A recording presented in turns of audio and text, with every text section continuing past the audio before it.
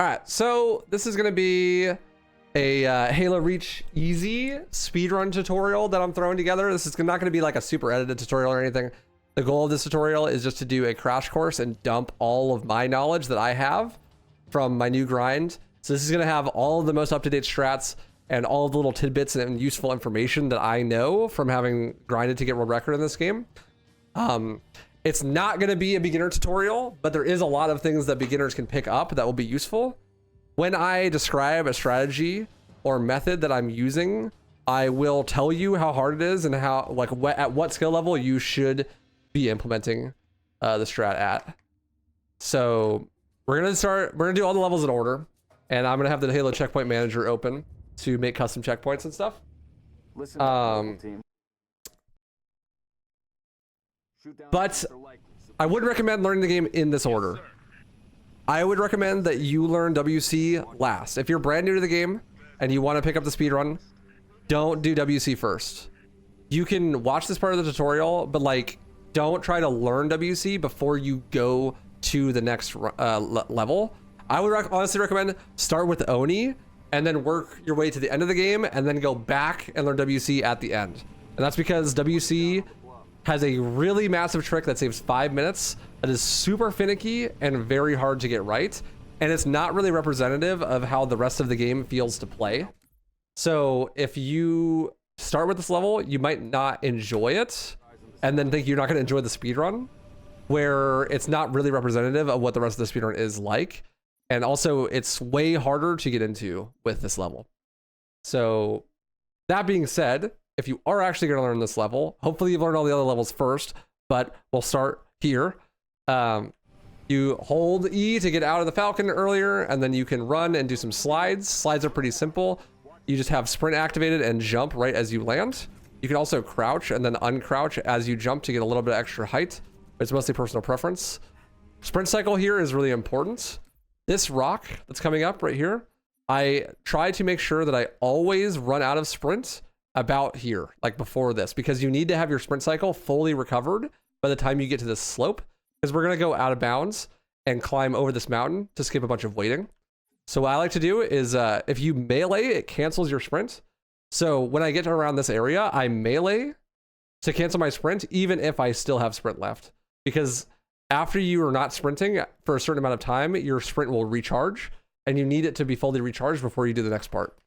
So then I jump to here and jump to this rock, and then I jump to here and then sprint, cancel sprints by letting go of the button, and then I crouch to land on top of here. And that gets me on top of this rock. And then from here, we're going to land on top of an invisible wall up here and ride it around the corner. But in order to do that, there's a ceiling above us. In between the ceiling and the invisible wall that we're going to try to stand on is a very small gap. So in order to fit between that gap, you need to be crouching, but you cannot sprint and crouch at the same time. If you're sprinting and you press the crouch button, nothing will happen. So what you want to do is you want to sprint into the rock, jump, melee, and then crouch so that you can land on top of the invisible wall. So you sprint into the wall and jump into it to slide up it, but your sprint is still going to be active even though you hit the wall. So you melee to cancel the sprint, and then you crouch so that you can slide on top of the wall. Then you need to hold crouch and hold into the wall as you like guide yourself around the corner and end up here. This is way harder than it looks. This looks really simple, but this is a very difficult piece of platforming to do. So if you have a hard time with that, then, you know, just practice it. And then from here, we're going over here. You jump to this, run into the wall, jump, crouch, sprint. I like to take a line like that because then it makes it easier to jump. So, uh-oh. There we go. So from here, we're trying to land on this rock. And if you run straight at it, you'll get a bunch of height, and you can't jump when you're in the air, right? So you want to like land on the rock and then jump. So I sprint to the side like this, catch the lip, then jump to this rock. I cancel my sprint around here, and then jump to here, jump to this rock, and then jump to this rock. Our next goal is to get on top of here. In order to do this, we're gonna sprint into the wall and then crouch to go up here. I didn't jump there You can jump there, but I think it makes it harder personally. This is also a spot where, depending on how I feel, sometimes I'll melee to cancel sprint. Melee to cancel sprint cancels it instantly. Just letting go of the sprint button has a little bit of a delay. But so then here, we're trying to get on top of this. I like to jump to this spot and then jump over. But there is an invisible ceiling there. So you have to be a bit careful. So sprint to this, crouch, and then jump crouch to make it to here. You also can, if you want, walk around like this. But careful not to, you know, the personal preference. See, I hit the ceiling there. That's why I don't like that variation of it. If you fall down over here in any way, you don't have to reset. You can just run up to here and then sprint up this to get up to here and then do these. Once you're up here, we're landing on this platform next. You're running up against the invisible wall though. So what I like to do is run off and like aim a little bit to the right because I'm gonna get sucked back into the wall. So I land here. If I don't aim off to the right, then I will bonk into this and oftentimes fall off, which is pretty rough. You don't want that to happen. Make a checkpoint here. You want to land here and then sprints, jump, and there's a big invisible wall over this area. If you don't sprint, you won't make it. See, I hit it there, but I didn't land on top. You can actually go pretty far to the right and still land on top of it. But see, like there, I didn't land on top of it. And so I'm aiming to go like cut the inside corner here. And you want to keep sprint active because this is like an invisible wall that I'm standing on top of, but it's not a normal invisible wall. It's kind of like the ones we did earlier where you're floating. So like floating, you can't like do your normal jumping and sprinting, but if you're already sprinting when you land on a floating section, then you'll keep your speed increase. Once you cross the trigger here, there will be a skirmisher that spawns right here. This next section, it's really important that you do it exactly the way that I'm showing it because it's very finicky. We're going to do the spirit out of bounds with the falcon grab, and I'm going to show a couple of different variations of it. First, I'm going to show off roof flip because roof flip is the most consistent way, and it's the way that you should do it. If you're learning the trick at any level, you should be doing roof flip. The only time you should go for a strategy that's more advanced than roof flip is if you already are going for an insane time, like you're already in the sub 1 range, or you're trying to get a really good individual level time. But I'll show off both roof flip and river flip. So for roof flip, it's very important that you hit the triggers in the correct order and that you kill the correct amount of enemies. You want to kill 2 enemies for roof flip. And this guy, or 3, you want to kill 3 enemies for roof flip, I believe. I'll double check myself in a second. This guy here counts. He always drops down right here, and you can melee him and grab his neither rifle. And then we need to hit the next trigger. The next trigger is optional. So if you jump off like this, you see this loading done that happens in the corner? That means I hit the next trigger. You do not have to do that. And when you're new, I would recommend not doing that because what that trigger does is it triggers the spirit to spawn in as soon as the falcon spawns in. If you don't hit that trigger, if you just go off to the side like this, you don't get the loading done, the spirit that you're using to ride out of bounds will not spawn in until you go way over here and hit the loading done there. If you do it this way, that means that you can have all the time in the world to set up and get the falcon and be ready before the spirit comes in. But if you're more advanced, if you are like trying to get a faster time, it's obviously faster to have the spirit spawn in earlier because then you're not waiting on the spirits. So let's say like this is what I would do. I'd jump off to the side here and then kill this guy while I'm falling. That gives me 2 kills. If I'm doing river flip, those 2 kills are enough. If I'm doing roof flip, then I go and I check this guy. These enemies, these 2 enemies right here, have a 50% chance to have a plasma pistol and a 50% chance to have a needler. You need a plasma pistol to overcharge, but you can't kill too many enemies. So I got 1, 2 kills. I can only get 3. So if I go here and check to see if he has a needler or not, if he does have a needler, I need to go over here and check to see if this guy has a needler. If they both have needlers, then you have to do river flip as a backup. But in this scenario, this guy has a plasma pistol, so I pick it up and then I run into here. Now the pathing inside this hut is very important because the way that you do it determines what triggers you hit, and the way that you hit the triggers determines how the Falcon will act. You need the Falcon to act in a very specific way for each type of way you're doing the Falcon grab. So for doing roof flip, you need to do it exactly like this. You want to jump in here to hit the trigger, and then walk, not sprint, and follow this dark line. Jump here, and then you can sprint. This will cause the Falcon to slowly come up to this point, right over top of this little ridge. Let me make a better checkpoint for showing that off. But so that's, you need to kill 3 enemies and hit the triggers in exactly that way. If your movement is different in that area, then sometimes the Falcon will just not even show up. So like this, and I can run into here and jump sprints, walk, follow the line, jump over the edge, sprints. I like to go to this hay bale and start charging. And you see how he's like kind of edging over really slowly? That only happens because we killed a very specific amount of enemies and hit the triggers in a very specific way. If you don't do it exactly this way, he'll go zooming over the top and you won't be able to stop him. Or he'll get stuck and never come out, which means that you can't grab him. So if you overcharge him, he'll stop. The goal here is to overcharge him in a way where he tips off the back end and flips over the top like this. Because if the Falcon is upside down, the invisible driver on the inside will eject automatically. This makes roof flip like way easier to do as a method because you get to use the roof to flip the Falcon. So you can really consistently get the roof flip. Like you can really consistently get the Falcon to eject the driver like this. So with that being the case, then you just flip the Falcon back over to get inside.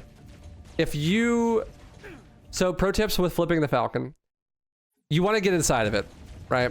And you hold the same button to get inside the Falcon as you press to flip it. So sometimes the Falcon will be like semi-flipped, but it looks like you should be able to get into it, but you can't because it says you need to flip it. If you hold the get in button, if you hold the flip button and then walk towards it, you will only get in if you're holding the button.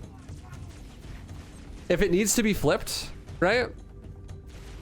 But you don't want to flip it and you just hold the button, even if it's upside down, you will not flip it ever as long as you hold the button when you walk up to it. So that's a really good tip to know is like if it's upside down, but it looks like you can get in, hold the button early and then like just walk around it. Try to find a way to get in. So in this scenario, you flip it, get in. Yo, Wolfington, thank you for the raid. Come over here, that hits the trigger, the loading done, you see it. And then the spirit will spawn in over here. So now the goal is you have the spirit, right? Getting out of bounds here is difficult because there's an invisible ceiling.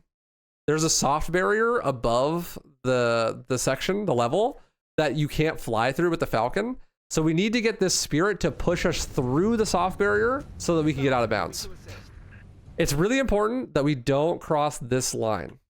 Like this line where I'm shooting. If you go any further than that, then the spirit gets scared and flies away. So we need to wait here until the spirit is about to drop off its troops, like this, and then we can cross the line. This causes the spirit to flee, and it will try to flee out this way, and you can fly into its crevice here and ride it out of bounds. Spirit riding is very sophisticated and nuanced. I'm not sure I'm going to be really able to explain in detail how it works, but just know that it's not entirely random. The way that the spirit reacts to you, it depends on where you are in front of it, because it's not actually trying to knock you off of it. It's just trying to leave, and it views you as an obstacle in the way of its leaving.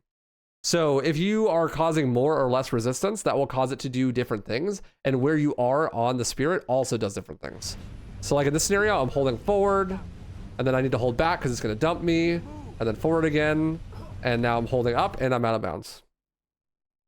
Not every spirit is rideable. Most of them are. Most of them, if you're good enough at the game, you can adapt and ride the spirit out of bounds. But some of them, he's just going to dump you out. Other ones, he's going to fly you into a wall and splatter you to death. And like, there's not much you could do. It just takes practice, really. Another thing to note is the timing for when you hit the flea trigger changes the AI a little bit and the pathing that he takes to get out of bounds. So experiment with different timings to hit the flea trigger and different inputs to hold and directions to look while the spirit is doing certain things. It's one of those things where I can't really explain it. You just got to get a feel for it. So, and then we'll go to further explaining what you should do from there after I show off river flip. Also I need to test something. I'm not 100% sure. Let's see. So I get my 1 kill. If I hit this trigger early, and then I kill that guy and I go for roof flip, I want to see if it still works or if I have to change the kill amount. Because I don't exactly remember. It's been a while since I've done roof flip because I've been doing river flip. No, we're good still. So I was late here. This is just bad movement. If this happens, I would just revert. You get a better checkpoint. It's like pretty good. If you really, really don't want to revert, you can do this. Wait till he falls over here. And then you can get him to flip on this. This is like a super backup. However, if you hit the trigger, like you can see, the spirit in the background is already dropping off troops and it's going to fly away. I'm going to lose my opportunity to get out of bounds, which is why if you're not super confident in your ability to get the Falcon, then I would not jump and hit that trigger for the spirit until like after you have gotten the Falcon. So here's a good example. Shit's upside down. I hold the button, get in, even though it's like mid flip. Okay. So now let's show river flip. River flip is an advanced strat that I wouldn't recommend unless you're trying to get a really good IL time or you're an insane person. It's not luck based at all, but it is super, super difficult to do consistently. If you're doing river flip, you want to jump and hit the trigger because why not? You're already doing river flip. It's not going to matter. And then you only do 1 extra kill. So this is 2 kills instead of 3, and we don't have a plasma pistol. This is also what you're gonna do if you don't get plasma pistols. So you don't have to jump and hit the trigger, right? But imagine you get 2 kills, you kill that guy and you kill this guy, and then you check both of these guys and you don't get, they're both neithers, right? So then you're gonna wanna change the way that you do this section. And then it's also gonna change the way that you get the Falcon. So instead, you run to the left here, jump, hit this pillar, turn around, jump, and then run back. This will spawn, there's gonna be a skirmisher that spawns inside this hut here. He always runs to the side. If you hug the left here, he'll stop right here. And then you can punch him, grab his PP. Grab it firmly in your hands, it's important. Sometimes he could be a red skirmisher. He'll take 2 melees, that's fine. Just melee him twice and grab the PP. While you're doing this, you wanna walk to the end of the hallway here and hold the plasma pistol charge and look up. The Falcon is going to pass above and then you're going to overcharge it when it's like roughly right here, mid-turn, and it's gonna fly into the river. And if you plasma pistol him early, he'll land over here. If you plasma pistol him late, he'll land over here. You want him to land right here. If he lands here, he's not gonna flip. He's just gonna stay upright, and then you're not gonna be able to get into the Falcon. If he lands over here, he's gonna hit the rock, not flip, stay upright. You won't be able to get the Falcon. If he lands right here though, there's a nice sweet spot where there's a slope and the Falcon will flip and then you can get in the Falcon. There's a lot of adaptation required for making that work and the timing is really precise, but it is about 5 seconds faster than roof flip. So here I'll show what it looks like to do river flip, hopefully successfully. If not, I'll explain why it didn't work. So I punch there to cancel my sprints and then turn back around. The timing on when you enter and leave the room there like that is actually really important. So look up, aim it a little forward like that. Boom, that was perfect. You want to overcharge again if possible, because a lot of the times he's not flipped upside down long enough to actually have him eject, even if he is upside down. This one, it would have worked anyways, but you get what I'm saying. So here, flip and then hold the button to get in, because otherwise it would have flipped all the way over again, probably. So really, really, really important to hold the button there. And then we're off. And that's basically river flip. Sometimes you'll get flip variations where you need to plasma pistol it a second time. Sometimes you won't. There's a variation where he does a really high in the air flip. You can re-plasma pistol him in the air like that too. And I call it the double flip dip. You know, like you EMP him and he does a double backflip and lands upside down. Or sometimes he'll land upside down into a pivot and then he's like 90 degrees and you can overcharge him and then he'll fall over. There's lots of different ways that you could adapt that. I wouldn't recommend this strat though if you're new. And then here we go, hit the fleet trigger like this. Let's make a checkpoint here.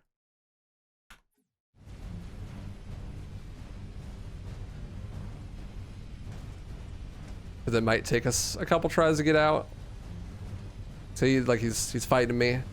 All right, once we're out, now we're out of bounds, and now our goal is to fly to the end of the level, basically. When you're in the Falcon, flying at a diagonal is faster. It just saves time. So keyboard, it's like WA or WD, while holding right click. Right click makes you go faster, and then holding space makes you go lower in altitude. So our goal here is now to get to the end of the level. It's over here, so we're going this way. Be wary, there is an invisible wall right here. It's pretty small. It's like really easy to go around, but it's also really easy to hit. If you fly into it too fast, you will die. Altitude meter right here, where my cursor is. Really, really important in the Falcon sections because you need to be at the right height. We want to go over, there's a giant invisible bounding box outside of the area where we're trying to get to. We have to go over it. The height for it is 400. So if you're not over 400, you're going to run into it and you have to go around. There's a trigger over here that you have to be low enough to hit that loads in this area. From here, you have some options. The goal is to kill all of the grunts and jackals in this area and then get out of the Falcon to hit a trigger. Once we do that, the rest of the section is on an auto scroller. It's just a timer. So what I like to do is when I hit this trigger, I go to my video settings and increase my vehicle field of view or decrease it to 70. This is just because you can see in the background, it zooms in. This makes it way easier to see the enemies, in my opinion. Some people don't do this, it's just preference. If you're not playing on the right patch, you actually won't be able to do this. This is a good indicator that you're playing on the too easy patch, which you should be if you're doing high level runs. If not, it's not the end of the world. But I like to zoom in there. It doesn't lose any time because the menu's not timed. And then I like to kill these guys in a specific order. I go for the middle guys first. There's 2 grunts and 2 jackals here, so you can get up to 4 kills. And then the guy behind the truck, and then the grunt over here. The reason I do it in that order is because the guy behind the truck can like hide, and same with the grunt. But I can't see them from where I first load in, so I prioritize them next. And then this jackal, and then there's a grunt in this hut that walks out. Sometimes he won't walk out, and so you have to like get lower altitude and try to shoot under the roof. Here I got lucky and he did. You need to hit the trigger after there is 1 enemy alive or less. If you hit the trigger earlier, it doesn't actually count. So you, like, let's say the grunt is hiding and you can't see him. It's okay to get out and get back into the Falcon to hit the trigger while waiting for him to leave the hut. That's actually really helpful because it saves a lot of time instead of waiting for him to leave the hut and then hitting the trigger. All of the enemies do need to be dead, but it doesn't actually slow you down if you hit the trigger early. So I made a checkpoint here. We're going to get out and get back in now. What I like to do is I'm usually flying to the right. So I look to the left and I hold the elevation button. And then I hold to get out and look to the left and then hold to get back in. That will trigger this pop-up at the top, and that's how you know that you hit the trigger, right? You can do it too fast though. That didn't do it. I didn't hit the pop-up, you see? So like you can get out and back in too fast. So that was fine. It checks on like a clock only ever so often. And the clock is really fast, but it is possible to get out and get back in too fast. And if you are doing this section fast, you won't see this pop up right away. It'll happen much later, but it'll still eventually happen. So what I would recommend is getting out and getting back in I like to get out on the right side, then look left. It's just easier for me, especially if I'm drifting to the right. If this is hard for you, then, you know, you can actually land on this building and get out and get back in. That's totally fine too. The earlier you get out after killing all the enemies, the faster the run is. So that's important to note. And then I like to put my Falcon FOV high again because then it's easier to see. Now we're gonna do cat deload. This is a completely free 5-second time save. All you have to do is after you do that, fly over here, and then above 380, fly over this invisible wall, come back down to hit this load. That despawns cat inside and saves 5 seconds. Like, your choices are to just not fly over here and save and not save 5 seconds, or to just do that. That's it. So just do it. There's no reason not to do cat despawn. It's really easy. And I like to wait over here. We are now waiting on Carter's dialogue and for the scripts to progress before we hit the trigger to reload in this area. When this spirit spawns in, that's how you know you can go. Spirit spawns in and I fly over here, hit the trigger. You're not on a timer. Doesn't save time to hit it earlier, but you do need to make sure you hit it after that. And then you fly back in bounds here. There's an elastic barrier, so it's kind of hard to get down, but it's totally fine. And now we're literally just waiting. This is now an auto scroller. I like to push this barrel out of the room because I don't want it to see the unspeakable things I'm about to do to this Marine. Very important that you punch this Marine. It makes a funny sound. I need to re-enable natural checkpoints here. This door isn't loaded in, but it's where we need to go to end the level. After a certain amount of time, the door will load in. However, you can make it so that the door doesn't load in and you get to do it faster by delaying a checkpoint until after a certain trigger happens. So there's going to be a thing that pops up, like the music's going to change. It's like bum, bum, bum, bum. And then there's going to be a thing that pops up. This gives you a new objective. We need the checkpoint that happens when that happens to happen after that objective pops up. That way the invisible wall despawns and we can run to the cutscene. So in order, the way that we're going to delay that checkpoint is we're going to punch the air to make the game think we're in combat so that it won't give us a checkpoint until we're done being in combat. So what I like to do is I like to sit here and wait at the door and you listen for the music cue. There it is. And then the pop-up in the middle, when it pops up, 1, 2, 3, 4, 5. Then the checkpoint will happen afterwards and you can just walk in the room. If you punch too early or too late, the invisible wall will not despawn and you'll have to wait for another checkpoint. This can happen in a couple of seconds or it could take like 30.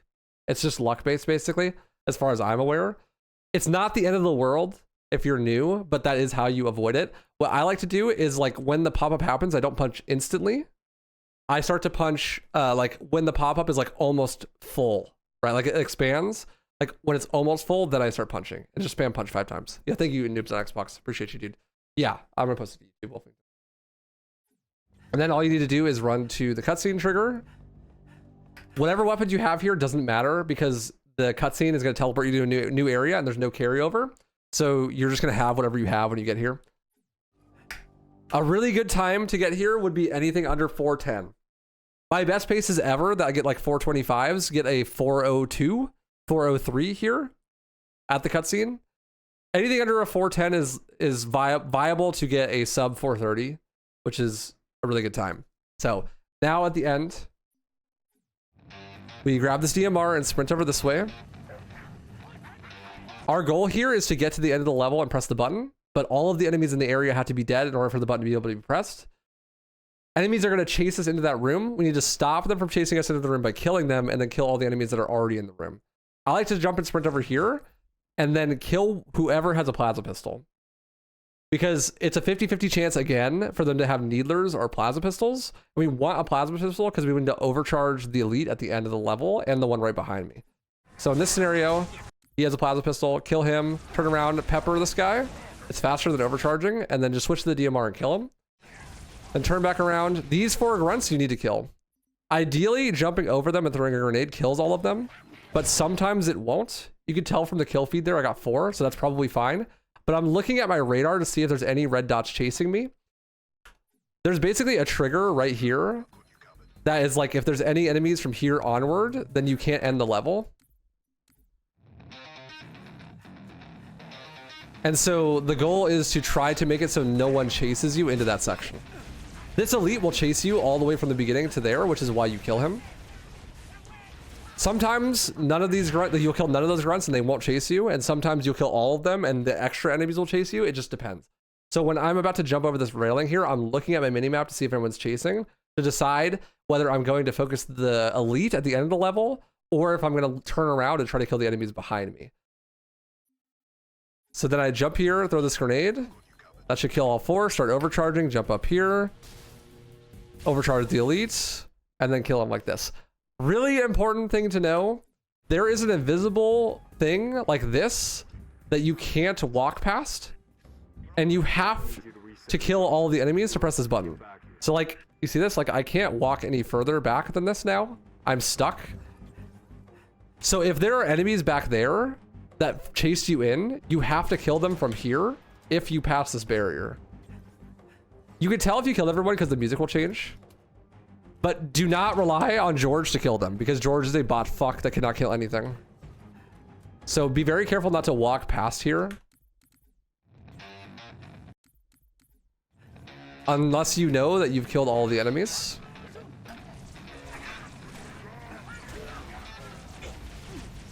I like to walk backwards and jump here so that I go over the enemies if they're in the way. Your sprint cycle will change the way you do this. Jump off like that and bounce. Hit the overcharge. This elite, there's a couple different ways you can kill him. It depends on like how far up he is. If you miss the overcharge, then he'll run at you and swing a sword. You can go around the back and backsmack him like that. Or an overcharge and a punch is enough to kill, as well as an overcharge and a headshot. But that's basically WC. Those strats could easily get you like a 425 if you're doing river flip.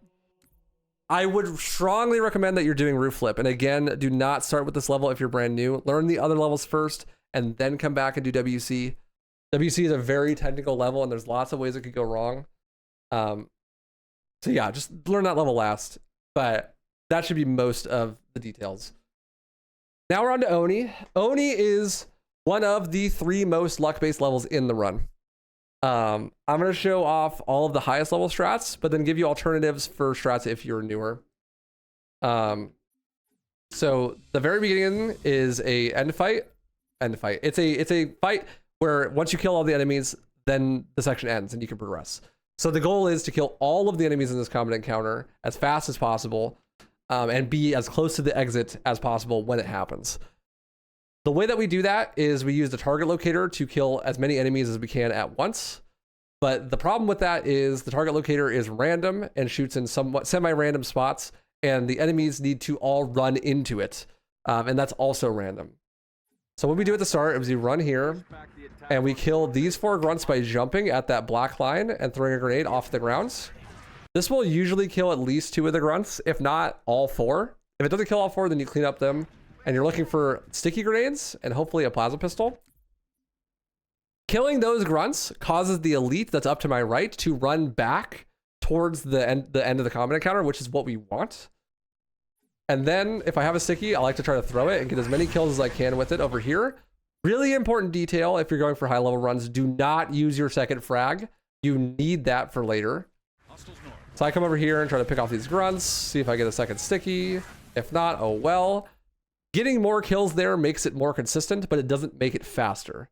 So don't prioritize getting kills over getting to this section fast, but you also don't need to be super fast because we're waiting on enemies. It's a weird balance. You just kind of get a feel for it by doing it over and over again, how many enemy kills you can get without losing time. And then we kill these 4 skirmishers. And if you don't have a plasma pistol, they will always have one. So grab one. I jump, reload the DMR, grab the target locator. In order for the door to open, you have to have the target locator in your hands. So that means that you should not drop it until the door opens again, or not drop it at all. We're going to keep it for the rest of the level, so you shouldn't drop it really. But if you kill all the enemies, but you don't have the target locator in your hands, the door won't open. Just really important to keep in mind. The enemies are all going to run towards us now, ideally, because we have aggroed all of them and ran past them. But there is a phantom that came in over here and is dropping off enemies. The enemies that are being dropped off also need to be killed, but obviously they're going to be late compared to these enemies because these enemies were already here. You see they're coming in late there. So let me show it again from the top. The goal is to time the target locator and put it in a position that makes it so that you always kill the enemies from the backup wave.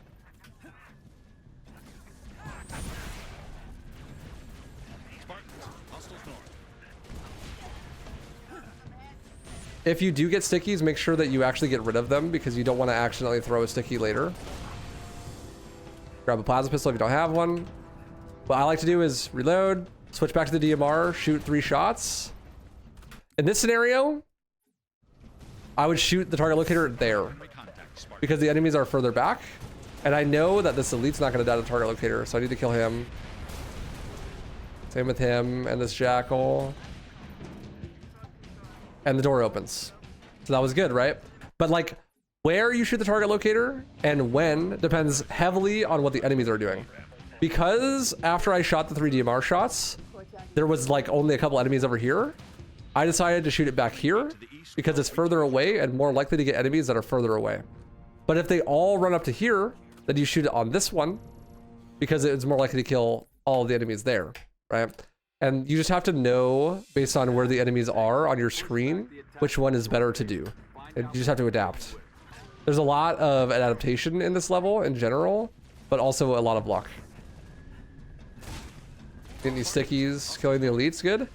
The enemies that are most likely to be alive at the end are actually jackals. But elites can often be alive as well. Because your marine NPC allies and cats have a chance of killing enemies. But they don't always do it. This is probably good. These guys definitely aren't going to die to it. Got a big multi-kill. You can kind of tell roughly how many enemies you killed by the medals you get. If you get a Killionaire, you probably almost got all of them. There might be one left. Once you kill everyone, you drop the DMR for the plasma pistol and then go towards the door and you can actually sprint out of it as it opens up. I'm going to disable the actual checkpoints and force a checkpoint here. So here we're going to do a trick where we're going to grab the Warthog. If you're new and this looks hard to you, you can just skip it. But you EMP the Warthog to stop it.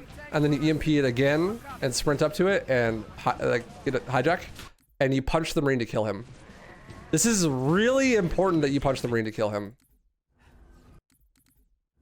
So there's a few things about this. The Warthog is on a random cycle. So sometimes it'll be earlier and sometimes it'll be later. And you just need to adapt.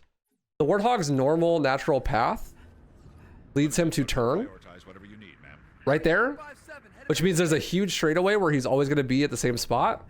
And so what I like to do is I like to sprint and then jump when I get like by this bush, right? And then overcharge and aim around here and release. This is hard. And where exactly you need to aim and how you need to time it changes every run because the Warthog's on a random timer. If the elite hijacks like this,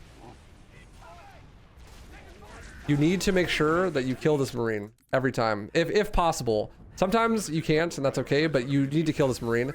If the elite hijacks, you can do a couple different things. I'll show you why you need to do it. So look, the Marine is going, right?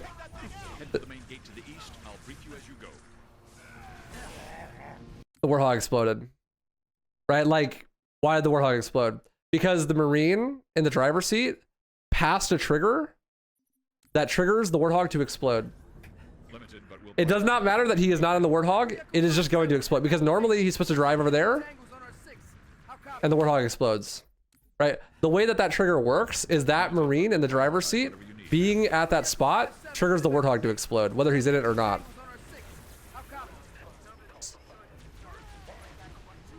So like that's why if the Marine, if he gets hijacked and stuff, it's really dangerous because he gets far enough forward that the Warthog is probably going to explode. Limited, but we'll prioritize whatever you need, man. And that's why even if you hijack him really far back, you want to try to kill the Marine if you can. So what I would recommend if he hijacks is just to do it a third time. punch the Marine to kill him. This Marine dies in one punch and one shot of literally anything else. So if the elite shoots him with his rifle, or the grunt hits him with a plasma pistol or a needler, then he just will die if you punch him once. And you can punch him while he's getting out after you ask him to get out. So the seed is really unlucky, and I keep hitting the elite hijack. The elite hijack's slow. But punch him and then drive over this way. If you don't want to do the Warthog strat because it's hard, the alternative is literally just to sprint run over this way. This is the backup. So like if you try to EMP and you miss it, don't revert. Your checkpoint sucks. Just run over this way. And just hoof it. But I'll show you what you should do if you get the Warthog, because it's pretty self-explanatory what you do if you don't. This Warthog grab saves 10 seconds. So do it at your own discretion. It's mostly skill based. There's not a whole lot of luck involved with it. So if that Marine is alive, right? Even though I'm all the way over here, basically all the way up until here, if he passes the trigger, the Warthog will explode. If you manage to make it like further than this and he's still alive, then he probably just didn't hit the trigger, or you're safe. So now we're gonna get the ghost. There's a ghost over here. If you are not using the Warthog, he'll be on the other side of the hill. Just EMP him with the plasma pistol and then hijack him. Super simple. If you have the Warthog driving over here or getting out early, he'll always run into you and you can hijack him. Ghost driving. Ghost driving is a lot like Falcon driving. Diagonal is faster. So you want to drive at a diagonal like this when you don't have boost, and then when you have boost, you drive straight. So our next objective is to go over here and to press the button to start the anti-aircraft gun and then go to the next section. There are two strats here. I'm going to show you both of them. The first strat is the easy one. I would recommend this for new players, and even players that aren't on like a super high level but like want to get a better time. I would still recommend the easier strat. What you do is you just drive the ghost over to here, and then you get out and you hold the interact button, jump, and hit this wall. You press the button through the floor, turn around, drive the ghost over this way. Really, really simple. That's as simple of a strat as it gets, really. Now, I'm going to teach you the concussion rifle Oni strats. Much harder, very dynamic. So what we're going to do is this guy up here, the white elite, has a concussion rifle, and we want it. It's going to save time later in the level if we use it correctly. But he can do whatever the fuck he wants. You have to watch him while you're driving up and see what he's doing. So right here, he's like staying by the button. That's really good. You want that. But he can also go like over here, jump off the map, do whatever, go underneath. It could be really bad. You only want to do this if he is like up there and it looks doable. So what we're going to do is we need to make sure as well that when we hijack the ghost that we don't like damage it a lot if you're going to do this strat. So sometimes when you are driving the Warthog towards the ghost, you get out, the Warthog hits the ghost and it almost blows it up. If you do that, you can't do this strat because you're going to nade jump off of the ghost and the ghost will just fucking explode. And if that happens, you'll probably die. And if you don't die, you won't have a ghost. So the run will be dead. Anyways, here, I'll show the conch strat. So what you do is you park your ghost perpendicular to the wall like this. And then you bounce your grenade off this wall and then nade jump up like this. EMP him, punch him to get this, jump off. Want to reload the conch if you can. It's really important that when you do this, the ghost flips. So it takes some practice. You want the nade to land close enough to the ghost that it flips upside down. Like that. Because the grunts and the elites will try to take your ghost from you. And if you get an unfortunate elite that tries to run away, you'll have to chase him down. Like this is pretty good, but sometimes they'll be like all the way over here and stuff. And if that happens, then you're really delayed to getting the ghost. And they could take it and drive it away. When they drive it away, they almost always go this way. But that's basically run over if they take your ghost. And this makes this trick kind of reset heavy and normally only used for ILs. I'm really far away here. Saved it though. Thing to consider, be really careful. If you take a lot of damage from the nade jump, overcharging an enemy point blank does damage to you. or a wall. So you can kill yourself like that. I've done that. Like I'm like this health and I go to overcharge the guy and I die. So be wary of that from the nade jump.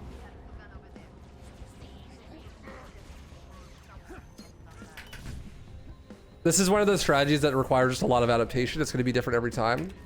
Make sure you get the button pressed though. Reload the conch if you can. Same thing with the Falcon get in from WC. Like once you flip, then just hold the interact button to get in without flipping again, because otherwise you could have problems with flipping the ghost over and over again. It's pretty good. That's fine. Let's keep moving on then. So now our next goal is going to be to press a button through a wall and then press another button through the floor.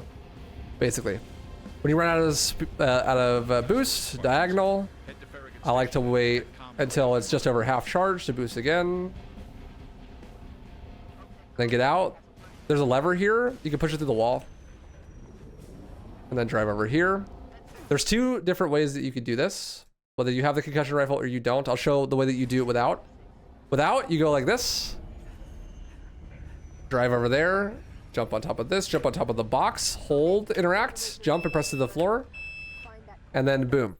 You have the ghost and you can drive to the end. If you do have the concussion rifle, the faster way to do it, to park over here, you want to get on the other side, and then concussion rifle, shoots, and like that. That saves a couple of seconds. It's obviously slower to grab the concussion rifle than to not grab the concussion rifle, unless you do this movement like this, and the movement that you'll see that later in the level. As far as concussion rifle jumps go, you want to like jump and then shoot right after. You don't want to shoot and then jump. Shooting and then jumping will do more damage to you and also not give you as much of height. Like that, right? You want to jump, shoot. The closer you are to the wall, the more damage you'll take, but also the higher of a boost you'll get.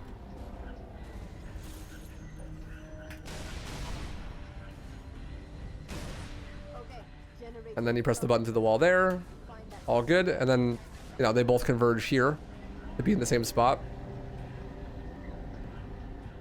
Next time save is driving over these rocks. It's a little bit faster to go like this.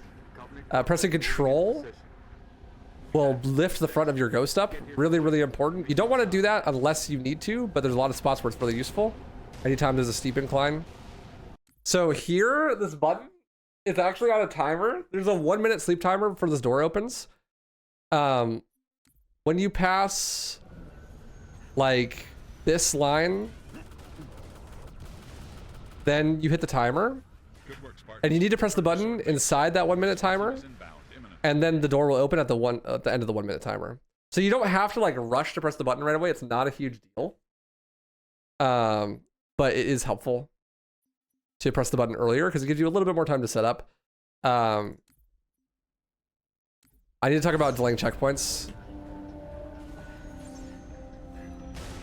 So there's a trick coming up called Hunter Skip that's really important that you do right, because if you mess it up, you could soft lock and then your run will be over. So we need to do some checkpoint delaying, some checkpoint management. I gotta make a better custom checkpoint for myself so I can show it off. So let's see, make my checkpoint here. God, my nose is so itchy. So right about here, we hit the timer, right? And you want to punch, keep punching to delay a checkpoint. We want to break the wings off our ghost. You see how this is like kind of broken? That's really broken. You want both wings to be really broken because it's going to be really useful for a trick coming up. But you also want to delay the checkpoint as long as possible. Just keep punching, punching, punching, and you want to get here. And then see how I got a checkpoint right there? That's perfect. That's the checkpoint that you want. If you don't delay the checkpoint, you'll get the checkpoint as soon as you press the button. And then you won't get a checkpoint for this trick. And every time you miss the trick, you'll have like 30 seconds of revert before you can do it again. Which really fucking sucks. Because this trick is hard and it's a bit luck based. So not getting the checkpoint where you want makes this trick way, way, way worse. So jumping and punching both delay the checkpoint. And you can just keep punching and just delay the checkpoint until the door opens. And then wait here for a checkpoint and you'll probably get one.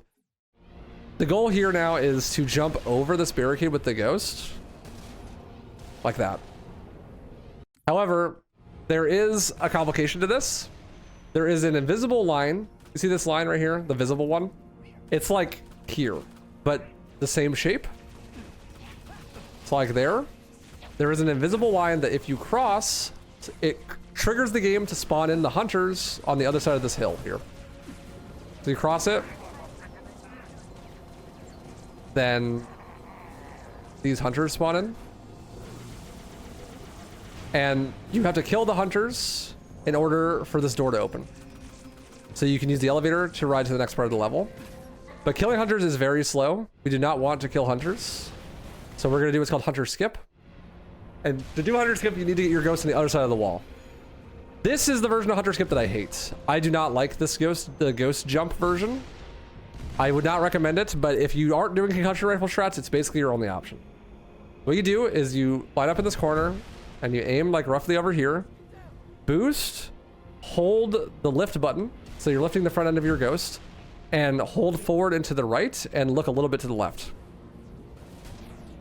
And you'll jump over the top. The problem is, like right here, I went too far. I definitely hit the trigger. If I then try to rush to go to the other side and skip the hunters, I'll soft lock. Because I'm fast, but I'm not fast enough. I'm too slow. Essentially, there is a trigger that spawns in the elevator. That's like back here somewhere. You need to hit that trigger before the hunters spawn.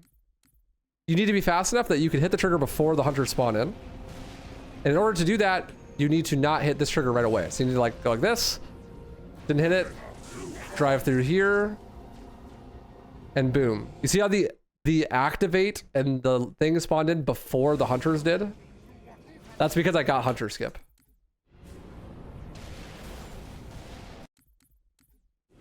That's huge because it saves a lot of time. So let's say, okay, here. Oh no, I don't know if I hit the trigger or not, but let's try. Let's do hunter skip.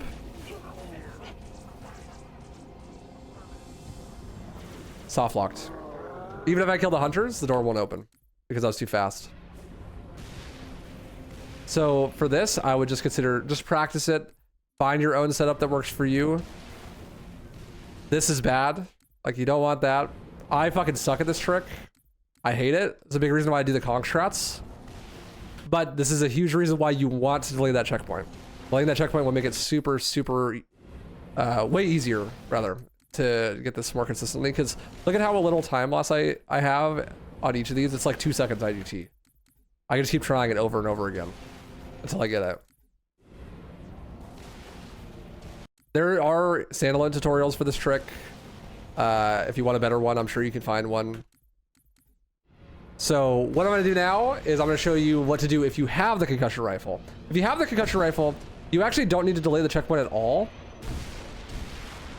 If you have the concussion rifle when you get here, I would not delay the checkpoint. You actually want the checkpoint to happen as early as possible so that you don't get splatter immunity on the checkpoints. Because in Halo Reach, when a checkpoint happens, all enemies become immune to splatter for like 3 seconds. So if I'm driving through here and I need to be fast, and then I get a checkpoint, like right here, and then I'm driving, sometimes they'll have splatter immunity still, and they'll block you and slow you down instead of you splattering them, and then you won't be able to get fast enough, right? So that's a problem. So what you do with if you have the concussion rifle, is you let yourself get the checkpoint out there, and then instead of doing the flip like that, you drive into this, and then shoot the back of the ghost to flip it over the top. That gives you a really easy, consistent way to get the ghost over the wall without overshooting. So really just boost into here, stand right here, do that. If it doesn't work, shoot again. Doesn't work, shoot again. That's fine. You could definitely flip it too far, but this is way, way easier to set up and way easier to save, in my opinion. If you have a really hard time with this hunter boost, the hunter skip, where you like boost over the wall, I would recommend potentially just learning conk strats so you don't even have to do it. Because conk strats are faster, and I like this strat a lot more for this. What's up, Jesse? Yeah, I got a record yesterday. Just like that. And then you can go like this. And so you want to boost through here. Make sure you don't hit anything. Jump out. See the door is open. You just leave. Huge. That's hunter skip. It's really not so bad. If you hit the trigger early and then you're really slow, you can just kill the hunters and then progress. It's not so bad. There's a shotgun there, but it is pretty slow. I wouldn't recommend it. You will get to this point of the run with a myriad of different scenarios. You will either have grenades or not have grenades, have the conch, not have the conch, have health, not have health. If you have the conch, you need, well, okay. If you don't have health, you need to get full health because you're going to be doing a conch jump or a nade jump. That means that you need to have full health. And there is a health pack right here. You can grab it like this and just be fast. It's fine. If you don't have the conch and don't have nades, I'll show you where to get a nade. But you run this way. If you have the conch, you need to really make sure that you don't take damage from these guys as much as possible because you need full HP to do the conch jumps that I'm going to show you. So kill them if you can. This is totally fine. You can take up to like this first big chunk of health. I like to dodge into here so I don't get shot and go under the door. And now we're going to conch jump up to the top of the room. I mean, yeah, it doesn't matter. You just have to hit the trigger early enough. Ah, my nose is so itchy. Yeah, thanks, Yang. So the goal is to get up there. If you have the concussion rifle, you can do this. This is the fastest strat. That is easily the fastest way to do it.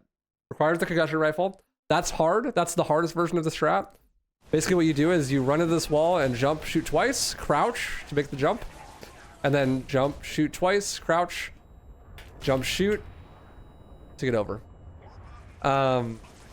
It's really not that bad if you practice it. However, if you get shot by these guys too much, or these guys too much, you are doing a lot of conch shots, so you can kill yourself. Like this. If you have less, like this health or less, you will die trying to do the last jump. So you got to be careful. I would recommend this though if you are doing conch strats. Like this strat is just faster. It's basically the same amount of difficulty as the other one. I'll show the other one. This is the other one. You go like this and jump up there and then do it like exactly the same. This requires one less conch shot to yourself, so you're way less likely to die. That's what you do on ledge. But that's like a second and a half slower than doing this one. I would recommend this one if you can. But be careful. You can kill yourself there if you're not careful. Let's do full path now. So if you don't have the conch, what do? You need to run and jump up into this. You don't even need to sprint, but you need to like use the momentum from the slope and jump into the wall and crouch to line up here. Then go to here. Jump to here, and then you can run. If you don't have a frag grenade, you'll need one. There's frag grenades here. And then you can nade jump from here. You need to have full health because frags almost kill you. Land on this ledge, into here. There you go. If you don't want to do the frag jump, maybe you don't have enough health because you got your ass beat or something. Holy shit, thanks so Yo, much. Smash fan. Pog. Or you already have a frag, you can do this jump and do this. Holy shit, Smash fan. Thank you for the 10 gifted, man. I really appreciate you. Thanks for gifted sub to Reaperino, Calvo, Sikkim, Coin, Zom Plays, Coley, Dim, Lykios, and Richard. For the emotes, you guys. Thank you so much, Smash fan. Congrats on the world record. Thank you, man. Thanks, man. I appreciate it. I'm doing a tutorial right now, but I'm still down to talk. So if you don't have a nade here, or you don't have enough health, or you just don't feel comfortable, you just go like this. You just go this way. Just go around the corner here. This is the same spot that you land. You do like this. You do this. If you don't have enough health to make this jump, then you just go here. All right. So that's all the strats for that. Again, it varies drastically. depending on what your setup is, and then you're here. So this end fight is super, super luck based, but there's a lot you could do to make it play out in your favor. The goal is to kill all of the Banshees and the Phantom. Once all of the Banshees and the Phantom are dead, then the level will end, basically. It's pretty simple, but the rocket lock-on is fucking awful. So you're gonna have a hard time with killing the Banshees. The rocket's right here. There's health packs right here if you need one. These two jackals, you can run, jump, throw a nade if you have a nade. If you don't have a nade, what I recommend is just rocket. There's rocket ammo here. You need to collect this. Zoom in. Rocket lock on. The way that rocket lock on works is you need to have them in your reticle with a red reticle for a long enough period of time, and then it'll lock on. It'll stay locked on even if you're not aiming at him for a while. You see, like, see how I'm like aimed all the way over there, but it's still locked on? This works. Like, look, I flicked the rocket and shot it, and it's still locked on. This is something that people don't know about Reach rockets, is that you can manipulate the way that they chase by flicking before you shoot. So a really good thing to do is if you know that a Banshee is going to do some fuckery or do certain pathing, you can flick, like this guy's going to go this way, so that's going to make it more likely to hit him. It still missed because the rockets suck in this game, but you know, you get the idea. So that's something that you gotta keep in mind. And then also there's rocket lock-on transfers, which are super, super important. This is easily the most important spot in the whole game for that trick. Basically what it is lock on, wait a second, switch, and then it locks onto the other guy, and then you can shoot two rocket lock-ons back to back. The way it works is, for a brief period of time after you shoot your rocket, it locks onto a different enemy instantly because you were already in lock-on mode. So what you do is you shoot, keep it aimed, and then switch to the one you want, and then shoot. What helps me with it is it makes it easier if I wait for like half a second before switching. Like that.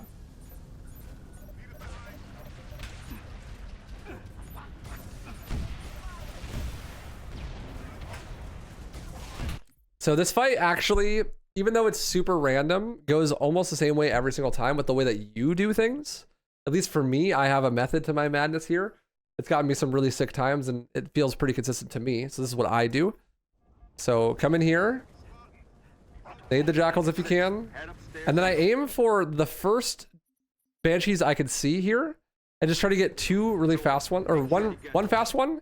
And then I try to aim for one of the ones over here on the left. Because the ones on the right here are so far to the side, it's really unlikely that you're actually going to get the rocket to hit them. It feels way more likely to hit it on the guys on the left, because they're flying towards you. So 2 rockets, Phantom starts to come in. You can rocket lock on while you are reloading. And then 1 more. And then after, so that's 2, 2, and then 1, and then these elites are going to drop out. It's random where they get dropped out at. Like right here, they got dropped out over there, but sometimes they get dropped out over the box. Sometimes they can even get dropped out over there. It just depends on the random pathing of the Phantom.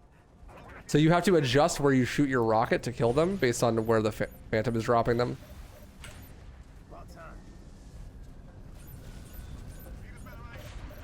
I try to prioritize the ones on the left here because they tend to fly towards you. Makes it more likely they hit. So this one's over the top. So I aimed at the back wall to try to kill them. When it drops on top of the box, that is easily the hardest time to kill them with a rocket. If you miss, it's not the end of the world, but you do want to kill them ideally.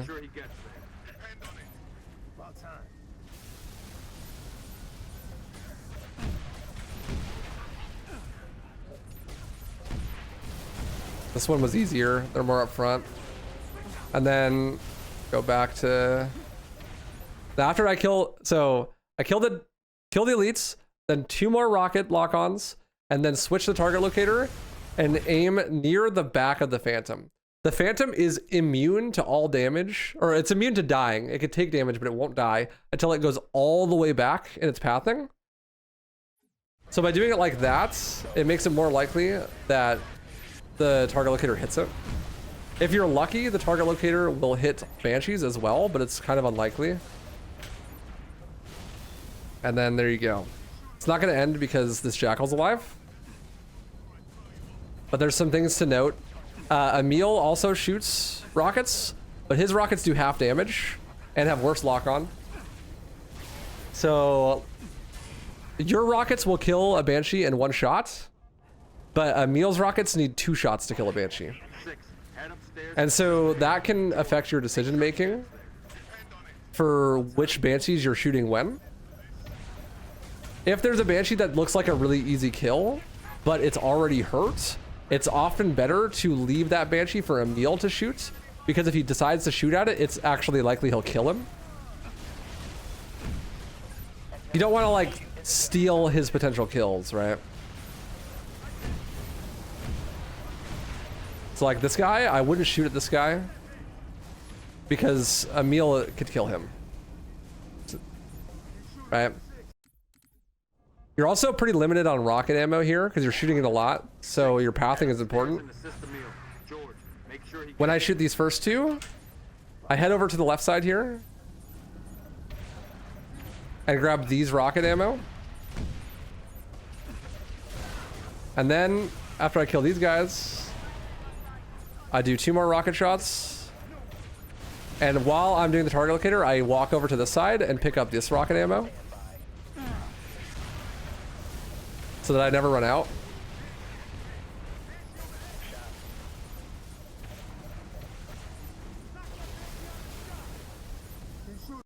So what happens if you don't kill the elites?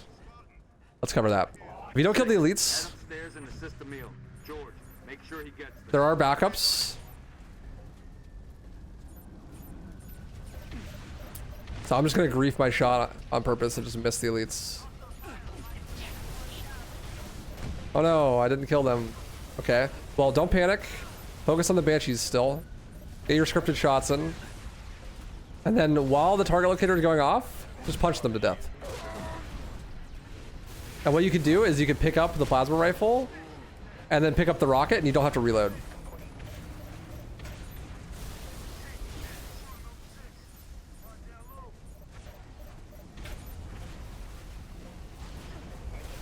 Because if you have empty rockets, right? You pick up the plasma rifle and then you pick up the rockets on the ground, the rockets are full.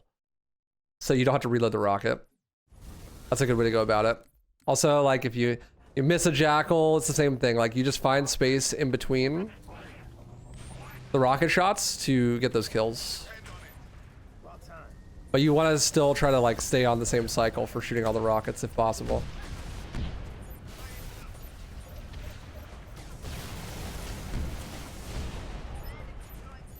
This is a really hard fight though. This is easily the hardest part of the level. It's also super random.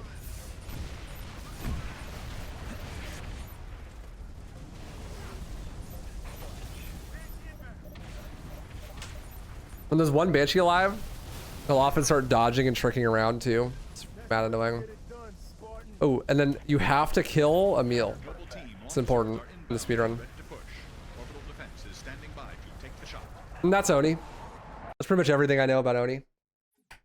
It's a decent rundown. I need to... I disabled extra checkpoints so it didn't end the level, but... That's Oni for you. Hey, we're an hour into this tutorial and I've only covered the first 2 levels. Huge. I'm being comprehensive, I guess. Alright, now to Nightfall. Nightfall is the easiest level in the run on easy. It's not even close. I'm gonna blow through this one. Seclusive has a really good video about like all the individual sprint lines that you could take. Recommend that. But I'll show off just what I do. Right at the start, there's a nade jump. I like to run, jump around here, throw a nade at the ground. Jump, jump, jump. If you miss that, you just go around to the left or right. Doesn't really lose time. That's like 4 seconds or something. Sprint jumping while going uphill is faster than just sprinting. Here, you see this like blob on the ground, like this gravel patch. I jump right before it while sprinting. like this. That lands me on top of here, and then I can jump again. And I land for this spot to do a slide. I really like that one.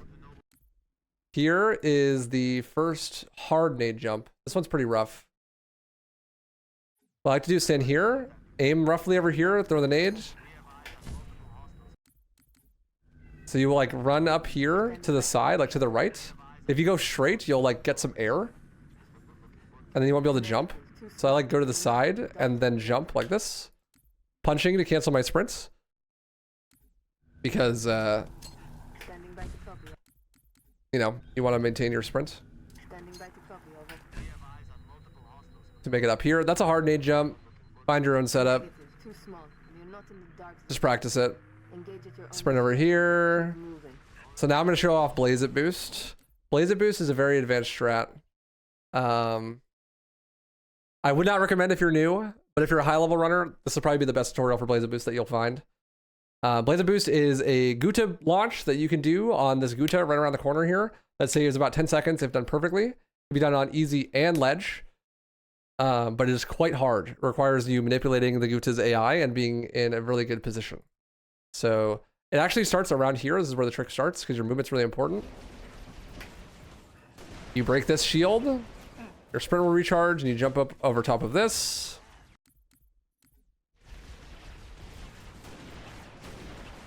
You want to go cut the corner really tight because you're trying to get to the Guta as fast as possible to trigger his aggro. Up over the corner here. See, he's roaring. When he's about to finish his roaring animation, shoot him 3 times. That'll trigger him to run over to you. And then I look to the right of him. And then sprint when you're a certain distance away from him. I couldn't tell you exactly when you need to start sprinting. It's a vibes thing. If he stomps on you, you did not sprint early enough. If he punches, you sprinted too early. That's Blaze It Boost. Like, so what you do is you run at him at a diagonal to the right, and then when you start sprinting, you cut around to the left and get behind him and cut your sprint and jump into his punch.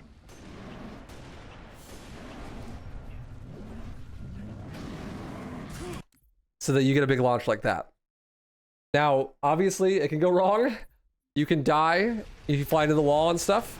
But you can aim it based on like where you are in your positioning and when you jump. It's not always possible to get this trick because sometimes he will just, no matter what you do, run to these grunts, or he'll just fuck off to the left side. So it takes a bit of a vibe to figure out like, okay, when do I shoot him? When he's on what patterns? Like sometimes you need to shoot him earlier, sometimes later.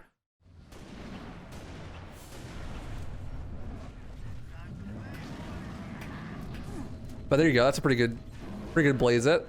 Ideally, it launches you over to here. You want to cancel your sprint over this rock because you want your sprint to recharge for this. This slide is very important. That's basically Blaze It Boost. Like, you want to make the where you're looking and your positioning is very important, and then the timing of the sprint is also important. This is like the next biggest slide. Sprint recharge.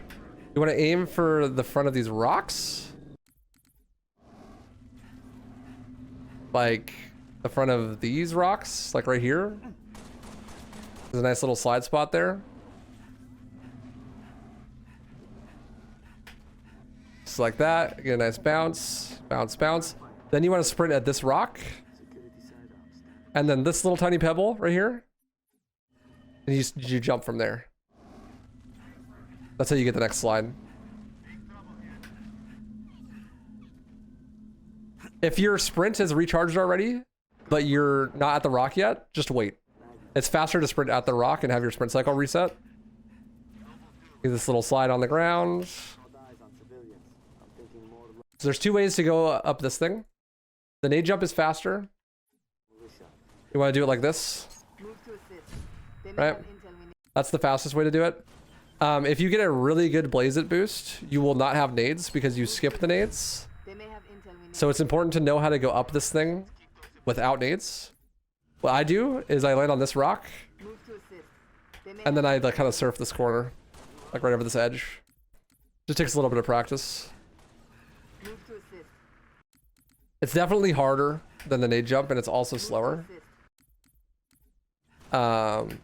But if you don't get the nades because you get too good of a blaze boost, that's what you got to do. Move to assist. They may have intel we need.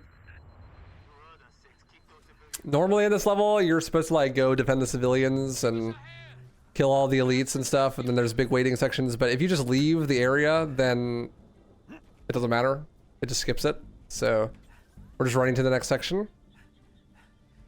See these emus despawn. Next slide jump is sprint up this. Jump really early off the rock so you don't hit your head. Slide off that slope there. This is where you could do armor lock pressure lock. If you armor lock pressure launch if you wanted to. I don't recommend it. It's not a full game strat. Way too random. Now we have forklift skip in this next section coming up. Really, really simple, honestly. The way that you approach this movement depends on what your sprint cycle is like. If you're like this, where your sprint isn't recharged yet, but at the time you're at the top of this rock, I like to go on this line. It's a little bit faster. It is scarier because you can fall off the map and die. If your sprint cycle has recharged already, I'm gonna cut mine a little bit early. Let's say like I have a different sprint cycle, like this, then it's better to do this. It's just safer to go around like that. And it's also gonna be faster because your sprint cycle is just messed up. The best sprint cycle does have you cut the corner there. Be really careful you decide to do that though. I've lost many runs to just doing this. Not fast. If you're afraid of that, just go the other way, even if your sprint cycle is good. This elite is in random spots and will cause aggro at different times. You don't really want him to aggro because he can kick the forklift and fuck everything up.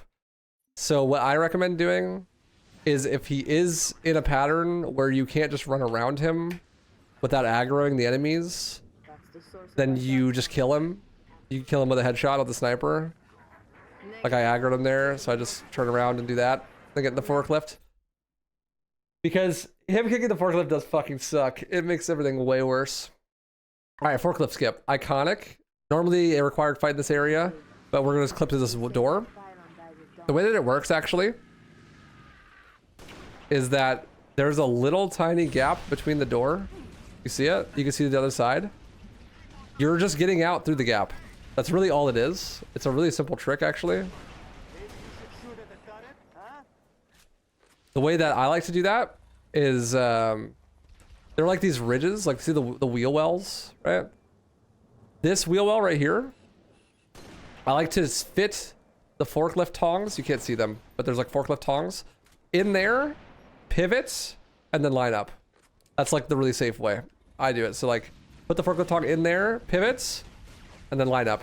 If you are playing on a mouse and keyboard and you look all the way down and then you let go and it just resets to default, then you will always have the correct camera angle position. And this is like the perfect spot. You see like this right here, like this line. You want the top of the forklift to line up with that, like the top of this, to line up with this line. If you do that, then it should work. Like you look all the way down, let it filter up. See, I'm a little bit low. Easy. Easy forklift. It's really not hard. If you use the setup and take your time, then you can really consistently do it. You don't need to be close to the door though, at all. You can be pretty far away from the door and have it still put you through. And so you can YOLO it way harder if you want to. But I like the lineup. It just feels good. It's consistent. She forks on my lift till I skip. Then I go over this way, run nade jump. Now all we're doing is literally running to the end of the level. That's it. This is the path that you should take. Jumping uphill is optimal.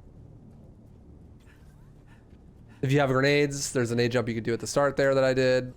Just gives you some speed. There's another one I do at the end. What's up, AC? Give it good luck. Like this. There's a big invisible wall up here. I'm hitting it there. If you do this nade jump, you got to be careful not to hit it. See, I'm hitting it there. There is a, like the end level trigger is technically down there, but you can jump up here and hit it early. Look at Easy you. clap. Making a big dramatic interest is stealing my spotlight. And then that's the end of the level. It's really, really simple. Easiest level in the game. By far, it's not even close. The only thing that's really there is Blaze It Boost, the slides, and forklift skip. I give you a really, really consistent way of doing forklift skip. And Blaze It Boost just requires practice. I give you everything I know about it, really. The rest is just practice, really. Yeah, thank you, Hasty, for the raid. All right, tip of the spear. Tip of the spear, most new strats level in the whole game. I'm going to show off both auto scroller skip and not auto scroller skip. But my primary focus is going to be on auto scroller skip, so it's going to be more in depth. This will be like the actual auto scroller skip tutorial as well. So let's get into it, I guess. The beginning section of the level, the goal is to get the Pelican to show up and drop off the Warthog. The way that you do that is you hit a trigger. That's over here. It's like right here, across the whole way. And to kill both of the AA turret guys. If there's no one in the AA turrets and you cross this trigger, then the Pelican will come down and drop off your Warthog. The best way to do that is to sprint over to the left here, jump up, kill these grunts. If you shoot him, if you shoot the turret, he will eventually look at you. Then you can headshot him. We want the concussion rifle from this elite. Sometimes he's a white elite, sometimes he's a red elite. He'll be over there. You just punch him and kill him. You have plenty of time before this shows up to kill him. It takes a random amount of time for the Pelican to show up, though. So even if you do everything perfectly, you can lose 4 seconds here. The fastest time the Pelican can show up is like 23 seconds. But the slowest I've ever seen it show up is 28. 23 is exceptionally good. I've only ever seen it like once. The normal best time you can get is a 24. You have to be careful though, the conch can go through the ground. This is gonna be a 28.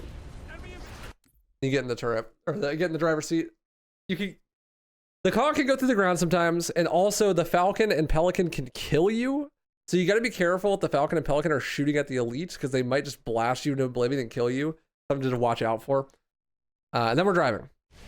We're driving and we're going to the first AA gun. It's a little bit faster to split between the tree and the rock here. And then I cut gas here and turn just for half a second. Landing in this area makes it so you don't hit the pillars and you won't flip. You follow this line. This hill that I'm about to go over, I let go of the gas when I go over the hill because the needler rifle loves to flip the Warthog if you're like going really fast. So in order to prevent that, I stop. And then here, I drive up in a very specific way. Like if you drive hugging this corner, then you don't like bounce around for whatever reason. So you kind of hug the wall as hard as you can while on the way up there.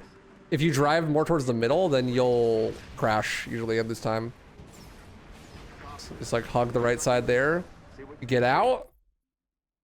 We're gonna use the grenade launcher to blow up the AA gun, but it's gonna be a little bit different every time. There's enemies in the way, and the grenade launcher has bullet magnetism, so it magnetizes towards enemies.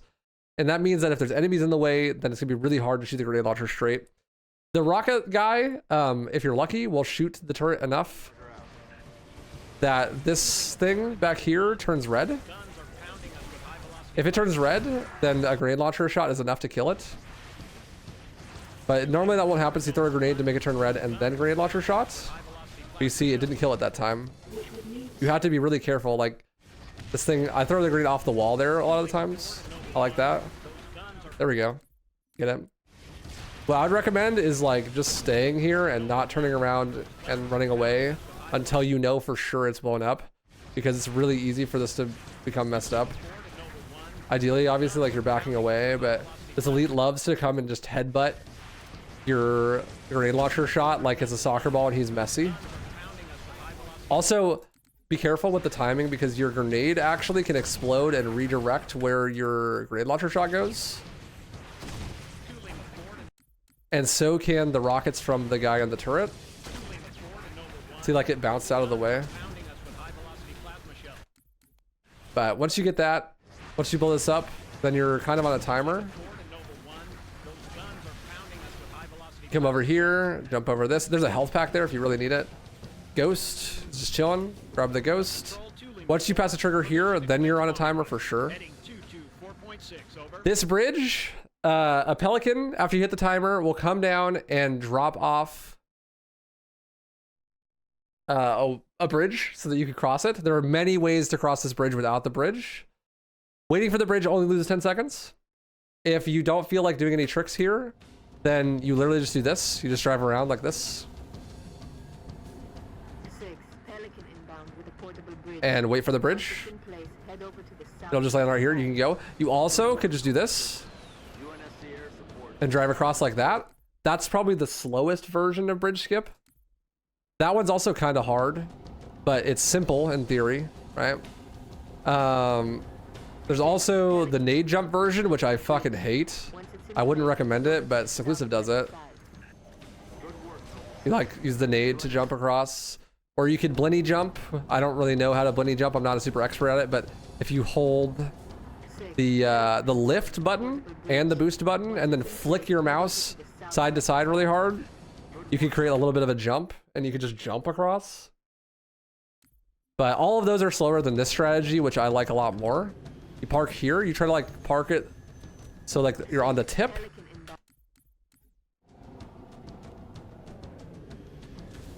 And then you throw a frag grenade underneath the ghost like this and shoot a concussion rifle shot. If you just mash the shoot button after throwing the grenade, then the concussion rifle shot will always be perfectly timed. And that flips the ghost up there. And then once the ghost is flipped up there, you jump here, look down, double conk to get up, and then you just get in the ghost and drive. You want to kind of aim the ghost a little bit to the left here. Like you want to aim it a little bit this way, because it tends to shift to the right when you get out. And you want it to land like in the middle of the bridge. You don't want it to fly up into the tree and shit. One thing to note, if it doesn't look like it's gonna make it, but you still gotta launch, you can shoot it in the air to make it actually make it and go further in. It's a little bit slower than getting it on the one shot, but it guarantees that it doesn't get stuck, which is really nice. But yeah, then you're up here. I like to lift off and then shift to the side so that I get a smoother landing. Right there. Drive the ghost. Make another checkpoint here. For this section, we're gonna drive up this mountain like a Skyrim horse and just go right to the next section. Here you can line it up so that you land right. You see this this like square section, like all these squares. You can land like right on top of them by lifting off and boosting right there, and land right here. This is perfect. Then you conk jump up. Blah blah blah. If you like mess this up, it's not the end of the world. You have a conk. Well, first of all, if the ghost lands like this, you can just do this, right? You can't make that jump normally. If you really don't have a conk ammo, you can do this. But if you do, you can just do this. You know, no big deal. On legendary, you don't have a conk here, so you do a nade jump. The nade jump on easy is really, really scary. I wouldn't recommend it. You should have a conk. If you try to run and jump here, a lot of the times your jump will get eaten because you like get a little bit of height. So what I like to do is cut a diagonal to make sure I'm always on the ground. Maybe let's see if I could even mess it up on purpose.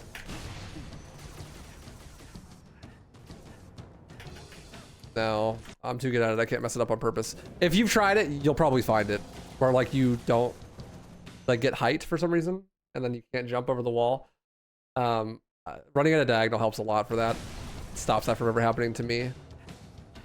There's some health routing here. It doesn't really matter on easy, but like it can. if you don't have full health here, it's actually easier to do these concussion rifle shots off the wall because there's a health pack right here. So if you get the health pack, you can just get it and you instantly start recharging shields, right? But if you have full health, then you end up in this weird spot where like I am right now, where I have half shields and then I do this concussion rifle jump and now I'm hurt. And sometimes I actually end up like almost dead, like 1 red from doing that. If I'm worried about it and I think I might die, then I just won't do the shot off the wall here and I just jump. Jump on this railing, spin, back a ballerina. If you miss this jump, there's a lot of backups. Concussion rifle jump onto here. And then like this. Or if you don't have a concussion rifle, like on ledge, you can do this. You do a little parkour. Jump on this pipe. Jump to here. Jump to here. And then go like this. But the fastest strat is to do the spinning conks. You can actually make it in 1 conk shot. You don't need to do both. But you save time to do both.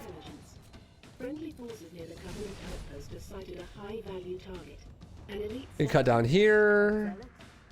And this is where things are going to diverge a bit, whether you're doing auto scroll skip or you're not.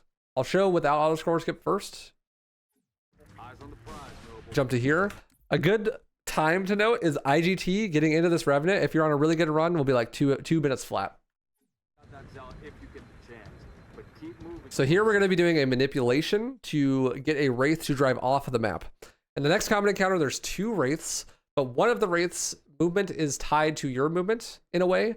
And so if you do the movement in this section perfectly, he will drive off the map and kill himself, which makes the common encounter a lot easier.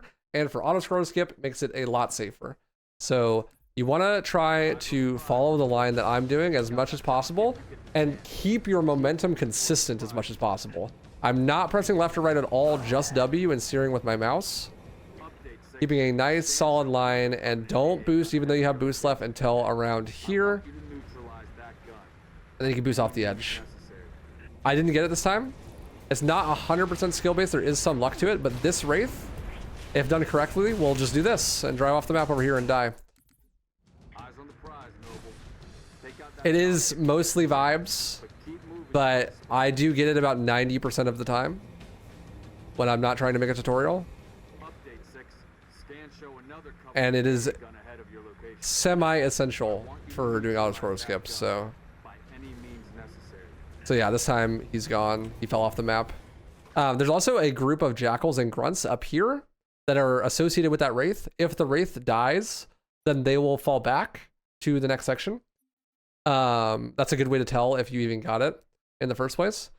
And then that'll also change some things when you're doing the combat. So the way that this combat works is you have to kill the AA gun, and then after you kill the AA gun, a Pelican will come in with friendly reinforcements and a Phantom will come in with enemy reinforcements. You need to kill the AA gun, both the hunters, and all of the enemies except for 2 in order for your teammates to spawn in the Falcon and then take you to the next section of the level. So without doing auto scroll skip, you just need to kill everything as fast as possible, basically. If you're not doing auto scroll skip, you want to kill the Phantom because the Phantom counts towards the quota. And so killing the Phantom saves like 10 seconds. But you always start in either strategy with doing this grenade launcher lineup on the AA gun. Yeah, thank you, man, the cake. I appreciate you, man. This lineup is FOV dependent. So what your FOV settings are for your player will change this setup. This setup that I do is based on 120 FOV. There are other setups in the Discord that you could find for like 100, 109, whatever. I personally think this one's the easiest and I like to play at 120 FOV. So this is the one I'm going to show you. If you look at the reticle for the grenade launcher, you can see that there's like a circle, right? But then there's like horizontal lines underneath the circle. Those are supposed to be for leading your shot, right? The second one down, so you stand on this. The second one down goes, see like this like light, this oval light?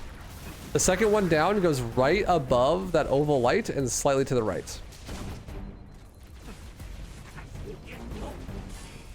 Maybe a little higher. Yeah, there you go. A little higher. There you go. And that will kill the AA gun in one shot every single time. Take out that zealot if you get the chance. But keep It's a really, really consistent lineup eyes on the prize. that is super useful. If you get the chance. And your position does not matter a whole ton. You want to stand on top of the bush, but it's not more precise than that, really. Scans show another That will instantly start the timer for the Phantom and the Pelican to spawn in, that gun. By any means necessary. which will be super, super good because you're waiting on them. So our next goal is going to be to get a Wraith. Wraith is super useful. This Wraith is always over here. You get out. If you kill the grunts and get in the turrets, then the elite will always get out of the Wraith.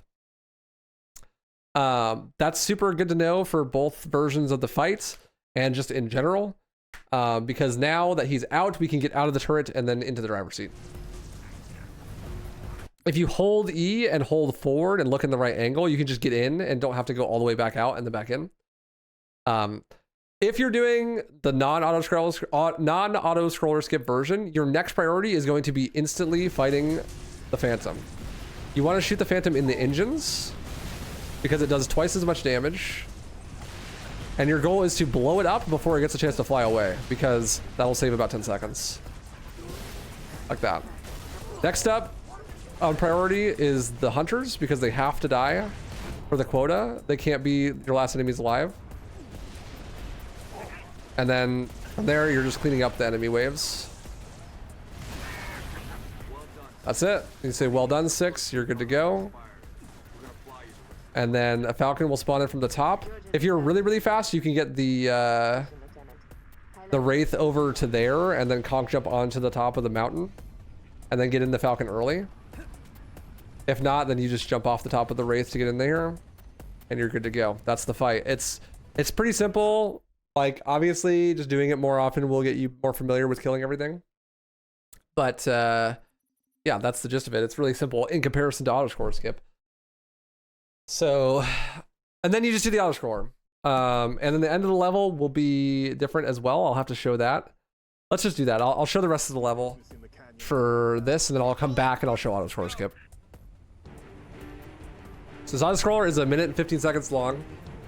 And it does actually matter what you do in it. It's not a complete auto-scroller. There is a Wraith on the side associated with the side you're on. So if you get on this side, the Wraith will be on this side. If you get on the other side, it'll be on the other side. That you have to kill in order to progress. So you don't have to kill any of these guys, and you'll never die if you're on easy. But be good practice if you're playing ledge, because you will have to kill them on ledge.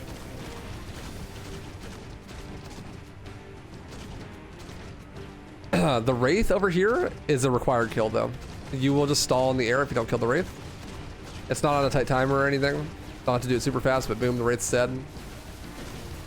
And then you're good to go. Now you just wait for the auto-scroller to end. Pretty easy. Take a water break or something.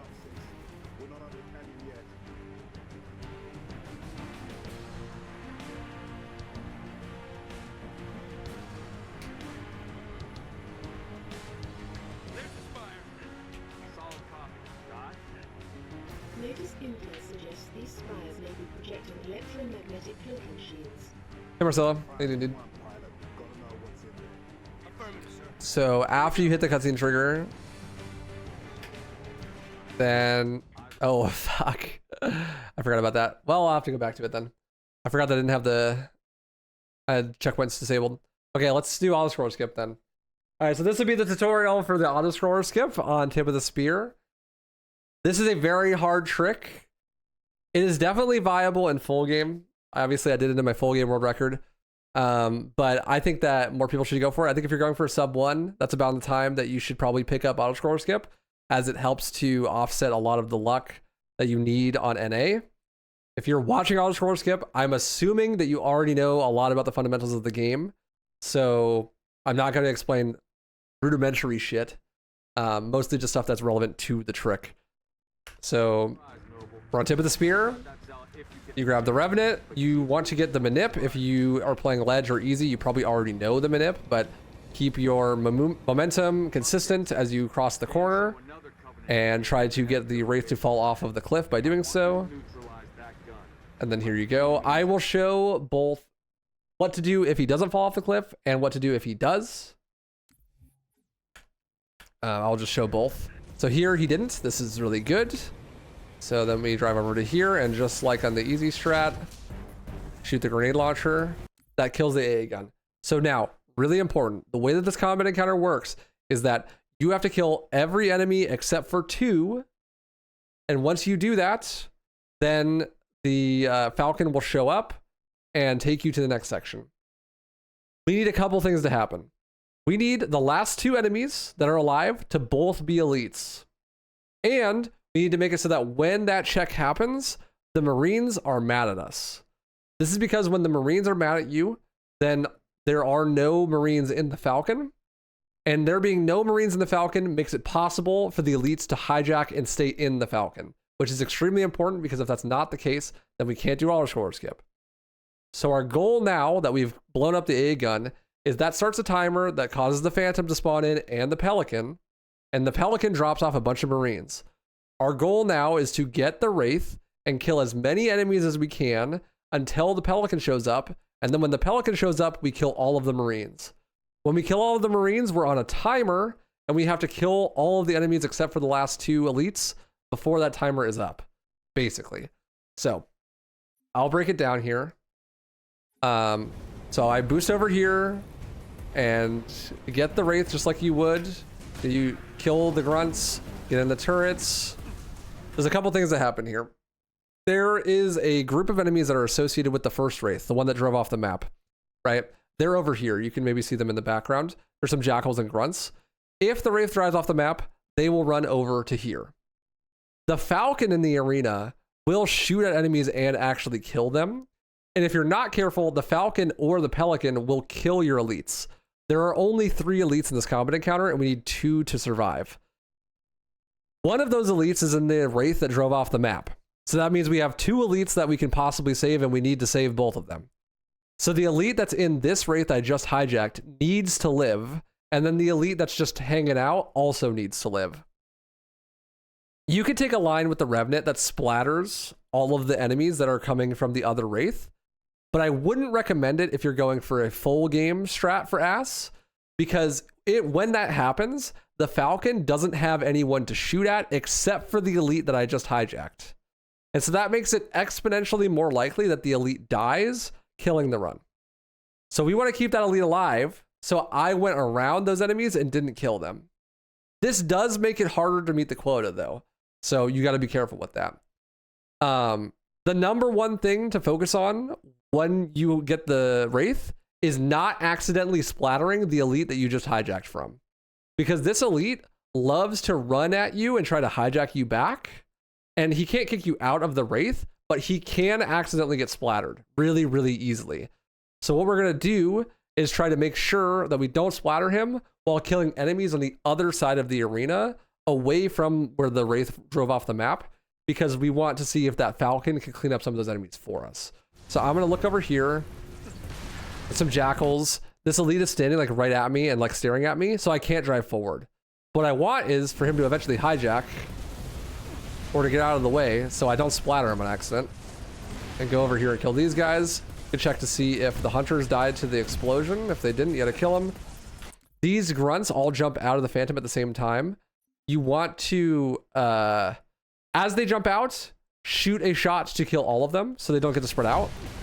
That indicates to you when all the grunts jump out, that is the same timing as which the Falcon shows up, or the Pelican shows up. So like, you have a certain number of shots that you can use, that you can count in your head before you have to turn around and be careful of the Marines. Because if the Marines start to spread apart, then you're going to start losing a lot of time, and it's going to be hard to keep Marine aggro. So the Falcon's there, or the Pelican's there, and it has a turret. You can blow off the Pelican turret. I'd recommend it. And then Wraith shot into all the Marines to kill them all at once. Now we're on a timer. Now we have to go back and be like, okay, we need to kill all the enemies that aren't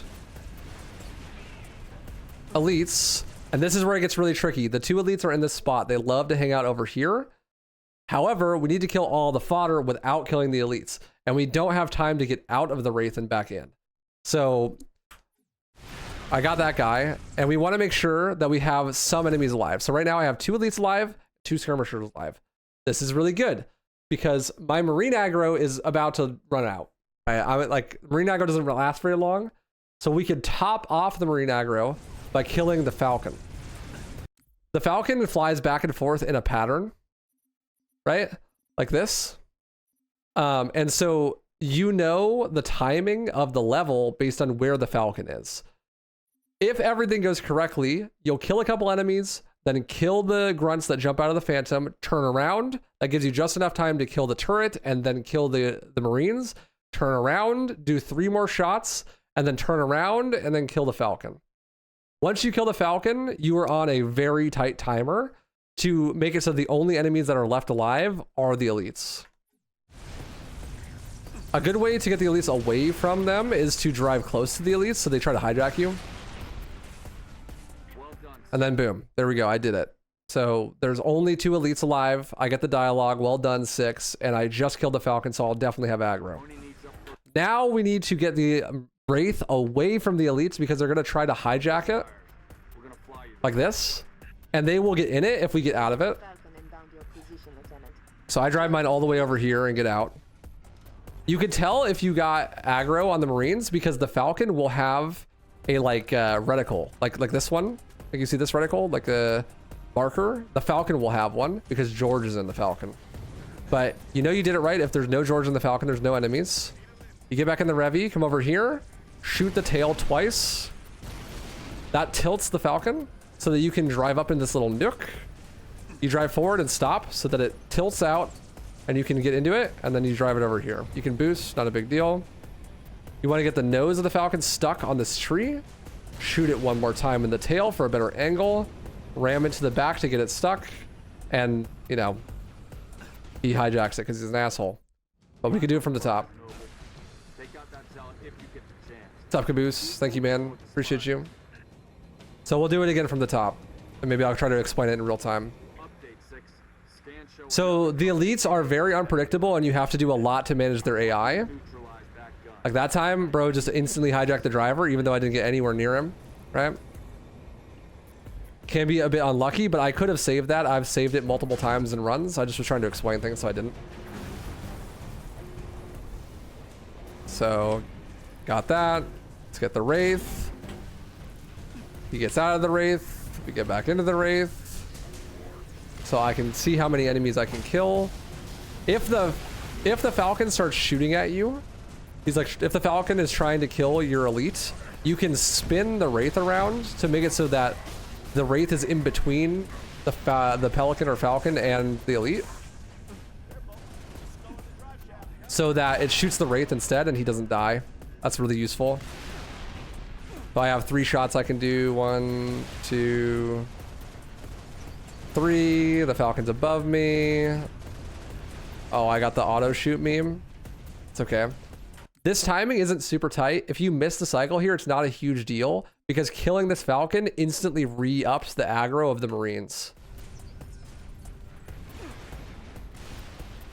So I think it's just 1 guy left. Oh no, this is a good example. Okay, you see how easily I accidentally killed that fucking elite? It's so easy. You have to be very careful with your Wraith driving to not accidentally kill the elites because I was going really slow and he still died. This is a good example though.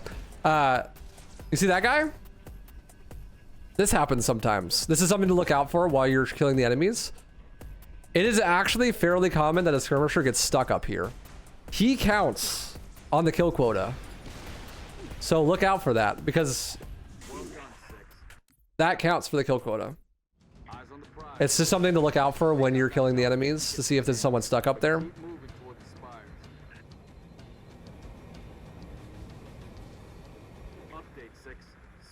So let's see if we can do it again. I think I've explained most of the things that are pertinent to the combat. The combat is the hardest part. Once you have it set up, it's really not that bad, but making sure that you get through the combat in a timely manner and also have the elites still alive is easily the hardest part of the trick. Because it's super easy for the Marines to accidentally kill your elites or for you to accidentally kill your elites. Oh, see, look, the Falcon is fucking up my Marine or my elite. Yeah, I got lucky though, he stopped. Hunters are both alive. Unlucky. See, but this is like, okay, I have to kill these guys as they spawn so they get stuck together. But the elites are both alive. Splatter these jackals if you can. Got the Marines. I have 3 alive and the hunters. Got both the hunters at once. There's the timing. 3 alive. That should be good. Well done, 6. Yep. Oni needs up close recon on those. Make sure you don't splatter them. Get the Wraith out of the way. George has a Falcon inbound your position, Lieutenant. Highlighting the LZ now. And I have Marine aggro, so this is gonna work. Okay, I think I've adequately explained the first couple of sections. Now I'm gonna explain the ending section, the safe way, the faster way, and the really fast way. There's a bunch of different ways to do this end section. Getting to this point is the hard part. And then from here, there is a very consistent way to get the trick to work. But then there are less consistent ways that are faster. I'm going to show you the most consistent way first, the way that I use when I did my full game runs. And then I'll go into the extra stuff afterwards. So, Revenant, shoot the tail twice. That tilts the Falcon.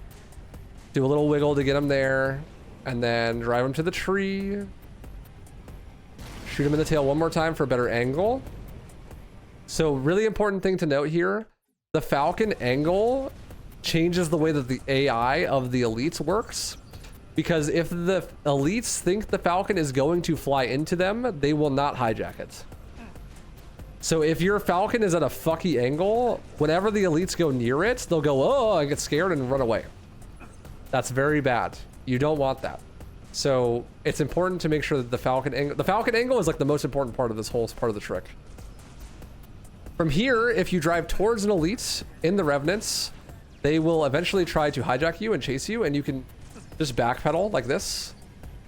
And then you want to go to like over on this area, and you want to be angled away so that they kind of like come around the corner and get like stuck behind the Revenant. The little area back there where they like to stand is universal. They gravitate towards there every single time. So I could show you actually. If I just get out, they will just run back over there. You see that? Like, it seems kind of weird. But their AI is determined to stay over there. And the only reason they leave that area is because they're trying to hijack me. So what you want to do is draw a line between that area and the Falcon. So I go like this, punch him so he's stunned, get in this. And so like he is like, oh, what do I do now? I can't hijack him anymore because he's not in the Revenant, right? So I'm going to go back to my spot. So what he's going to try to do is try to run back to his spot. On the way back to his spot, he's going to see I'm here, aggro on me, and try to hijack me. You, in order to skip the auto-scroller, you have to get into the side seat to despawn the invisible walls. And then you have to get into the driver's seat so that you can fly away. So it's really important that the elite hijacks the side seat first. If he hijacks the driver's seat first, then you're in the side seat. The driver's seat is not safe anymore because there's someone in the side seat, and then the elite will get out. When the elite is out, there is no longer a way to drive the Falcon. So when the elite hijacks the driver, he has to stay in the driver's seat. So hijack it to the side, and then get him to hijack the driver, and then hijack the driver, right? So the safest way to do that is to one at a time, lure the elites over and do what I just did so that you can get the hijacks one at a time. For this guy, you can kind of just do this and he'll hijack. He didn't there. Why? He doesn't like the angle of the Falcon. He thinks the Falcon's gonna run into him. So he ran away. So get out, get back in. He'll re-recognize I'm in a vehicle, try to hijack. So go over here. See how this time he hijacked him? That's because he's not afraid of the Falcon. And then you could just hijack back, and now we're driving. Now that the invisible walls are gone, you can fly right through here. There is a big trigger over here that you can go over. You need to go low enough so you hit it, hit the loading done, perfect. This wall doesn't have collision. Then you need to hit the crash trigger over here. You can tell if you hit it because your health will change. Your health will change and then the enemy spawn in. You see him? That's how you know you hit it. You can't get out of the Falcon. You are stuck in the Falcon and you have no weapons because you're not supposed to be driving it. I like to change my FOV so I can aim again. Getting close enough to the top of the spire spawns in the enemies. There's an elite that's Hacker Man's away at the computer here. You have to kill or aggro him. You have to kill the enemies enough to aggro him or hit him enough to aggro him so he gets off of that and then comes and hijacks you out of the Falcon. Because you can't get out of the Falcon by yourself. So what I like to do, kill that grunt with the fuel rod so he doesn't scare the guy. If you kill too many grunts, the elite will hide because he's scared. So I would recommend no more than 2 kills and don't shoot for more than a couple seconds.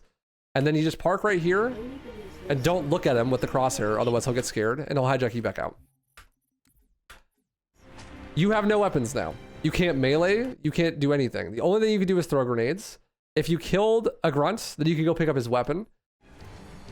Normally what you have to do is throw your grenade and try to kill that guy and then kill these guys, and that's the end of the level, right? That's all the scroller skip. It looks really technical, but it's actually not that bad, and there's some safeties. Excuse me. So I'll run through it one more time. Thank you, Max Hamburgers. Appreciate you, dude. I'll run through it one more time and show like all the backups. So 2 shots with the Revy. I'll show something. If you shoot it more than 2 times, this happens. When this happens, you're fucked. So don't do that. That's really bad. Wow. Thank you. So only shoot it 2 times. Even if it looks like it's wrong and not gonna work, do not shoot it more than 2 times because it will definitely not work if it totally gets all fucky. Yo, Picture, thank you for the 100 biddies, man. Appreciate you. Thank you so much for the GGs. So 2 shots. Go forward a little bit and then nudge to get in the nook. Go to here. Shoot the tail. And then ram into the back to move it into the spot. There's a thing you could do here. If you drive up here to the AA gun, you will get a checkpoint. So you could set it up, then get the checkpoint, and then come down and do it again. Waifu couldn't be around much for the grind, changed time zones recently, but GGS on the record, man. Yeah, man. Holy thank you. I shit, appreciate you. thanks Yo, so Max much. Hamburger, 6 of the 5 gifted as well. Huge. Thanks for gifting sub to Enigma, Jack T Chance, Demon X Slayer 69, God Halo 2, and Sticker Sanix. Thank you so much, guys. I really appreciate you. Thank you, thank you. Sorry, I'm in the middle of a tutorial. We can talk about it in a bit. That checkpoint is huge. I don't go for that checkpoint in runs because it loses time. But like, if you really want to be safe and just make sure you get it, that checkpoint is huge. Okay, so to be really safe, 1 at a time, hijack, or get him to want to hijack you. Go over to the corner. Don't kill him. That's not good. Something to be careful of, it is really easy to kill with a splatter or an accidental backsmack.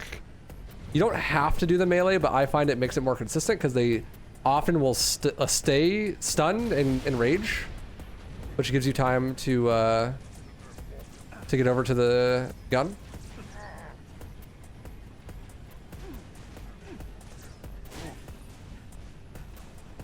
Punch him. You'll often stay over there for a second before coming to here. You can also stick him. That's a good way to do it. And then for the next guy, aggro him. Get him to try to hijack you. If he won't hijack, get out and get back in.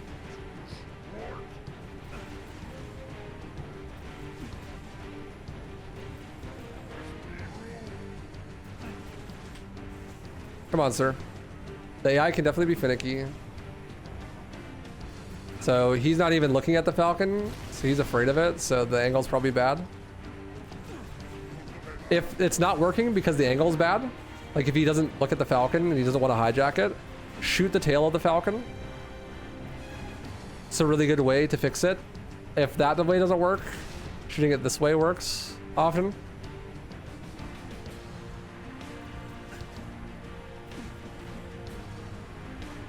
Yeah, see, that worked. Okay, at this part, you need to hijack back into the Falcon. However, it can be kind of hard to do so because he flies sporadically. What I like to do is sprint at it right here. And then he always hits this tree and you can get back in. You don't have to wait for him to get all the way back in the Falcon for you to hijack him. Also, he will try to hijack you back instantly, so you have to wiggle away. Yeah, thank you, Max. I appreciate you. He can hijack you again, and so you need to roll away fast. So that's the safe version. That's the safe version. That's the one I recommend for full game. If you really want to do it in full game and you want to be safer than that even, you get the checkpoints. Something to note is the elite can just hijack the Falcon at any point. Like while you're moving the Falcon over here, sometimes the elites will literally run like all the way over here and try to hijack you. If that happens, you just have to try to like steer the Falcon away from them to get them to fuck off. I've also had it so that sometimes the elite down here will hijack the Falcon when I go to get the checkpoint, which is actually why I stopped doing it. But, you know, use at your own risk. So you know the safety checkpoint now, and you know how to get them to hijack one at a time. Now, how do you make it faster? That's like the slowest way to do the trick, but there are faster ways. So what I do in full game sometimes, if I am feeling frisky and think the run's bad, is I go for a double hijack. So instead of aggroing them one at a time, I aggro them both at the same time. And then I basically did the same thing, but then pray that they both hijack at the same time. When I do this, I melee the guy in the back. Because the guy that is closer to me is always going to try to melee me. So he's going to be stalled. But the guy in the back tends to run away faster. And so by meleeing him, I could stop him. Double hijack is really risky. And the reason for that is you need to get hijacked out of the side seat first. So if one of the two elites starts hijacking the driver first, the run is just over. And there's nothing, when you're in this position, there is nothing you can do to control that. It's just whether the elites like to do it or not. So right here, this guy hijacked me in the side first, which is great. But I got unlucky and he didn't hijack the driver. Right, it's like, that's just how it goes. I'll see if I can fish up a double hijack to show it off. I do it in my world record, actually. I got a really good double hijacking record for full game. But when you're starting out, when you're new, when you're just trying to get the trick, I would not recommend double hijack. It does save like 15 seconds though, actually. It's a pretty big time save to get them to hijack you both at the same time. But the success rate is way lower. Usually when it works, the guy who's closer to you hijacks the driver, actually. Like, when they both come running at you, the first guy hijacks the driver. He just happens to do it after the second guy hijacks you. And this isn't perfect. Like, I'm not the arbiter of all things good, so like there might be slightly better ways to set this up and stuff, but this is just what I've found. I'm probably the person who's the best at the trick out of anybody. So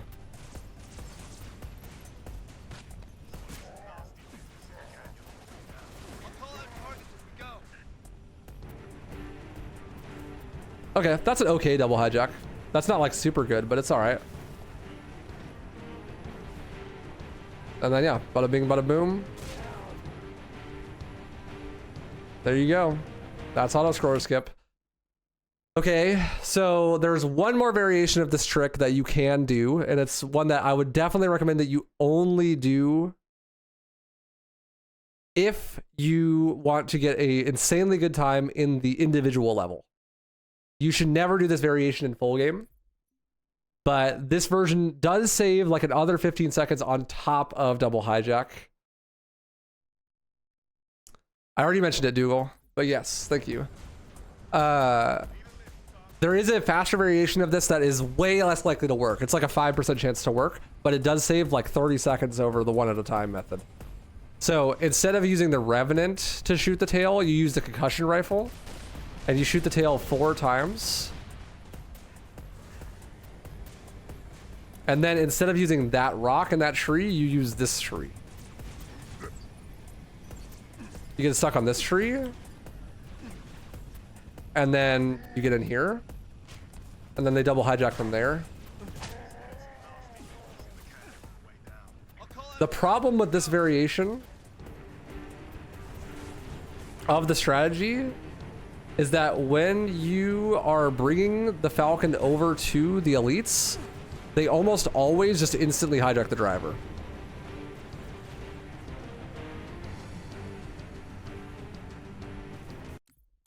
So I'll try to show it off.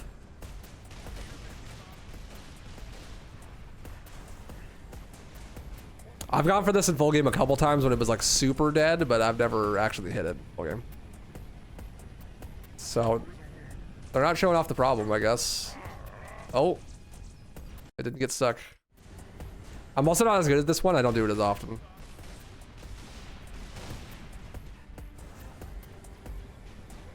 But this is like the super fast variation.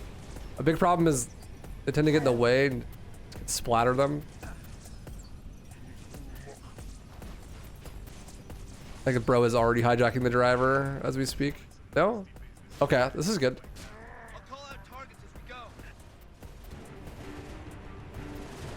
And also, it's a lot messier to get the hijack back. But there you go. That's a good example of it. You got something like that. I would not recommend that version. It's really, really luck-based. I'm getting lucky and the elites are not... And they're not like instant hijacking.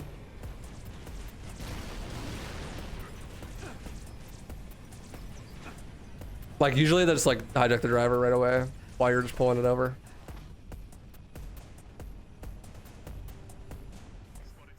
Yeah, so this is what happens when they hijack the driver, but not you.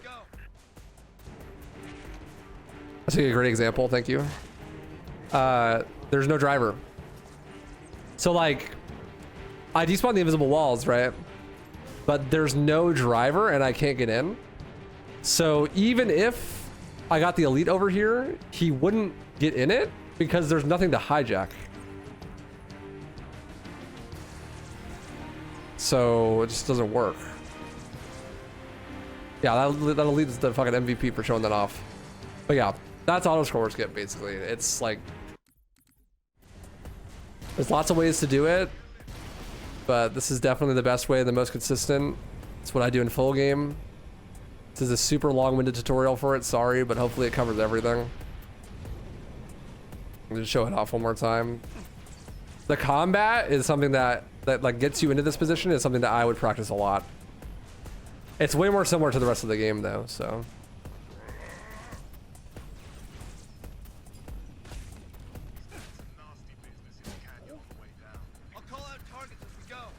Yeah, I agree. Just more explanation is better for sure. Okay, we need to cover the end of the level if you're not doing auto score skip.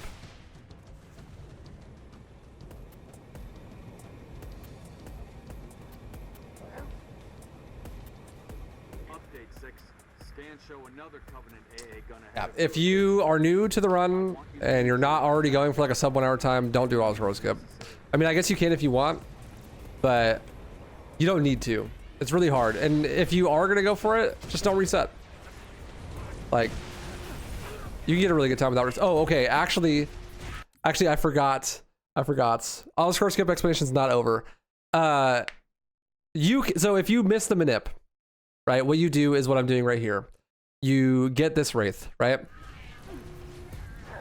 However, you can still do auto score skip if this happens. The way that you back this up actually is that this elite needs to not die now. Before he would die and that's okay, but it's not okay anymore because we need to kill this other wraith. Yeah, so what you do is you kill that other wraith instead, and then bro has to make the run from Narnia across the wasteland, past all of the Marines, and somehow survive. It's a pretty low % chance that it actually works, but I've done it. He died at some point. There he is. There's his dead body. But like, what you do is you just do it like that and kill that Wraith and try to escort this elite to the other side so that you can keep things going. It's unlikely to work, but it does work sometimes, and it can save the run. The reason why you need to kill the Wraith is because they'll get into it. So like, even if you get him out of that Wraith and you use this Wraith to get over here, now there's a Wraith, and then 2 elites will get in the Wraith and you won't be able to get them out. They'll just die. And then you won't be able to do the skip. So there's the final thing. Yeah, you can adapt that though. It is possible.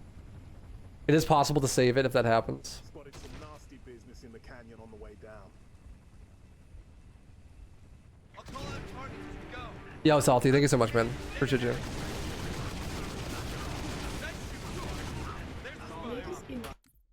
Okay. So, normal ending. You're not doing auto scroll skip. How do you do the ending? Here we go.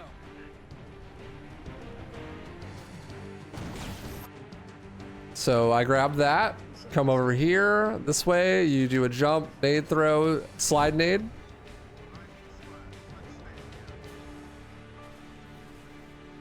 Jumping up hills faster. There is a truck over here. There can be a Bob over here. Bob's the gold elite that spawns randomly in different levels. He always has a fuel rod, so if he's here, then he might flip you. I get out here so I don't lose the momentum. Oh, my girlfriend's dying, and then jump up here. To go check on her in a second. Frigate Grafton is on station, ready to kill that spire. Then I like to go around this way. This first grunt will always miss. You jump, back smack, nade, melee, get the fuel rod, finish off the rest of the enemies, press the button, you're done. Tip of the spear. Tip of the spear, complicated level, auto scroll skip, just kind of a big deal. Hopefully that goes well. I don't know. I wouldn't try it unless you're already. The start is one of the harder parts. It's got one of the harder tricks in the run. What's up, try that? Legend, who won this is the run. So right at the start, there's a thing. Okay, there's a thing that happens in a couple levels in this game. Nightfall is one of them. LNOS and Exodus are the other two, I think. When you restart mission, or when you load into the mission, if you hold spacebar to skip the cutscenes, you'll just jump instantly. See that? That loses you like a second. The way to avoid that is that the reason it happens is that you are actually in control of your character for a couple of frames before the cutscene plays. So after you skip this cutscene, don't hit anything and then hit the button and you won't jump. You just need to give it like a second. It doesn't lose time or anything because it's not timed, the cutscenes. Yeah, thanks, Corbin. Appreciate you, dude. So in order to avoid that jump, just don't hold spacebar the whole time. We sprint over this and jump over the top. This whole first section is to set up a trick at the end of the first section called the drop skip. So we just jump and throw a nade here and then throw a nade here. We're trying to kill a bunch of grunts. The 50-50 chance they drop needlers or plasma pistols. We want a plasma pistol. I'll also show you how to do it with a needler because there is a backup for it. As soon as you cross where that drop pod behind us lands, you're on a timer. You have to get to the other side of the level as fast as possible and then kill the elite before the enemies drop out of the dropship. Because basically what happens is an elite comes in a drop pod and then a dropship drops off a bunch of enemies. And normally you have to kill all of those enemies before the door opens. But if you get there fast enough and kill the elite fast enough, then the enemies don't actually drop out of the ship in time to count for the quota. And so the door will just open instantly. The best way to do that is to have a plasma pistol and then to be really fast and kill him before the door even opens. There's a checkpoint that happens like right as soon as you get up on this hill. So I recommend spamming jump and melee. And then cut around here and jump, pull overcharge the plasma pistol. And you need to come up with your own lineup for this. It's kind of vibes based from me, but what I do is I shoot the plasma pistol like as I pass this. And as long as I take the same movement every time, then the timing will be good. You can actually shoot the elite through the drop pod door. The drop pod door doesn't have collision until he kicks it open. So like I killed him through the door there before the door even opened, right? So the overcharge gets rid of his shields and then you can headshot him with the pistol. The timing that I have with my movement here makes it so that it's always consistent, but let's just assume like I shoot late. That overcharge hit the door and didn't hit him because the door had a collision when it went into the door, right? So, but doing it on a good timing, like early enough, you kill him to the door. That makes it so that these enemies don't have even remotely enough time to drop before the door opens.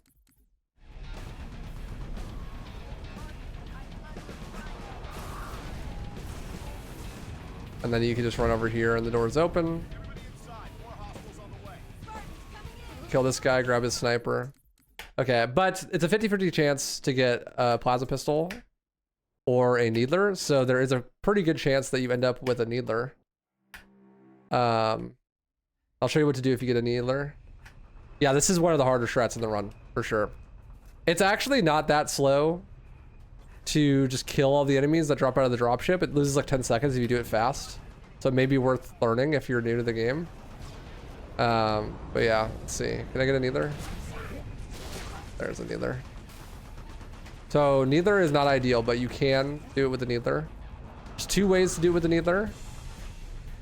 There is super combining, and then there is just removing the shields with the needler and then using the pistol. I did the same line, but then instead of overcharging preemptively, I run forward and then I run to the right. And as soon as I get a red reticle, I just start unloading the needler.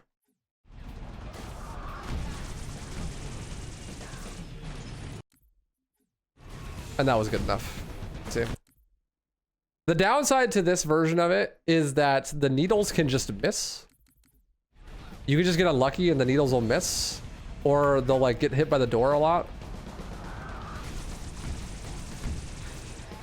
Or this elite can have armor lock. If he has armor lock, then he could just armor lock the needles away and won't die. The seed I have right now is making it seem really easy, but let's assume also there's a random amount of ammo that you get with the needler, so you can have not enough. So if that happens, you can do that. See, but that was too slow. Door didn't open. Like these guys counted early enough. Neither is a lot harder. If you have the ability to, definitely go for the plasma pistol. But just know that you can save it with a needler. It is possible. My preference for needler is to just go for the super combine, to be honest. Thank you, Max Hamburgers. Then you want to kill this guy, pick his sniper, jump uphill, jump, bounce to go over this guy. The sniper has a random amount of ammo in it. You use it for the first fight after space. You need at least a clip. It'll always have at least that much. But ideally, the more the better. It's not a huge deal, but it helps. There's a sword here. Grab it. The trigger for this is a straight line. So actually the fastest way to hit it is to hug the inside wall. And then we're flying.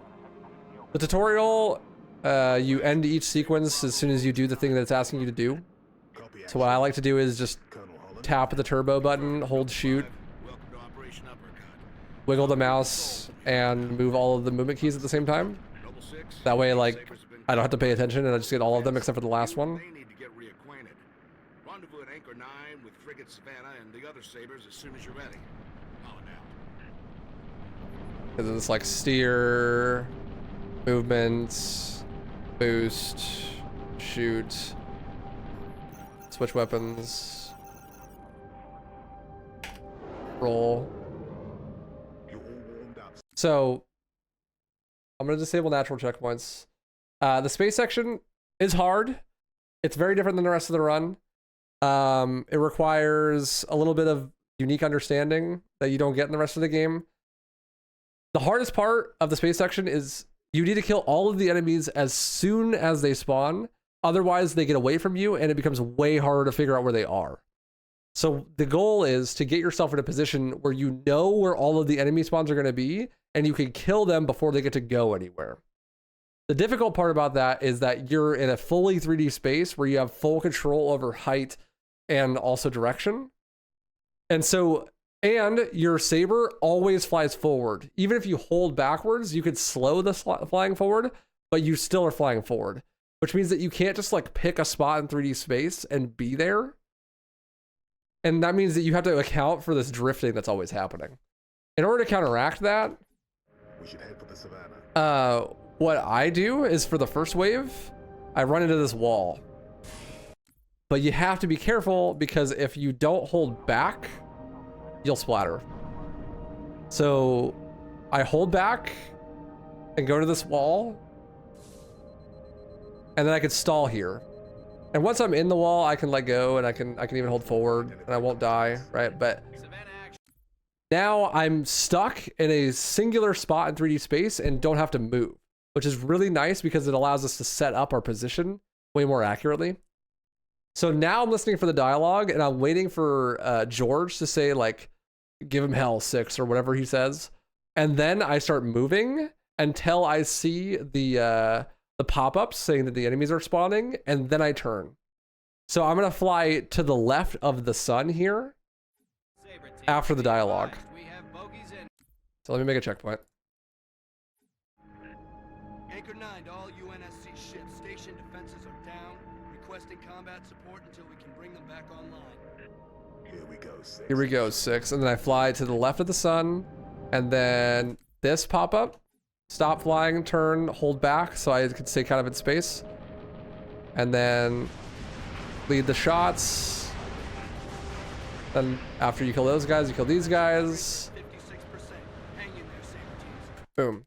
I would strongly recommend getting the checkpoint tools and making a checkpoint right here and just doing this over and over again until you get a feel of where you need to be in 3D space and how to kill all of them consistently. Because it's doable. Like, it's not random. And you have a lot of control over where you are in 3D space.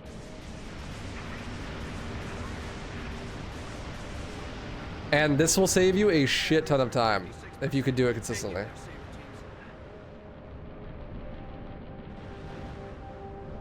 All right, so now we're on to the Seraphs. Seraphs are a little bit different than Banshees.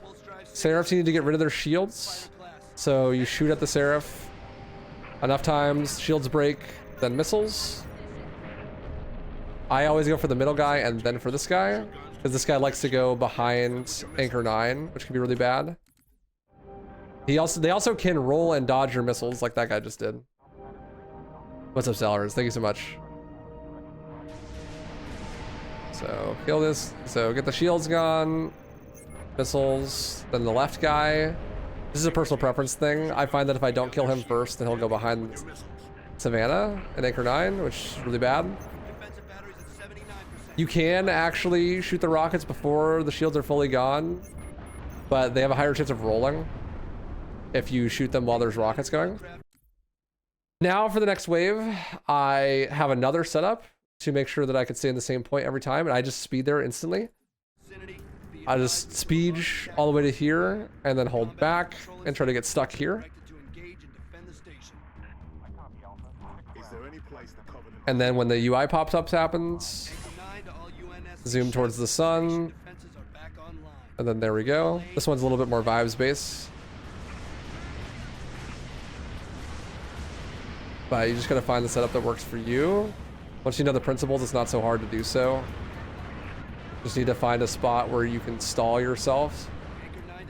And boom, that's it. And again, I would really recommend, this is one of the points in the run where getting the checkpoint manager and just doing that fight over and over again, like literally just that one wave over and over again until you can consistently kill all of them without anyone getting away, will save you so much fucking time. It's crazy.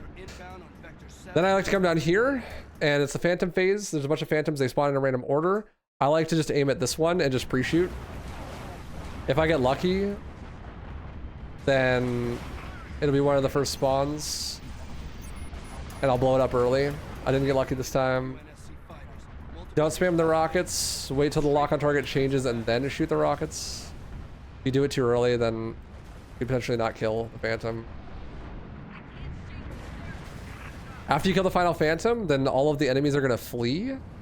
But the next section will only progress once every enemy has fleed.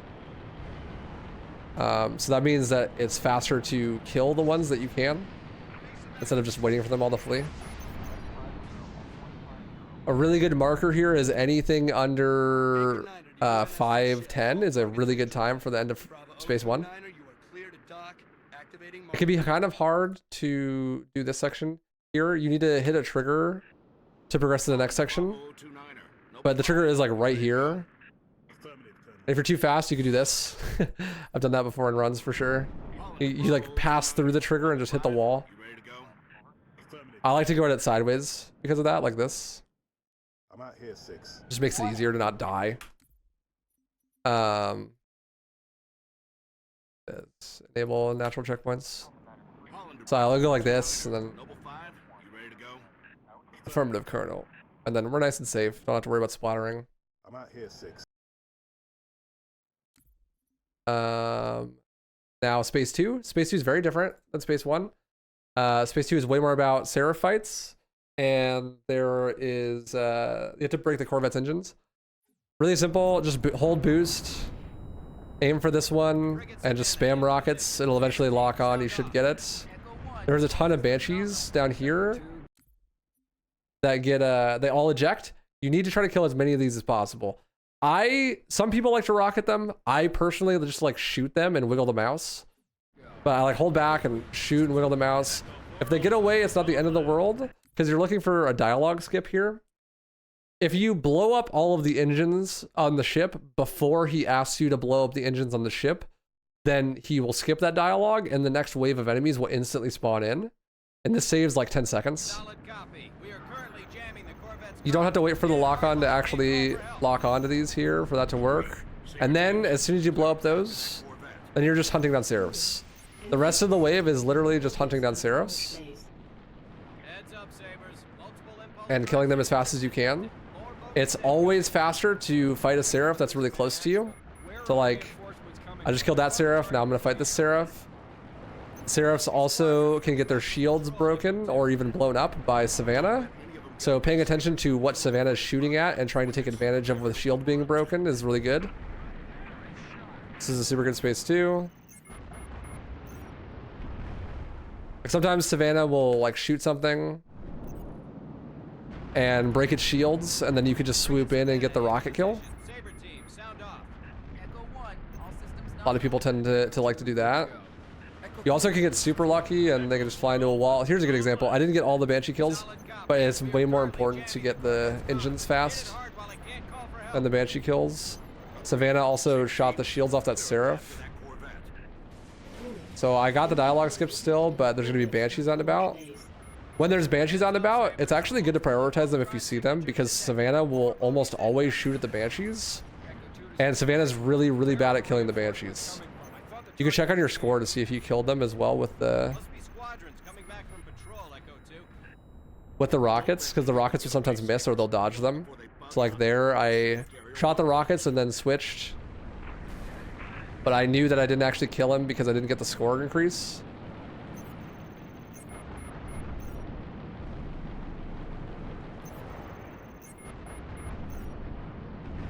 Sometimes they like to hide behind the Corvette. Any backups for that are just unlucky. You just gotta drive fast, drive around it. You can get pretty well navigated. So once you finish Space 2, you need to get here. A good way to, you could just stall like this. Just hold back. A really good time to get into here is, for most runners, is like a 640. If you get anything below a 640, that's a really good time. Need to enable natural check once again.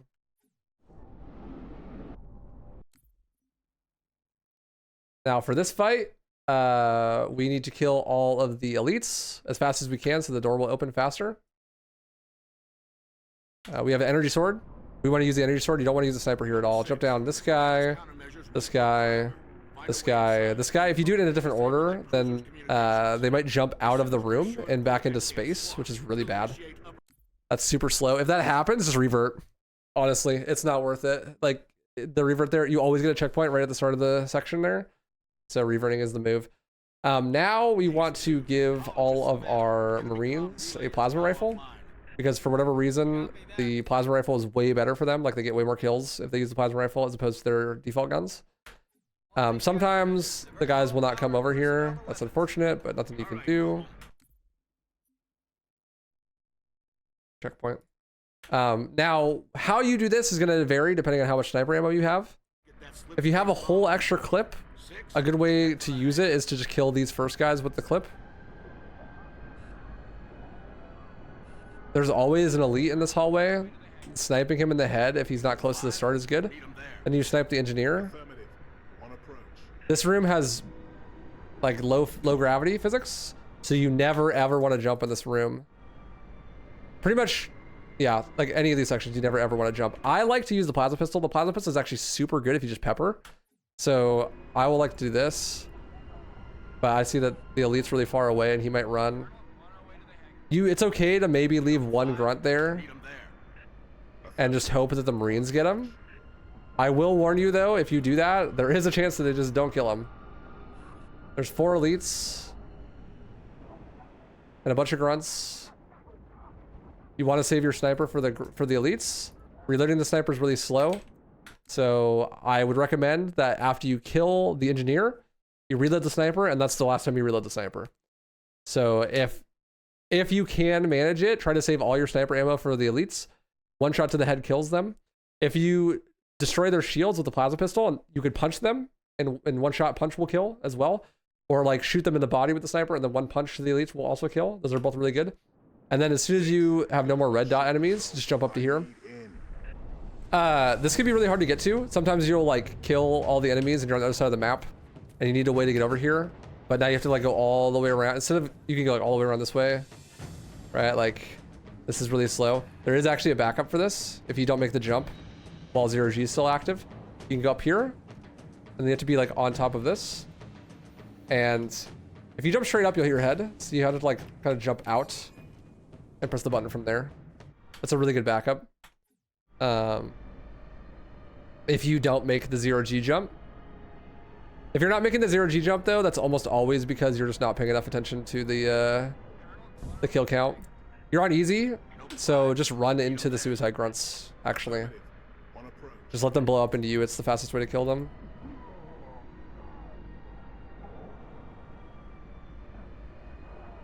And they sometimes will kill their teammates and stuff. Minimap, super huge here. The radar for making sure that there's not enemies behind walls and stuff.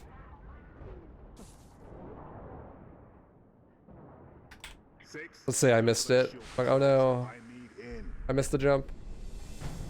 It's okay, there's a backup. Just like that.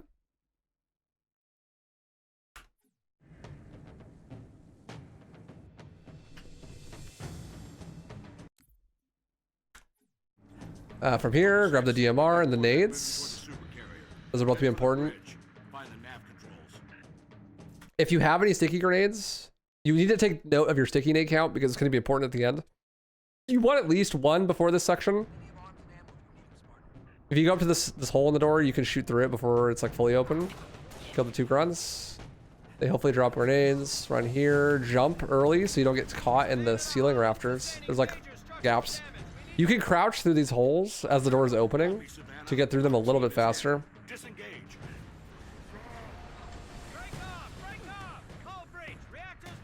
I like to cut my sprint right here, jump melee to keep your momentum. And then this is the bridge fight. Bridge fight has a lot of different RNG patterns that you can get. And the way that you do the fight changes a lot depending on what patterns you get. It is on a timer. So the dude's dialogue ends, and then if everyone is dead, then he instantly starts his next dialogue. But as long as you kill everyone before his dialogue is over, then it doesn't matter how fast you do it. But again, there's a lot of variations of enemies in this room and where they could spawn. And so it's going to be different every time. So this elite is almost always going to be here. There's 3 elites, I think, and 4 grunts, and then a general. 3 invisible elites, 4 grunts, 1 general, and sometimes Bob will show up. If Bob shows up, he's always right here, I believe, like interacting with that console. So you have stealth, so you can backsmack. After you backsmack that guy, you want to, there's almost always a guy there too. Use your sticky for that. So like if you lose aggro, you don't want him running off and being invisible. There's another invisible elite. I try to focus the grunts before the general. That's all 4 grunts. Kill the elites. So all that's left is the general. Because I want his concussion rifle. If I kill the general earlier, it's way more likely I lose the concussion rifle. It can't just fall to the ground because this game sucks, but also like if I kill him in a spot that's not near the button, then I might forget where his gun is and not be able to get it in time. Also, be on the lookout for sticky grenades. You need at least 1 for the end fight. And so if you are leaving this combat encounter without any, that's pretty bad. I have 2, so that's good. See, that's his dialogue. As long as you kill them all before then you're good. Then there's the button. This conk route is one I made up. Just jump and shoot the ground to get a speed boost. It doesn't save a whole ton of time, but cut my sprint early there. Get up to this. If you don't want to do this, just run around. It's not a big deal. I cut sprint early here because I have to wait for the door to open anyways. And then shoot the ceiling to get a speed boost up. Now in this combat encounter, there's also a lot of different enemy variations. Like you always have the same amount of enemies, but they could be different spots. Yeah, thanks J Slash. Appreciate you, dude. It's on the archive channel. Gonna watch it. It's a fucking hype ass run. So there's 4 grunts, or 3 grunts, 2 jackals, and an elite. You have to kill all of them in order to progress the waves correctly. But if you kill the elite early, there can still be grunts alive, and that will only be a problem later in the fight. That means that it's really hard to adapt if you do it wrong. So I would always recommend killing the elite last. If you see an opportunity to kill the elite, like right at the start of the fight, it could be fine. But then if you lose a grunt, then things could go really wrong. So just be careful. I tend to walk here. 4 grunts, actually. So like the only guy that's left is the elite. And then after you kill everybody, run over here. He'll say, good of you to come. That's how you know the dialogue. That's how you know the next wave is starting. However, sometimes he will just not say good of you to come. Like he'll get interrupted because he gets shot or something during the dialogue. And then he won't say it. So you just kind of have to have faith that you killed everybody. But like take a manual count of all the enemies you killed, you know? Also, important thing to note, George is getting shot at right now by Bob, the gold elite that spawns in random locations. If he spawns on the bridge, you have to kill him. If he spawns in this room, you do not have to kill him. You can just ignore him. He will despawn. So if Bob is here, just ignore him. He doesn't count for any of the quotas. So now we have to kill 4 doors worth of enemies, 5 doors worth of enemies, 6 maybe? I can't remember. And you want to kill them as soon as they spawn, because as soon as they die, then the next one spawns, and then so you kill them all faster, and that's good. There's also random sleep timers on all the doors. So the doors are open in the same order every time, but it takes a random amount of variant time for them to open. So like I got to this door and it's not open yet. However, I could have done the same line and gotten here and the door is now already open. Just luck, basically. So something that you have to learn and adapt for. Thank you, Skybeck. I would recommend using stickies on this first fight. These are jackals. If you have a rocket launcher out, they'll be scared and stop in place. Make sure you get all 4 kills. Throw this grenade here to kill these guys. If you don't get both kills, use the sniper. Then this one is a little bit tricky. You just gotta do this with the rockets. You should get 4 kills there as well. And then this one, same thing, hold out the rocket to get them all to jump. And use a sticky on that one. And then this one is a little bit different. The door opens at random times, so that sometimes the elites will be close and sometimes they'll be far. It doesn't really matter. As soon as you see the elites, shoot the rocket, and then you want to use your movement to time the spawns of the next one because the next one is not random. The next one's the last one. So as I shoot, instantly reload and start walking this way, jump the corner. Once I get to the top, instantly shoot both rockets, then switch to the sniper rifle, and they'll be coming out the door. I like to shoot to the left and then to the middle.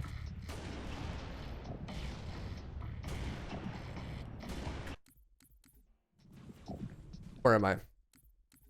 Oh, I know where I am. Okay, doing the whole fight again. That's fine. The last group is easily the hardest group. It's not even close. Because it's really easy for the rockets to send them back into the room instead of killing them. I got both. That's good. Doing the nade like that makes it a lot easier to kill them, but you could just shoot them with the sniper.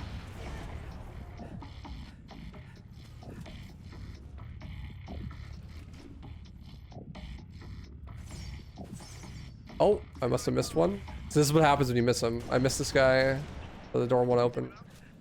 Can you show the other strat? I don't know the other strat.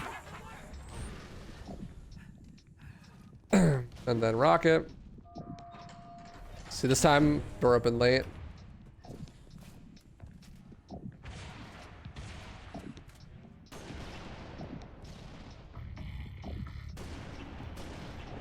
One thing that's really important to know about this, I'll see if I can set it up.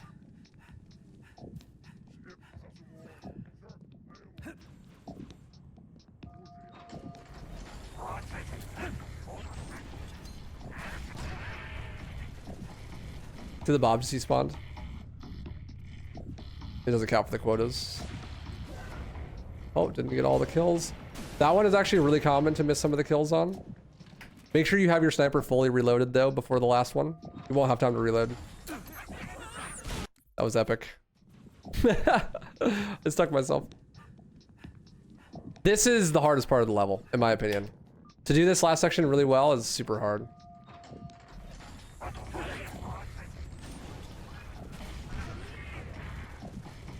XDD. If you don't have stickies, I'll show you how you do the section with a frag. You can bounce it off the ground and then bounce it off him like that.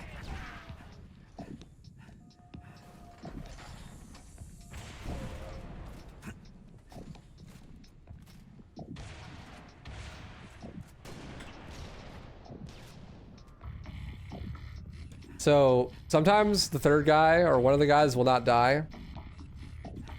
And if that happens, you can run over there and see if you can see him in the hallway, or you could get on top of the pelican. Like you're over here, right? If you don't see him in here, then you can run on top of the pelican and even go all the way over to here. There are, I'll try to show it. There are like nooks that the elites can get stuck in, which is what makes the last part like super hard. I'll show you here. You see these? Like these nooks here? Enemies get stuck in these all the time. So like if enemies don't die to your explosions and they get pushed back, they can get stuck here, and then their AI just tells them to move forward and they just get stuck like this.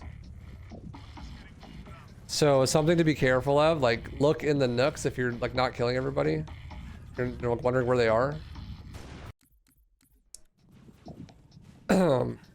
That mostly is a problem with the last fight, with the last elites, but it can happen in other spots too. I've had it happen here before.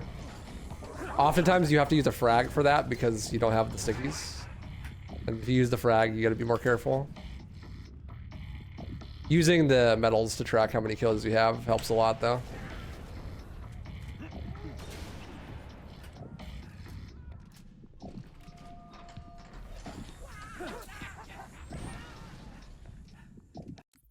I can check my ear.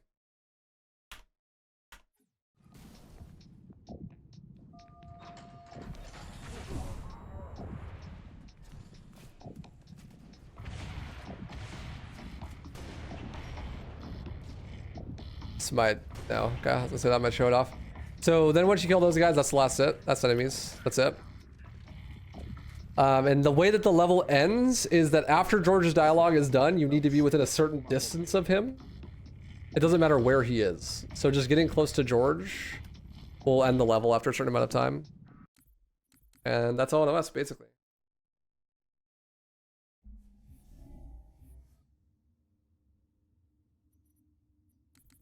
So LNOS done. Just a couple more levels left. Let's go to Exodus now.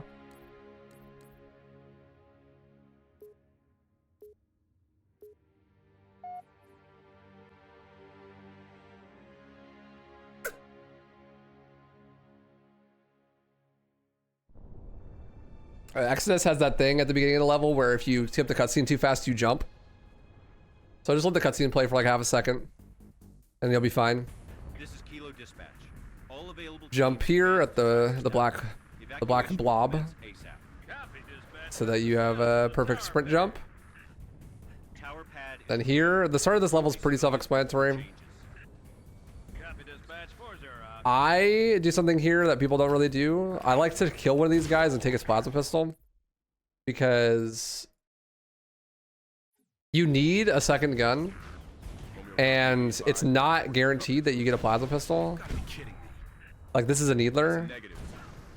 The way that, also, like, I need to run through this a lot. There's the suicide grunts are scary. There's a lot of ways that they can spawn different orientations and stuff, and you have to learn to adapt to each of them.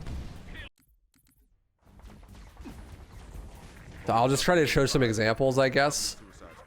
Gotta be kidding me. That's a negative. Keep your eyes open, troopers. So like, if these guys both instant suicide aggro, you will actually die if you just run into them. So you need to kill at least one of them to get their nades away. It's like a good example. Gotta be kidding me.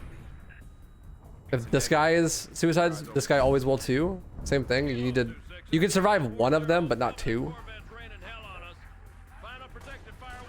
You're mostly just trying to get through alive, but if you can manage to get some plasma grenades as well, that's super helpful. I didn't get any here, but that's fine. Now we have door skip. So the way that this combat encounter works is that there's three brutes. 1, 2, 3. And if you kill them fast enough, this door will open. However, if you don't kill them fast enough, then these brutes will count to the quota, and you'll have to kill these brutes as well. So if you kill those 3 brutes fast enough, you don't have to kill these 3 brutes. Basically, TLDR. The way to do that, the best, is using a plasma pistol. Jump here, pepper them like this. They're stuck in scripted animations, so they're not going to move. I like to use the pistol for the last guy. You gotta shoot off his helmet and then shoot him in the head. The timing is not very tight for that. It's actually not so bad. That's what door skip looks like. So sometimes you don't end up with a plasma pistol at all. You have to do it with a needler.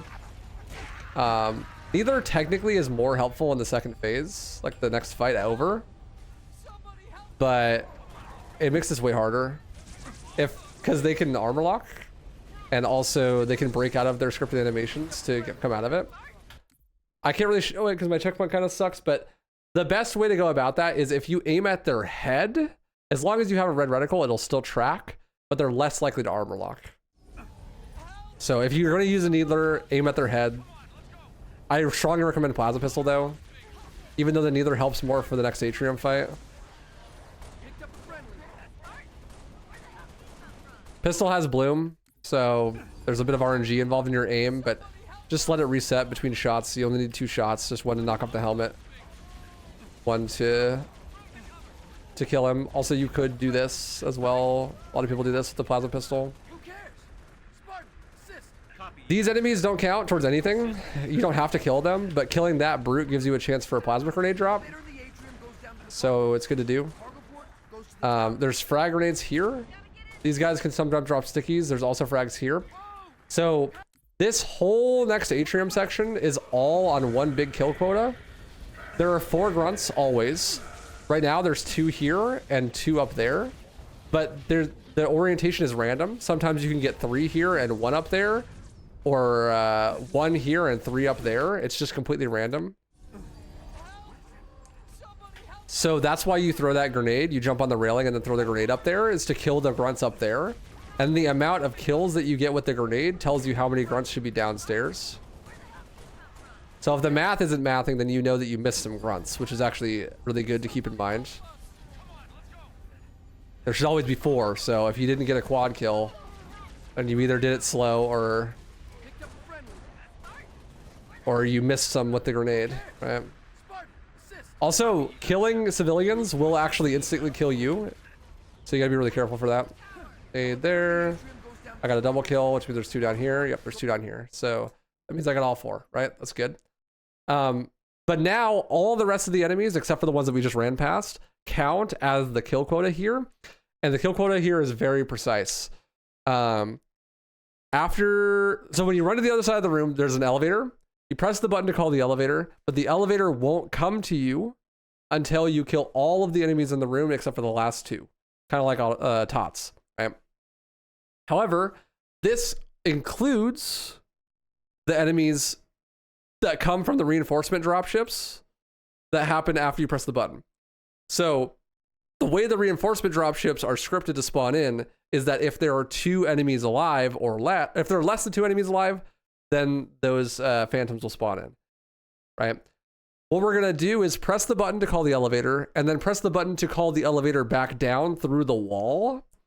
And that sets it up so that when I hit the quota of there being less than 2 enemies alive, or 2 or less enemies alive, I will teleport to the elevator and instantly go to the next section. That sounds like somewhat straightforward, but actually executing is really hard because this fight is super dynamic. The enemies are all running down the stairs towards us, and so they do different things every time. So I'm gonna go here, grab the shotgun, and I throw grenades at this stairwell to try to kill as many enemies as possible. And then if I have sticky grenades, I throw them over here on the left side to kill those guys.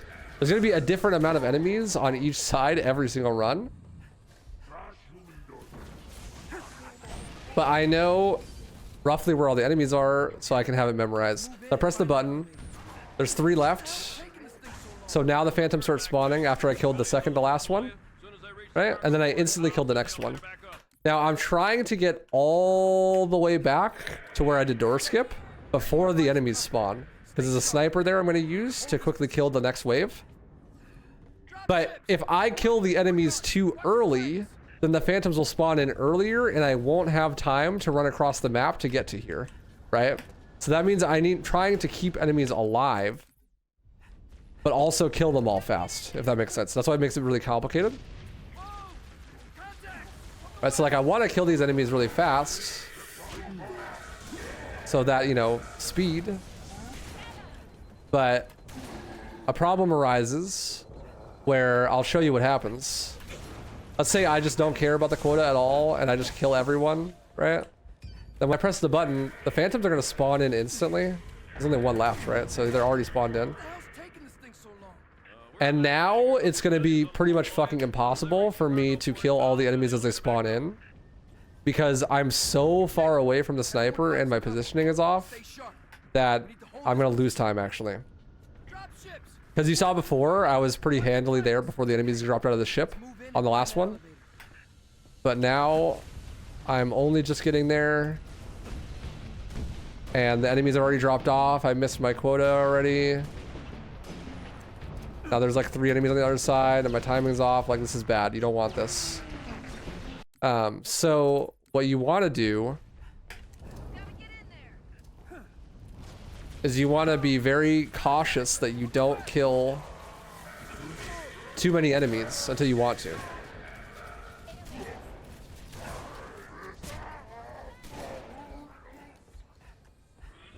So like I know that there's 4 enemies left. I got a double kill, there's 2 enemies left. I can tell because of the mini map, and also I know who I killed. So now I started it then instead of even before I press the button. So this should be way more doable. And just having a conscience, honestly, like meaning the timing isn't as important as knowing the timing, right? Like having it be a conscious decision to spawn in the phantoms instead of it just happening to you is hugely important for the being able to make it. So let's see. Now, so we've primed it so that the only enemies left are the ones in the phantoms. And if we kill everyone except for the last 2 enemies, then we'll teleport back, and that's called long teleport, right? So now we need to kill them all, and that's actually really hard. We grab the sniper here, and we jump down here. This phantom has 2 different ways that it could spawn in. This way it spawned in is the really lucky way, where it takes way longer to drop enemies, and it gives you an opportunity to shoot the 3rd brute. Because normally, the only thing you have an opportunity to do is you could kill this brute and this brute, and then reload, and then the four grunts get dropped off and 1 brute, and you can collateral that guy if you get lucky, and that's good. Because then you have this, and then the guy says, "Damn, Lieutenant," and then you teleport. You know that you got everybody when he says, "Damn, Lieutenant," and then teleport. So with the one that I got here, I actually got the better spawn. So if I was faster, I could kill the 3rd brute before he drops out too, which would make it even easier. So there's 2 ways that you could do this combat encounter. This way is the safer way, I think. Being down here, you could shoot that guy and shoot that guy, and then you kill the brutes. These 2 guys line up for the collateral, and then you throw this grenade to kill the skirmishers. Let's show you what happens when you don't kill the enemies. The enemies all try to go fight you, so they like walk this way. So they get dropped off, and then after they're done like being stunned from being dropped off, they'll start to walk away. Same with the skirmishers here, they'll like run away. They go towards the elevator. So you have to kill them before they can successfully run away. So you can do it from down here, or also a good spot is right here. You have to have this guy not be shooting at you, so you need to like hide behind this. It's really just preference. I honestly like the stairs one better, but this works too.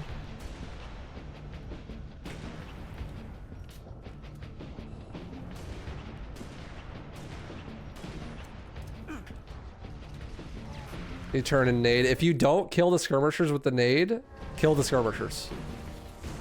Like, you should focus the skirmishers first because they will run away.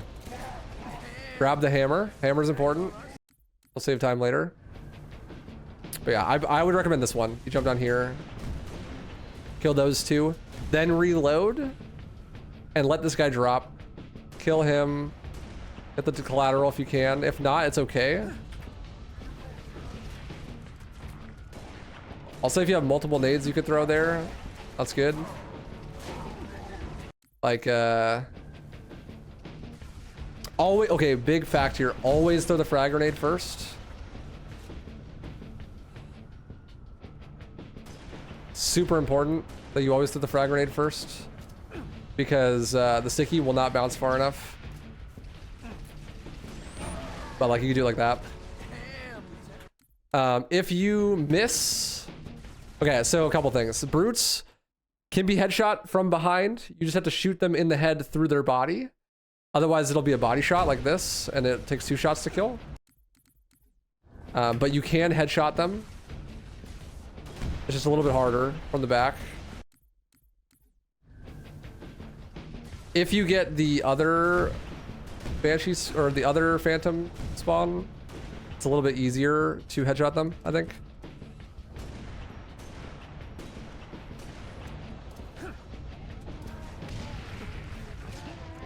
That's sticky. Make sure you grab the hammer because you're going to teleport. So, all right, let's show what happens when you miss some of the kills. How you can adapt that. So let's say you kill the brutes, but it's slow. Make sure you kill the brute. That makes it's way more important that you're back in time to kill the skirmishers with the nades than to make sure that you got everybody.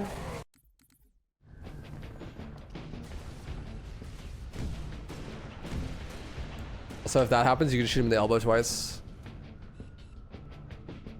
Say like, I missed some of the kills. It's okay.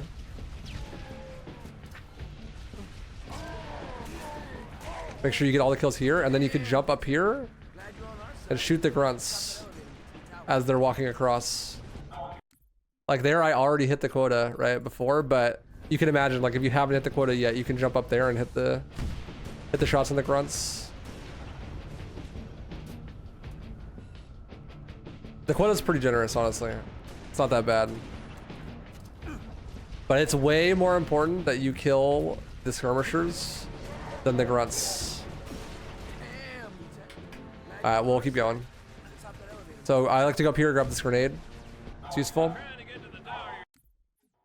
Teleported back to the elevator, ride the elevator down, and then we have Kami Slide coming up. Kami Slide's a cool trick. Gonna be outdated soon, I think. I think MSL is gonna replace it, but I'll still show it.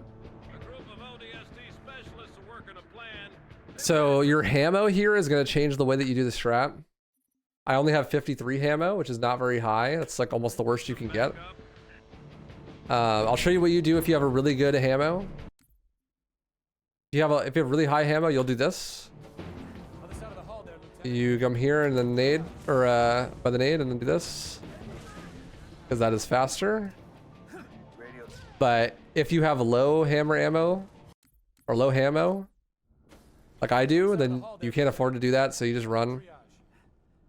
There is a dialogue line that plays here from a random ODST, and that dialogue line ending is what causes this door to open. So if you throw the grenade, it stuns them, and then you don't get the dialogue.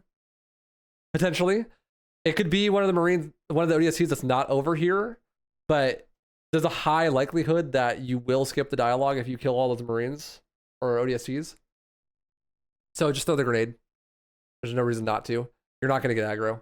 And then you pick up the jetpack and you have your hammer and you go for Kami Slide.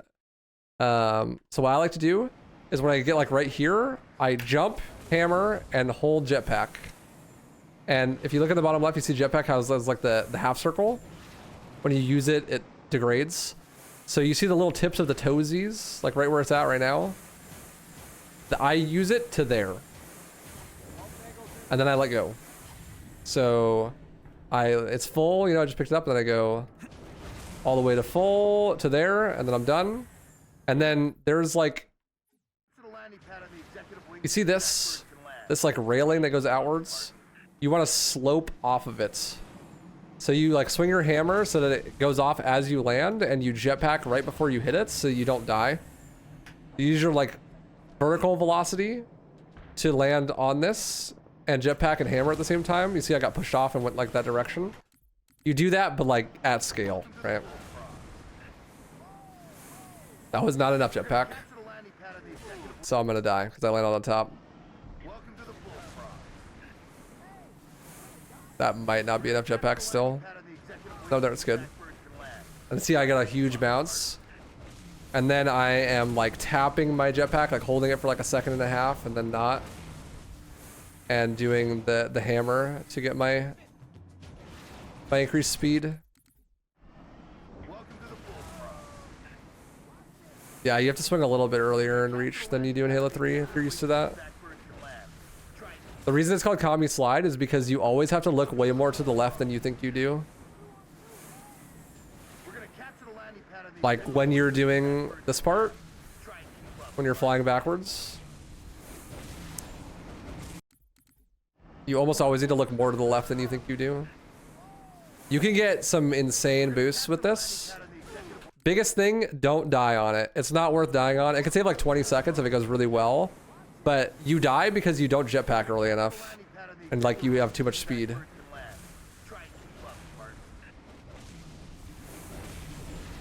You can kind of tell while you're flying backwards where you're going to land. You start to get a feel of like what you're capable of with it. If you land on anything backwards of here, like really good Kami Slide. If you're not going to do Kami Slide, then you just do this. You just do the same thing but without the slide, right? Like, go backwards and use your hammer, the jetpack from spot to spot. It's worth going for, I suppose, as long as you're not going to die. But yeah, there's a huge time discrepancy between a really good commie slide and one where you don't get a commie slide at all. It's the secret to getting a really good, consistent sub 9. This is a really good one. Super good commie slide there. Let's take that one. You want to make sure that you save your hammo. You need 1 hammer swing after this section. So I have 1 hammer swing left. This guy has a concussion rifle. Kill him and take it. If you run out of health or if you're low shields, you can like shoot yourself and then pick up that, because you want to do a concussion boost like this. You could do a double concussion boost there. That's like ideal, which is why you want the full health. But it really just depends on how much the brutes decide to shoot you.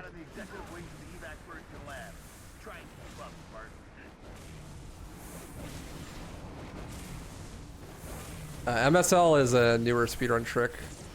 It's a melee storage launch. So you can like teabag the shit out of the ground while floating in the air and then get sent flying. That will probably replace commie slide here because there's a really good setup for it. But I haven't learned it yet. So get the conch. Make sure to reload it. Here I can actually jetpack, double, and then hammer jump. That'll be your last hammer usage. Here there is some cool conch movement, but it's a little bit more sophisticated than it looks. It kind of looks like you're just like going backwards and holding the jetpack and shooting the ceiling, but you actually just barely tap jetpack and then let yourself fall while you double tap the conch. It's a little bit more nuanced than it looks. Just take some practice. Health pack, rockets, reload the conch jump, and then boost to get up here. And then this is a really hard combat encounter that's really, it's got a lot of moving parts. You could do this super, super fast if you do it right, but also you can die even on easy. So we have to kill all of the enemies in the combat encounter, and then we go outside to the back and 2 turrets get dropped off, and then an extra wave of enemies gets dropped off. You can get the Falcon to arrive as soon as you kill the turrets if you kill everything omega fast. I wouldn't go for it. It's only a 2-second time save, and it's like super hard, but just know that it's possible. So what I like to do is shoot a rocket here, then throw a nade. The rocket here kills all the grunts, and then throwing the nade deep will kill the jackals. You can get completely fucked here because sometimes the grunt will death shot the fuel rod, and if that happens, then he'll chain react to the grenades that they drop. And if that happens while you're moving forward like this, then you just explode and die. Throw a grenade here. So you rocket, deep nade. See, he did it right there. If you don't kill those guys, then nade, rocket to kill both of those. 3 grunts in the middle, try to kill them with the fuel rod if you can. This brute will probably try to rush you. Then there's the brute on the other side. Fuel rod to kill him. Hopefully you'll have 2 stickies. One thing to note, brutes have helmets. Brutes die to 1 fuel rod shot in the body, but if you hit them in the head with the fuel rod shot, it breaks their helmet and they live. I know, that's fucking stupid, but it's true. If you headshot a brute with the fuel rod, they will live. So make sure you're aiming for the body or the feet, because they will die in 1 shot there. Or if you think like, oh, that might headshot, then just shoot a second fuel rod. And then you got here, reload the rocket, 1 rocket for that, 1 rocket for this, and then double stickies on the Phantom. What the double stickies do is they kill the grunts that are in the turrets and also this turret. The only reason you would do that is because it makes it possible to get the earlier cycle on the Falcon. I didn't get it here, but it makes it possible. And then you just kill those guys. That's it, really. Pick up his hammer. As the Falcon's flying in, you can make it land faster. If you jetpack above it and then shoot it twice, it lands way faster. Only shoot it twice. If you shoot it 3 times, you risk getting marine aggro and that would not be good. A really good time here is anything under like 10 or anything under 5:15. It'd be really, really good to get in the Falcon. On easy, this is a complete auto scroller, so there's no point in me showing it off. You literally can't fail it. Just, just ride the Falcon. So I'm gonna fast forward through it. There is a rare soft lock that can happen where your Falcon gets stuck, but that's really unlikely to happen. If it happens, you'll know. You should kill these enemies just so that they don't shoot you while you're trying to boost, but not required. Then all we have to do is press 3 buttons and we're done with this level.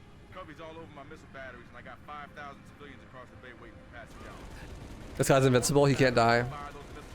Big yapper. So what I like to do here is there's a big slide you can do to get to the Warthog fast.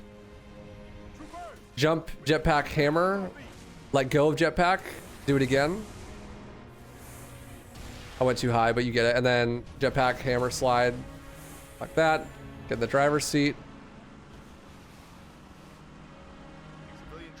And then you get out close to the wall, hammer. How you do this depends on how much ammo you have. You'll rod the wall to get back if you have low ammo. And then over here, you want to turn to the right and get out after like a drift, ideally.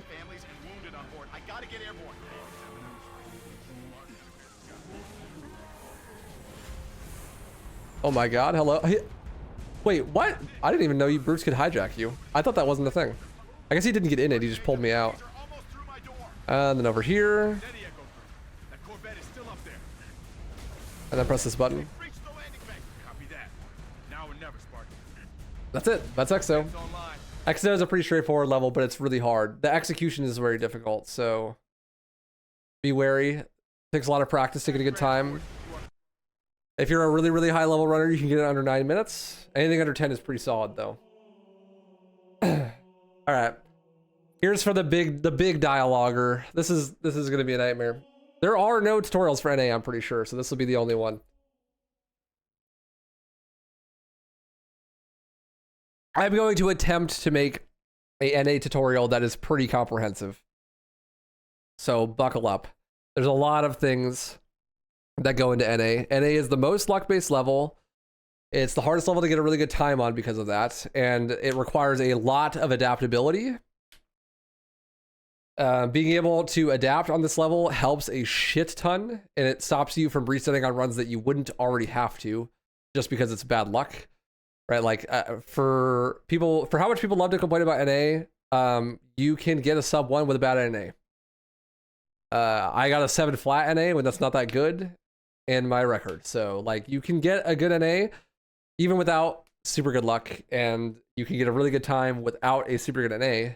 However, that requires you to adapt and to play really well on NA when you have it. So I'm going to attempt to make that doable for more people.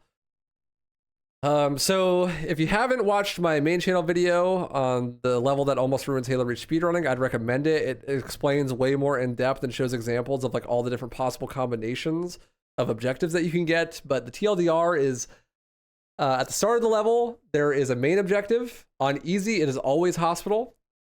And then after you complete that objective, there is a random side objective. It is random in 1 of 12 side objectives. These side objectives are grouped in groups of 3, and you cannot get the same group side objective for both side objectives. So after you do hospital, then there's a side objective, and then you get 1 of 2 random main objectives, either Synoviant or Virant. And then after you do that one, then you get another random side objective, and that objective can be any side objective except for the one that you did, and all of the ones grouped with the one that you did. So you can learn what the groups are and know which objectives you can or can't get based on the ones you've already gotten. That takes a little bit of memorization and some practice, but it's definitely useful to do because it helps your decision making a lot. So Slinky made a really cool Let me see if I can find it. Slinky has a really cool website that shows you all of the objectives and all of the relations, like which ones are in which groups and that kind of thing. Where is it? Let me see if I can find it so I can show it. It's linked in the Discord.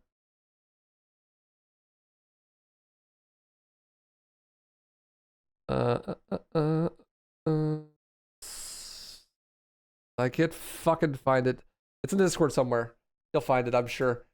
But anyways, it shows you what each of the objectives are and the sounds that they make when you get them and what groups they're in. I'll try to cover it myself. Okay, so on easy, you always get hospital first. This tutorial is just for easy. It's applicable to ledge, but ledge throws a wrench in things because it's easier to die and marine aggro is worse and you don't always get hospital first. But for the sake of argument, you always get hospital first in this scenario. So what do you do for hospital? For hospital, you do a trick called Banshee Grab. In order to do Banshee Grab, you need Banshees. Those over there are Banshees. This is a perfect example. I got both Banshee spawns. So there are nine Banshee spawns. 2 of the 9 Banshee spawns are playable, and you always get 2 spawns. So that means there's a 72% chance that you get a playable set of Banshee spawns.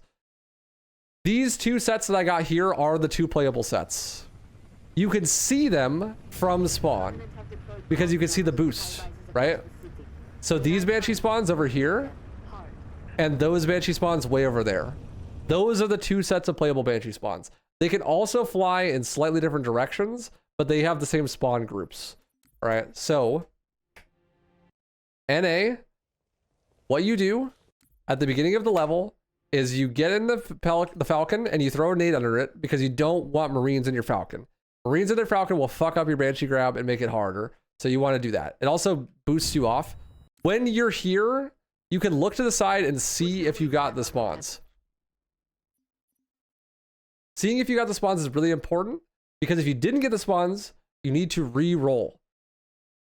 So let's get into RNG seeding. So if you don't get either Banshee spawn, right? Let's say like you load in and you look over and neither of those Banshee spawns exist. What you should do is you should re-roll your seed. The way that RNG works in Halo Reach is that every time you start a level, you have a specific seed. And when you hit restart mission, you get the same seed.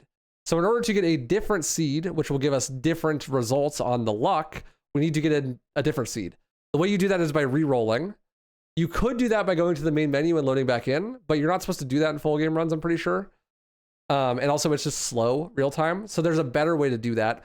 And the way to do that is to increment the seed by doing different inputs while the seed is being generated. So when you restart the mission, there's a few frames before this cutscene plays that you actually have control over the character. If you do inputs in that time period, you can change the seed. So same thing with after the cutscene. So when you start the cutscene, what are you normally looking? You're looking here, right? And so if I'm looking here, I get these 2 spawns. However, if I flick the mouse to look over here as I spawn in, it changed the seed. You see, I didn't get either Banshee spawn now. And that's not because I was looking at them. It's because now I'm playing on a different RNG seed than I was before. So I can get the seed I had before by not moving. Does that make sense? So you can re-roll the seed in a bunch of different ways by doing different inputs while the cutscene fade out happens. So sometimes I'll get here on a run and I get no Banshees. What, do I just reset the whole run? No. No. What I do is I load in and I do this and I check right here and I can see both of the Banshee spawns from right here. I can see that I got that one at the very least. And I think I got really unlucky that I couldn't see those. But normally you could see the other ones, right? And so if I get to here, I've only been playing for 5 seconds. It's fine. I didn't get Banshees, re-roll. The seed I didn't get Banshees. And this is not only where you're looking, but also the inputs you do. So if you hold jump, can give you a different seed. Or like holding to the left or something as you load in can give you a different seed, right? And so that means that there really isn't an excuse for not doing Banshee Grab unless you just don't feel comfortable with doing it. Because it is very rare that you get a seed so fucked that if you do different inputs here that you can't find a Banshee seed. Like it might take a while, but you have like a ton of different angles to look at. And you have a ton of different button combinations you can press to try to give you a different seed, right? So that's how you re-rolled seeds to get better Banshee spawns. Okay. Fortunately, I got the best seed basically without having to do anything.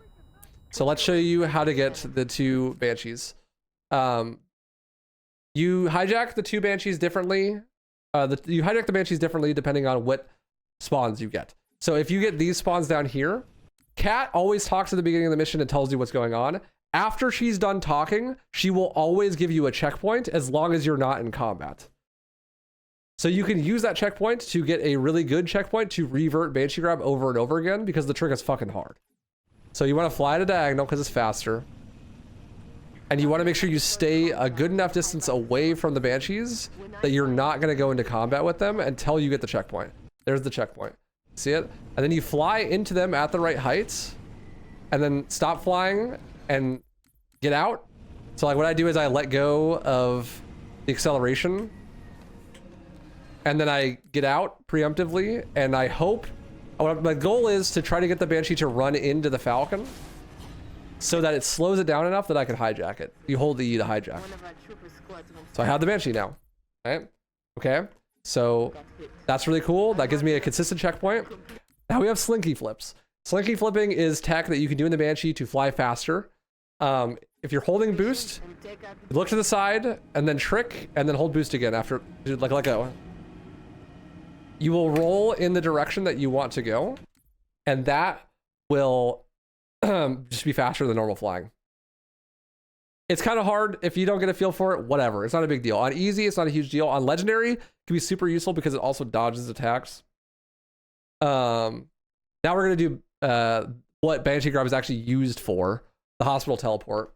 So on NA, there's a button that you can press that will call in a Falcon for you so you don't get stranded. So like, let's say your Falcon falls off the map and you're like at hospital. The game doesn't want you to be stuck at hospital, so it will give you another Falcon. And there's actually a button to manually prompt that to happen, and it's down arrow. I think on controller, it's down on the D-pad. So what we want to do is touch the ground, and we got to make sure we're touching the ground. If you don't touch the ground and you press D-pad or you press down arrow, it will spawn you a Falcon at the beginning of the level, which is not what you want. You need to be touching the ground, and then you press down on the D-pad or down on down arrow. Right? And then also we're going to use the Banshee Bomb to blow off our wings. Sometimes when you're hijacking, the Banshee will fly into the Falcon and blow off its own wings. And then you don't have to do anything. That's nice, but you need to blow off the wings so you can fit through this door. Sometimes when you Banshee Bomb the ground, the Banshee will still have wings. If that's the case, then you just DMR shot the wing one time on each side, it'll blow off. So Falcon's coming to here. If I go close like this, the door will open and I can fly through. And you have to learn how to squeeze the Banshee through the hallways here. And fly it to the end where this is. This just saves a ton of time on movement. And also it allows us to teleport back, grab the shotgun after pressing the button, and then get in the Banshee again. There's going to be a trigger here that detects where we are, and we're going to skip that trigger by being in the Banshee. We're not expected to be in a vehicle, so it's not going to be able to find us. So after it blows up, you get in the Banshee, and then you look at these jetpacks, and when the crate disappears, get out of the Banshee. That means you skip the thing, and I'll teleport outside. So like the whole goal there is use the Banshee to fly through the section to hit the thing really fast, and then you also use it to skip that trigger, so that basically what happens is the game decides it's going to roll checks for the side objectives because you've completed the main objective. But if it does that and you're not outside, it teleports you outside. So normally you'd have to walk back because the game detects that you're inside, but it gets confused because you're in a Banshee.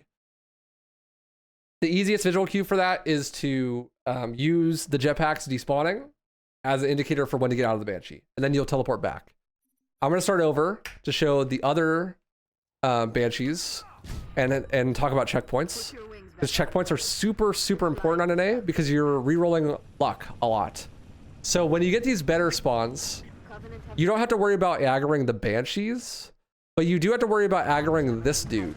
This turret up here is always here, but he's in a couple of random spots.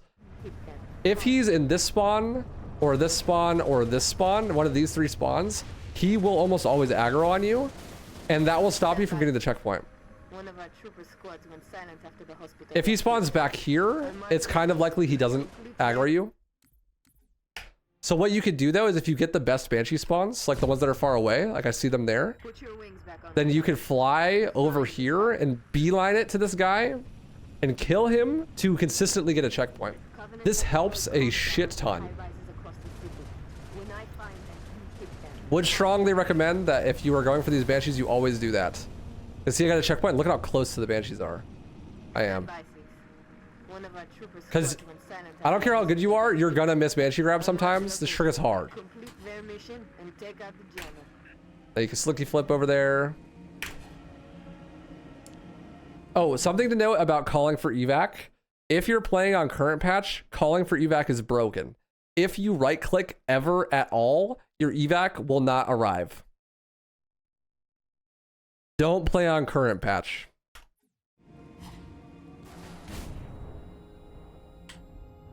So this is a good example of blowing off the wings. Already got an evac transport on the way.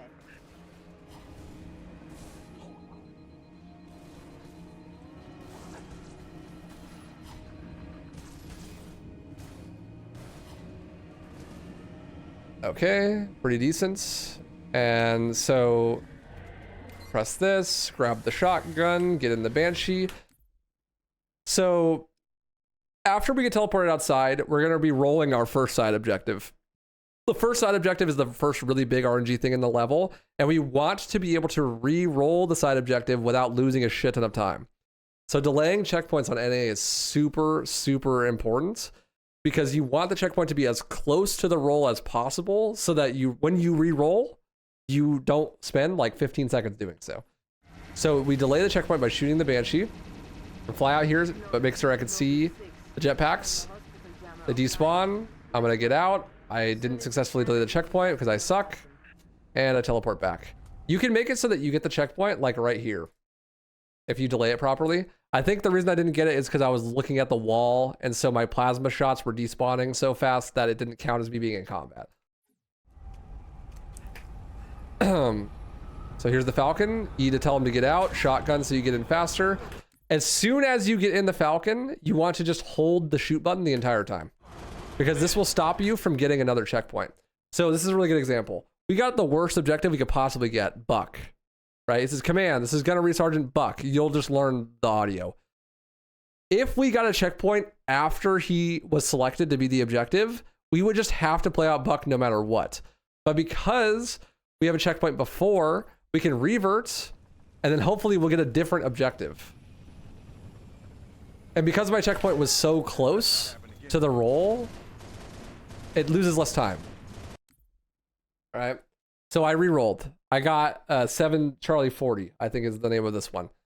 And I could tell because I got this Phantom. Okay. So when you're looking for side objectives, there's a couple things to look for. Obviously, the dialogue tells you what objective you got. So if there's dialogue, then listen to that. There are objective markers that pop up on the screen. Those tell you what you got, but those show up really late. But you know, if they show up early, then there you go. And then the other one is phantoms. There are phantoms that are scripted to show up, like this one, whenever you get certain objectives. Right? So this objective, this phantom is always tied to this objective. There's a phantom that's tied to that objective, 1 Alpha 3. There's a phantom tied to Elites and Engineers. There's a phantom tied to Jammer. And there's a phantom tied to Phantom Buck. So you could tell by where the phantoms are in the map what objective you got way before the objective marker shows up. Like if you see here, the objective marker still has not shown up, but this is the objective. And I know that because I could see the phantom. There it is. right? 7 Charlie 40, right? 4 objectives where there are Marines. Killing the Marines completes the objective. So I killed all the Marines. The objective is complete. Nothing you could do, 6. Move on, right? So we're moving on to the next objective, which is going to be a main objective. But I'm going to show a couple of different side objectives and just re-roll them over and over again just to show you what the different ones can look like and what to do with them. So that one was 7 Charlie 40. Whiskey 39er. This is the best objective you could possibly get. Whiskey 39er. Super, super fast. And you know that you got it because you always get the dialogue. So for Whiskey, you want to hover above this shade turret while you shoot that other one, because then your Marine in the side seat can kill that one for you. Right? So that's how you do Whiskey. That's the best objective. If you get Whiskey as the first objective, that is like the best luck you could possibly get. So let's just keep re-rolling and show different objectives.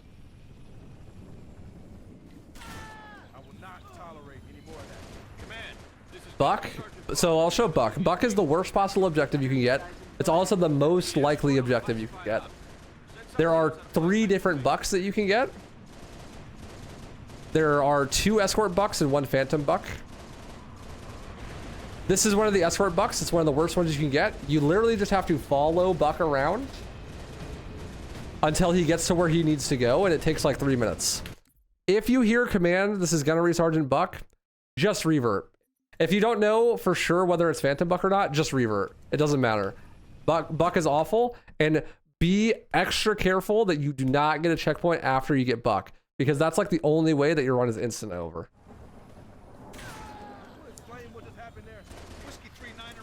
I got Whiskey again. That's really good. But you can see like the differences in how early you can tell what objective it is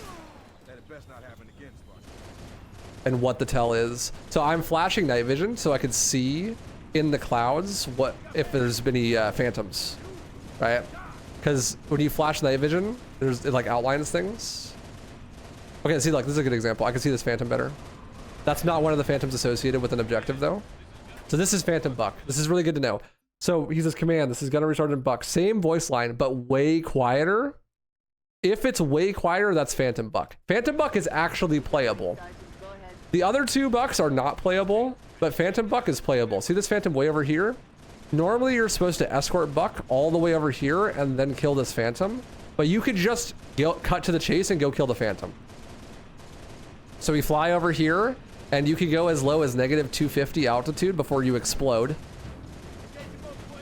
And you shoot the engine of the Phantom to do twice as much damage, and hopefully your Marine will help. When this blows up, then the objective's over. That's Phantom Buck. Phantom Buck actually can be pretty fast. You can get a sub 7 with Phantom Buck if you're looking for it. One really common way is if you are doing Synoviate, like this objective right here, you'll often come over here and flash your night vision to look for the Phantom. There are random sleep timers which make the objectives show up at different amounts of lengths of time. However, Phantom Buck always takes a long time before you could see it. So if you're looking for an objective and can't seem to figure out what it is, it's a good bet that it's Phantom Buck. All right, let's see what else we get. I'd like to show off maybe Foxtrot or something.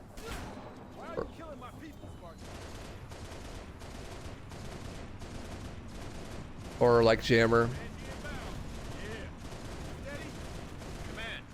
That's Buck again. Again, it's more likely that you get Buck than any other objective because there's 3 of them instead of just 1. 018, this is a good example. So 018 is the second best objective that you can get here.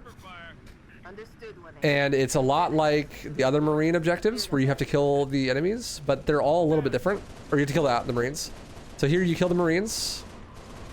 But killing the Marines is not enough to end the objective. You also have to kill the skirmishers that are sniping them with the beam rifles. But you have to kill the Marines first. If you don't kill the Marines first, then the Pelican will arrive and pick up the Marines even though they're not there.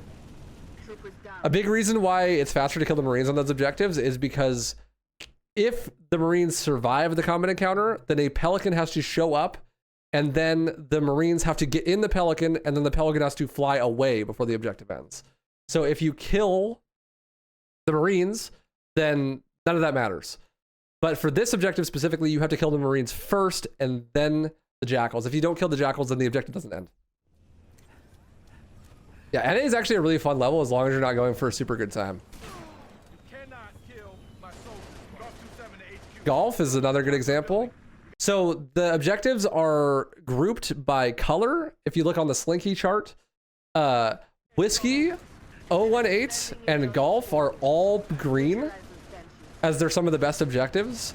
But that means that you can't get them together. So like if I'm getting Golf right now, I can't get Whiskey or 018 as my second objective.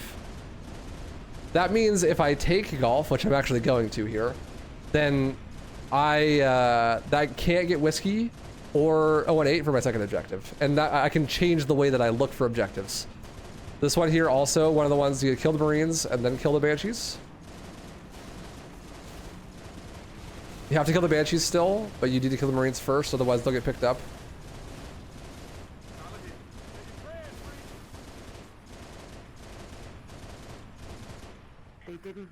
They didn't make it Noble 6. Okay, so I did the first side objective. Now we're going to the second main objective. It's going to be either Virant, which is this building, or Synoviate. You can tell by the dialogue. I like to head over to Virant first because you have to kill these anti-aircraft things before you can land. And so even if it's the wrong objective, I can kill those from afar. Okay, so I got, see, like, this is a good example. I got Synoviate, but it's not a big deal. I can make it over here.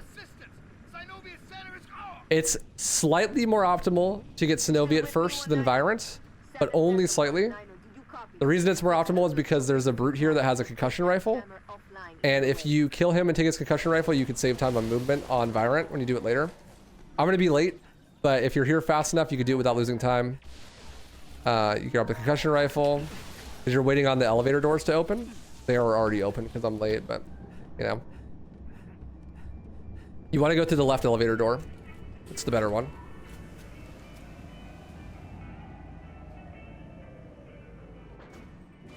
And then you use the concussion rifle to make this faster. So you go through here, jump through the window. And then jump and shoot the ceiling 3 times. You'll regain your sprint right here. Jump and cancel sprint and reload. Press this. 2 boosts, you regain sprint. Conk jump up to here. You'll regain sprints.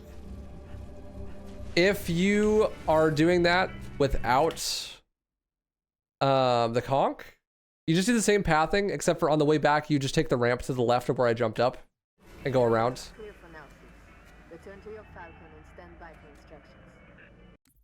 I am going to force a checkpoint for the second objective. So the second objective is where a lot of the skill and the routing and game knowledge comes into play for how you play NA. So I got Golf as my first side objective on this run. That means I can't get Whiskey and I can't get 018, right? So that means that whole side of the map is basically pointless to look at. I should be scanning for objectives that I can still get, right? So I'm in Synoviate. I get a checkpoint. I'm going to spam shoot so I don't get a new checkpoint and just keep spamming shoot until I know I get an objective I want.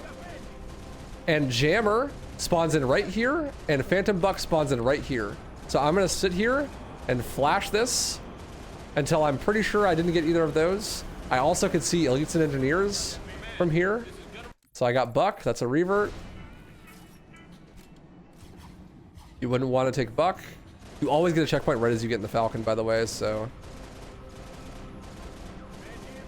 like optimal play here is to sit here and make it so you can see Phantom. I got Phantom Buck. You can see it.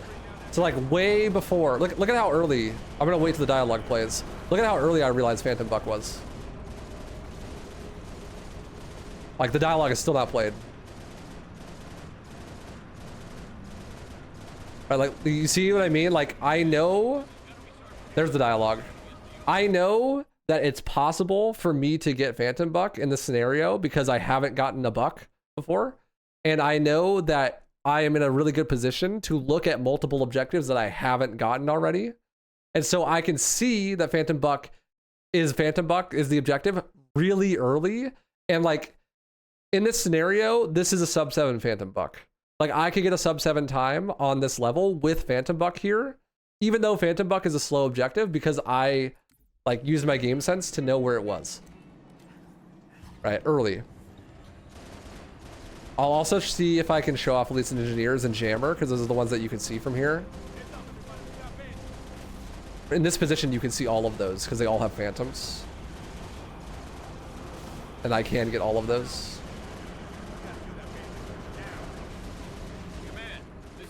Buck again.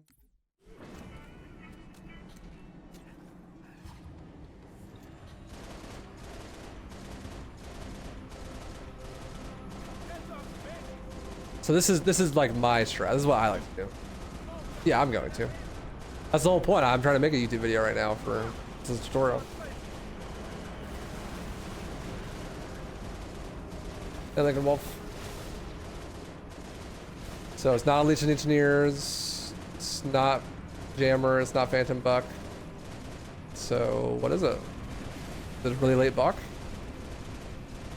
It's probably 1 Alpha 3, right? No, it's 7C40, right? But like, look at how long it takes for the objective to like announce itself.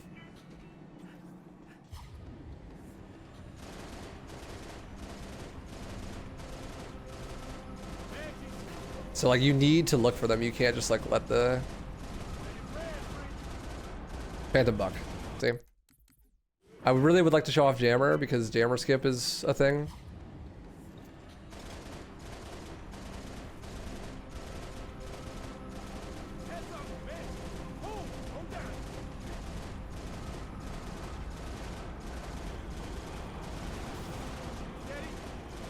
I don't think it's gonna happen though. Just believe me, bro. Jammer spawns in right there, and if you shoot it early on good RNG, then you can instantly end the objective.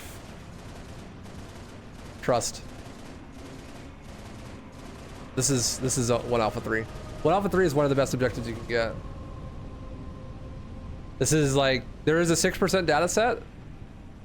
I guess there's a 6% to get a data set that gives you a sub 7 guaranteed. Pretty much no matter how well you play it. That data set consists of 1 Alpha 3, that one, Whiskey, 018, and Foxtrot. Those are the 4 that give you like a sub 7 every single time, no matter how well you play. I'm gonna go ahead and continue and show off the rest, but now that we have done our 2 side objectives, we know what we got for the last main objective, so I can just fly over here. I don't have to wait.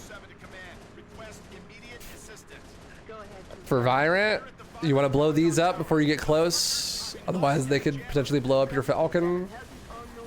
On easy, you don't have to worry about your Falcon blowing up as long as you kill those. And you can, if you have your DMR still, you can sit here and shoot some enemies to make it less likely that they blow up your Falcon. And then the movement here is for speed. This is why the conch saves time to get Synovia at first, because you can do stuff like that. Ah! Be careful of the hunters. They can't really kill you on easy, but it can definitely knock you off this edge. Vibes are good. Stop like a wolf. If you're delaying the checkpoint, if you got this objective second, not third, you need to delay the checkpoint because you will get the checkpoint naturally early. Like if you do Synovia, you will just get the checkpoint right before you get in the Falcon every time. But if you get Virant second, you need to, once you start entering this room, start like spamming melee, or you'll get the checkpoint really early. And then you get the checkpoint right here, which is where you want it. And then you can start shooting. So for the final objective, you have to kill 6 shade turrets. There's a faster way to do it if you kill the Phantom that drops off the first shade fast. So you can see the Phantom from all the way over here and just start shooting at it from range. Again, shooting the engines does 2 times damage. It's way easier to hit the fast cycle if you are doing Synovia right before this, because your line is pretty bad from Virant. But you and the Marine should hopefully shoot the engine. And if the Phantom explodes before it drops off the enemy, the turret, then the turret also explodes. So like this is not, he's obviously not gonna die. Right. And then this one. Then you would kill this one. But if you're gonna do the faster one, you killed this one first. And then you turn around and kill this one. You would do this kill order I'm showing now if you had gotten the first kill faster. Like if you did the Phantom kill, we got it. And then that one. And you're done. That's it. Yeah. That's pretty much an A. That should be a pretty comprehensive guide. I didn't show every single objective, but that's... The biggest tip that I could give for NA is to study the Slinky chart and study which objectives are what and which objectives can be with which ones. Because you give yourself so much knowledge of what the next objective is going to be by knowing what it can't be. So, feel like you're more worried about the Marine dying than the Falcon blowing up on easy? Yeah, that's fair. I have never had him die, even if there's a bunch of enemies alive. So, Marines are fucking tanky on easy. And so there's NA. That's the NA guide. Hopefully that's good enough. This is gonna be a long ass tutorial. 2 levels left. Package, Pillar of Autumn. I'm not gonna show off the fuel rod strats because I don't think they're worth it for full game. The beginning half of this level was really straightforward actually. There is some luck involved. Letter picks you. Thank you, man. I appreciate you. Thanks for taking it out. There's some luck involved with the spawns here, but you're always going for the same ghost who spawns in the same spot every time. So it doesn't really matter too much for easy. But I like to DMR him over the top of the ghost. If I can fucking aim. If you can, grab the plasma pistol. Not a huge deal if you can't. There's another opportunity to get one later, but I like to grab it there if I can. Drive through here in this gap. Come off to the left to grab the Revenant. The Revenant is a little bit... It's faster than the Ghost when you're boosting, but slower when you're not boosting. But it's really good for killing the AA guns. You have to kill these 2 AA guns, and once these 2 AA guns die, then you're on a auto-scroller, you're on a timer. Shooting beforehand causes the shield to go down so that you can then shoot in there once to blow it up. So 2 shots before, and then 1 shot. These can just iframe your shots. If the AA gun is shooting, there's a brief period where it's invincible. So make sure that it actually does blow up before you leave. Then you go over here and switch to the Ghost. And once the second AA gun blows up, you're on a timer. So the rest of this section doesn't really matter how fast you do it. You could definitely do it too slow, but it's really hard to do it too slow. You need to kill the grunts in both of these AA gun turrets, and then you need to kill the Revenant guy. If you walk up to him, he'll always jump out on this side. You can just punch him. He drops a plasma pistol, so if you haven't gotten a plasma pistol yet, that's a good spot to get one. You just one-tap that guy. And then I like to park over here and overcharge the Revenant so he doesn't splatter me. Melee to get rid of shields, headshot with the DMR and get the Revenant. And now we wait like 40 seconds. It really doesn't matter how fast you do it because you have to wait for this Falcon to like fly through the air with the teammates and stuff, and then Cat will open the door. Or not Cat, she's dead. Rip Bozo, somebody opens the door. Noble team, Falcon group has landed, hostiles engaged. Units working on getting the gate open. Waiting. It's literally like a 40 minute wait, 40 second wait. Okay, it starts to open. Boost and lift to make it over the barrier here, and then aim to the right to go around the barricade. You can cut the left side here. Diagonal driving. So here is where I'm gonna make myself a checkpoint, disable natural checkpoints. So here, there's a plasma pistol on the ground to get an ammo refill. Cut your sprint. This jump is kind of hard. You can't go all the way against the wall. If you do, you won't make it. You get like a backwards slide out of it. You see that? Like you get like an arc on the way out. So you have to Like run almost to the top, stop, and then jump crouch. And then you can do this nade. Don't sprint before it to make this jump. If you don't like the nade, I like the nade. The nade is really good. If you don't like the nade, there are other ways to do it. You can do the ledge way, which requires another one of these, and then you go over this way. Right? You go like this. Or you could do the way harder way, which I don't know why you would do, but some people do. Is you like run on top of this and jump. I don't like this one because if you get shot, you lose your sprint speed, and then you can sometimes not make the jump like that. So I much prefer the grenade. Would recommend.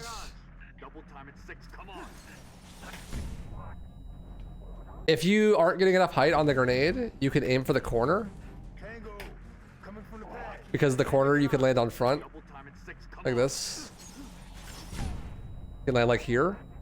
You'll have to jump again to get over, but it's fine.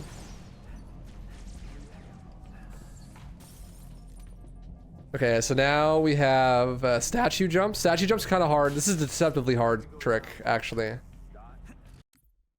So instead of going all the way around like you're supposed to, we're gonna jump on top of the statue and make it into the building. So like, you could stand on top of this little part. You're jumping and then run jumping from here over to there. You need your sprint to not be interrupted to be able to make it. So you want to go to the left here to hide behind the shield. So in case like anyone over there tries to shoot at you, like they can't see you because there's a shield in the way, right? Like, and then these guys can sometimes just be unlucky in their positioning and shoot you. But this jump is just hard. It requires some practice. You punch the glass and then regain your sprint. If you miss the jump, there is a backup.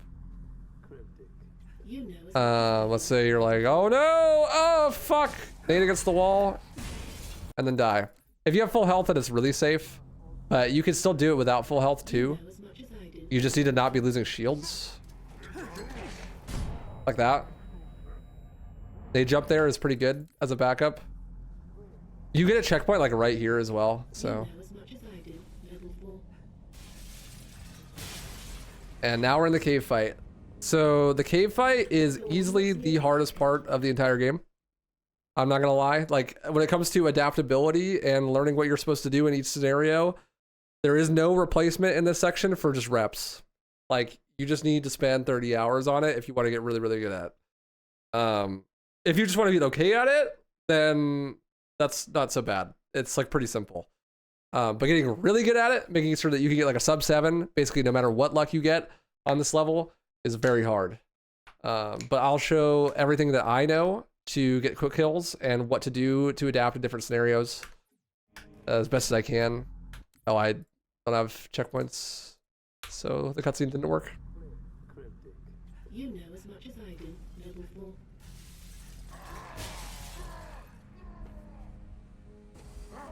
XTD. Cave fight. Okay, so cave fight is pretty complicated. First, I guess we'll start with the Banshee grab because it's the most important part. You don't get the Banshee grab, then you're just fucked. You want to run over here because there's a trigger that goes diagonally through this section, like this. And the earlier you hit that trigger, the earlier the phantoms start to spawn in. That is helpful because it makes it faster. However, if you're having a hard time with the start of this room, then what you can do is instead of going to the left there, you just go like this.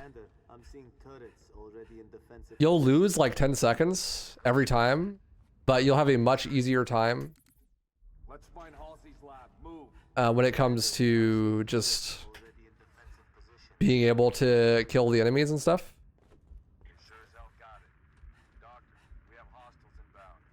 So once you're over here, you need to shoot over this direction as much as you can without losing time on the movement to try to aggro the Banshees.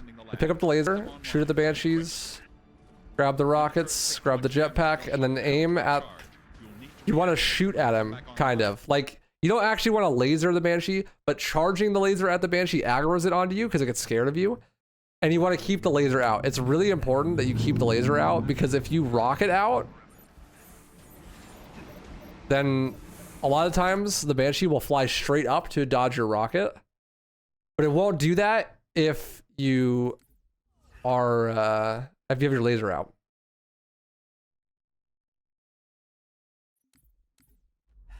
So laser out, rockets will cause them to flee, so that's not good. And shoot to try to aggro. Noble team, there are 4 defense turrets to assist you in defending the lab. Get them online and quick. Make sure you grab the rockets and all of the ammo. These Banshees could be a real bitch. Sometimes they'll just fucking fly away and fuck off and they don't care. Other times they're on you and it's a lot easier to hijack. I like to stagger it out and then boom, got the Banshee. I think the other ones are early enough that I could get different RNG.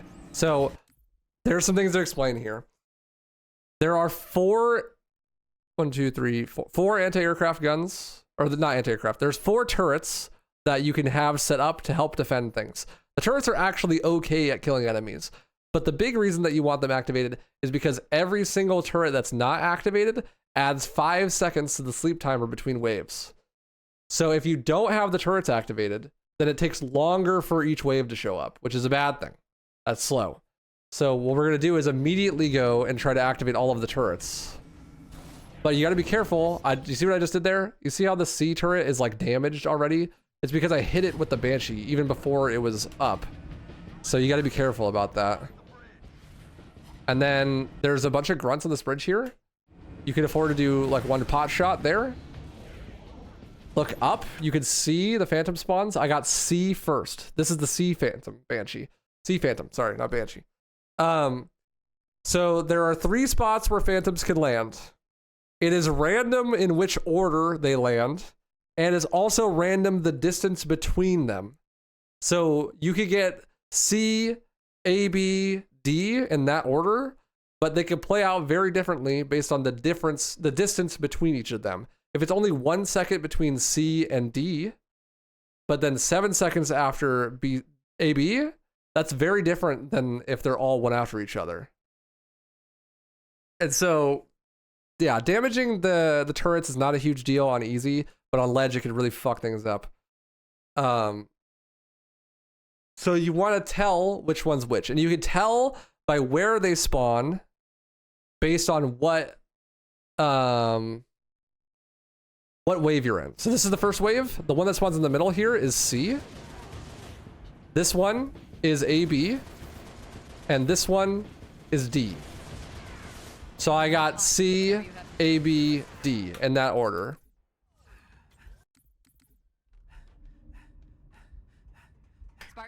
It's really important that you take note of the order in which they spawn, because the Phantoms, after they drop off their enemies, will fly away. And in order to progress the waves, you have to kill all of the enemies except for 2, and the Phantoms count as enemies. So if you don't blow up the Phantoms and they get to fly away, you lose like 15 seconds per wave. Also, if you're trying to hijack this guy, if you go above him, look, see, he's going up. If he goes right up like that, you can't hijack him. And so the reason that happens is that your elevation is too high. Like, he's afraid of you hijacking him, so he flies away. So that happens when you have the rockets out, and it also happens when you are too high. Like, if you're above him, he gets scared. I always recommend landing there first before bouncing. So, like, you want to go up into him like this.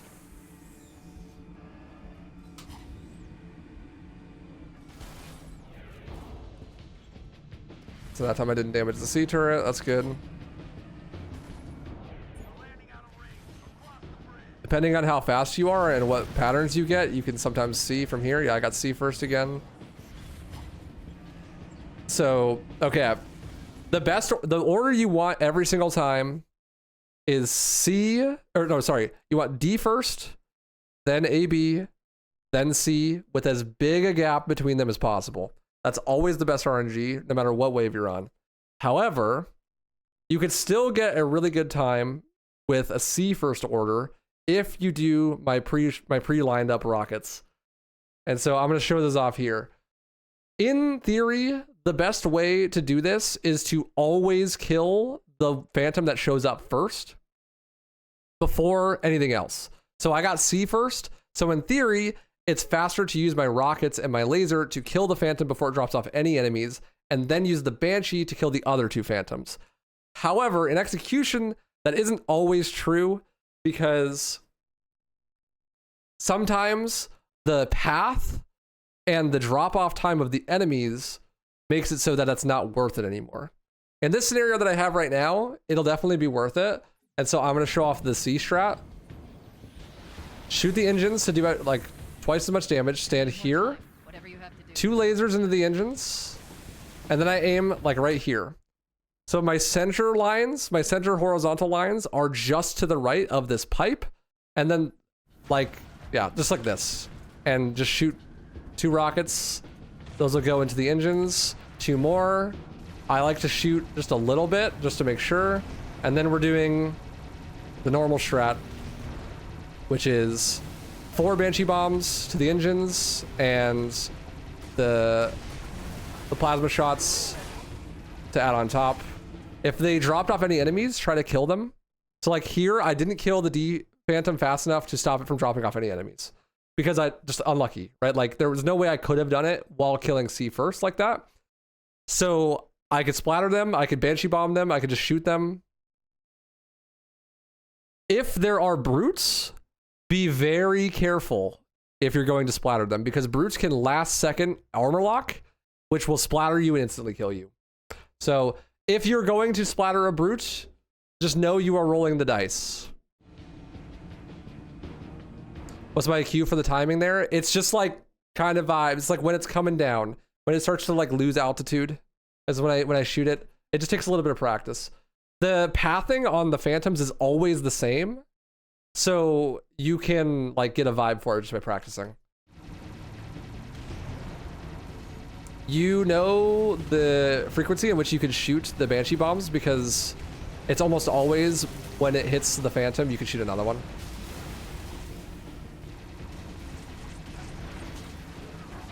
So when there's 2 enemies left and only 2 enemies left, then we'll get the next wave. So I'm kind of guessing based on how many enemies I had left. Okay, that was good. This is D first. So this is best RNG. The laser does have a finite range, so you do want to make sure that you're in the air when shooting the laser, just to make sure that you can get close enough. You can actually shoot the laser like not far enough. It's kind of funny.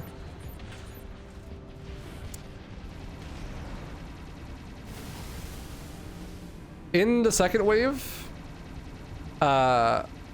C is the most dangerous phantom, because C often flies away really fast. So you should always focus on C second in the second wave, unless it's the first one and then you do it first.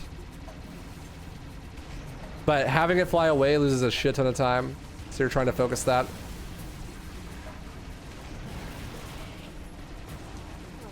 Once you kill enough enemies, you'll hear the music change, and Halsey will say, "Package is almost here." Like, and that means that you have finished the second phase. The third phase, you only have to kill 1 phantom, and it's this one here, the one that spawns on the right side. It's always this one, and you only have to kill it. As soon as it's over, then you're on a timer to beat the mission. So you can use your lock on, or you can lead shots. Engine shots do twice as much damage, like I said. It always comes from the same spot, and it always has the same pathing.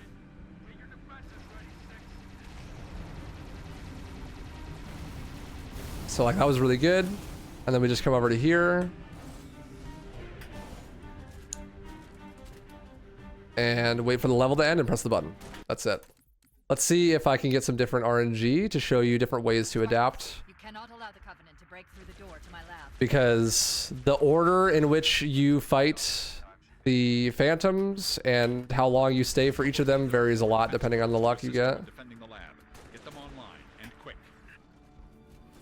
Do I have a lineup for the Banshee bombs? It's mostly vibes. If you lock on, it'll always hit where you want, but it's slow to wait for it to lock on. I kind of have like pseudo visual cues that I use based on how far away I am.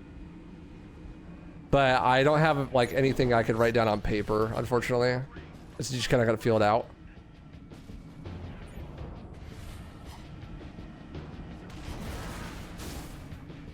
So I got, that's D first. This is best RNG actually. So D first, he's like super fast. It's faster to alternate between laser, rocket, but it's also a lot harder.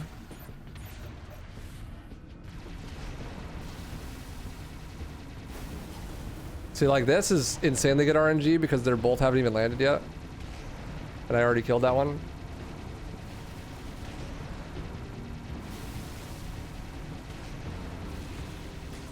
One of those must have missed.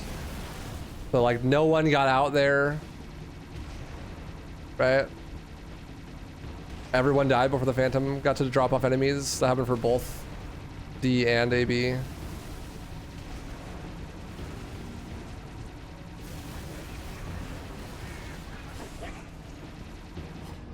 think that's it. This is insanely fast first wave. Like, okay, and then C first on this one. So C first would be like the worst RNG, but I have my lineups here that help a ton. So like this is, I could just do it right away. I know that because it's fast. It's really important that the rockets hit the engines. Otherwise it won't blow it up. So the really important thing to note, the Phantoms, they heal up to the nearest 25% HP every 5 seconds. So if you hit a Phantom with a rocket, for example, the rocket only does like 8% damage unless you hit the core, hit the engine. If you hit the engine, it does 15. So if you hit 2 rockets on the body, that isn't more than 25% damage. And so doing 2 rockets on a Phantom and then not continuing to fight it is the same thing as not ever fighting it. A laser to the engine does exactly 25% damage. So you can get away with lasering a Phantom that you're not going to kill right away. But you can't get away with doing Banshee bombs or rockets on a Phantom that you're not going to kill right away. If both of the rockets hit an engine, that's enough to count for 25. So you can leave it alone. But like, that's probably not going to happen in a scenario where you're like free firing rockets or lock on shooting rockets at something that's passing by. So it's almost always better to focus on the one that comes in first and just full kill it. Noble team, there are 4 defense turrets to assist you in defending the lab. You can also full kill AB if that's first as well. That's way more rare though. And that one doesn't even really need lineups because it's low enough. Look, so like, yeah, look, I was above him. So I wasn't gonna get the hijack. He just flew away because he decided to troll and like fly into the ground. Banshee grab can easily kill runs. Don't like, it's not entirely skill based. So like, be wary. Noble team, there are 4 defense turrets to assist you in defending the lab. Get them online and quick.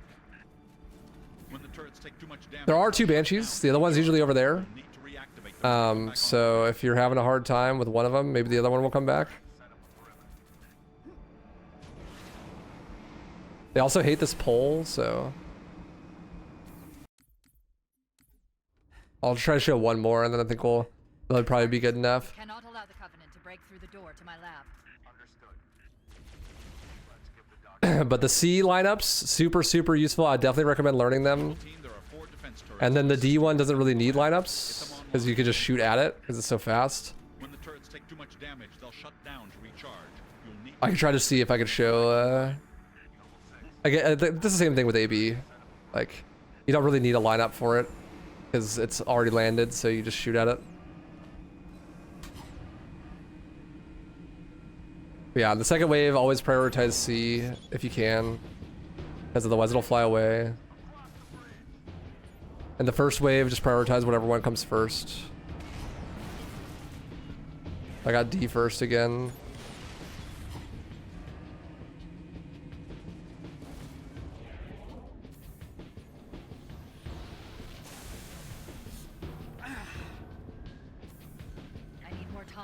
Whatever you have to do, do it.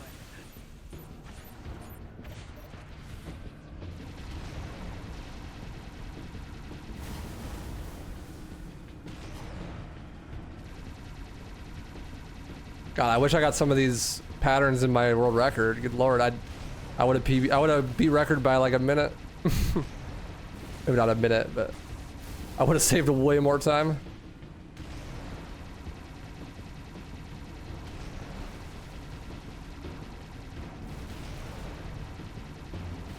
Like, this is insane.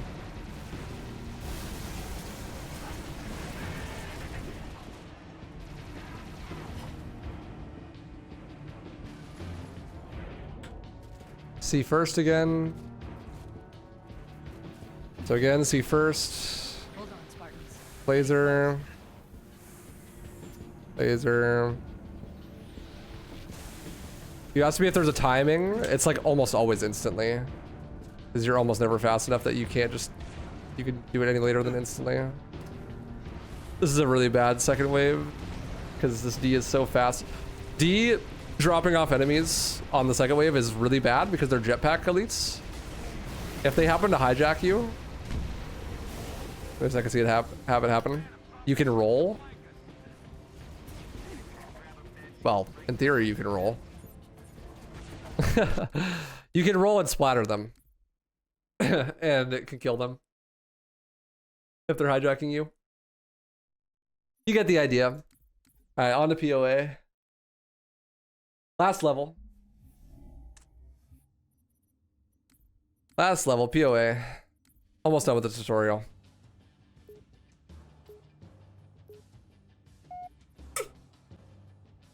Me.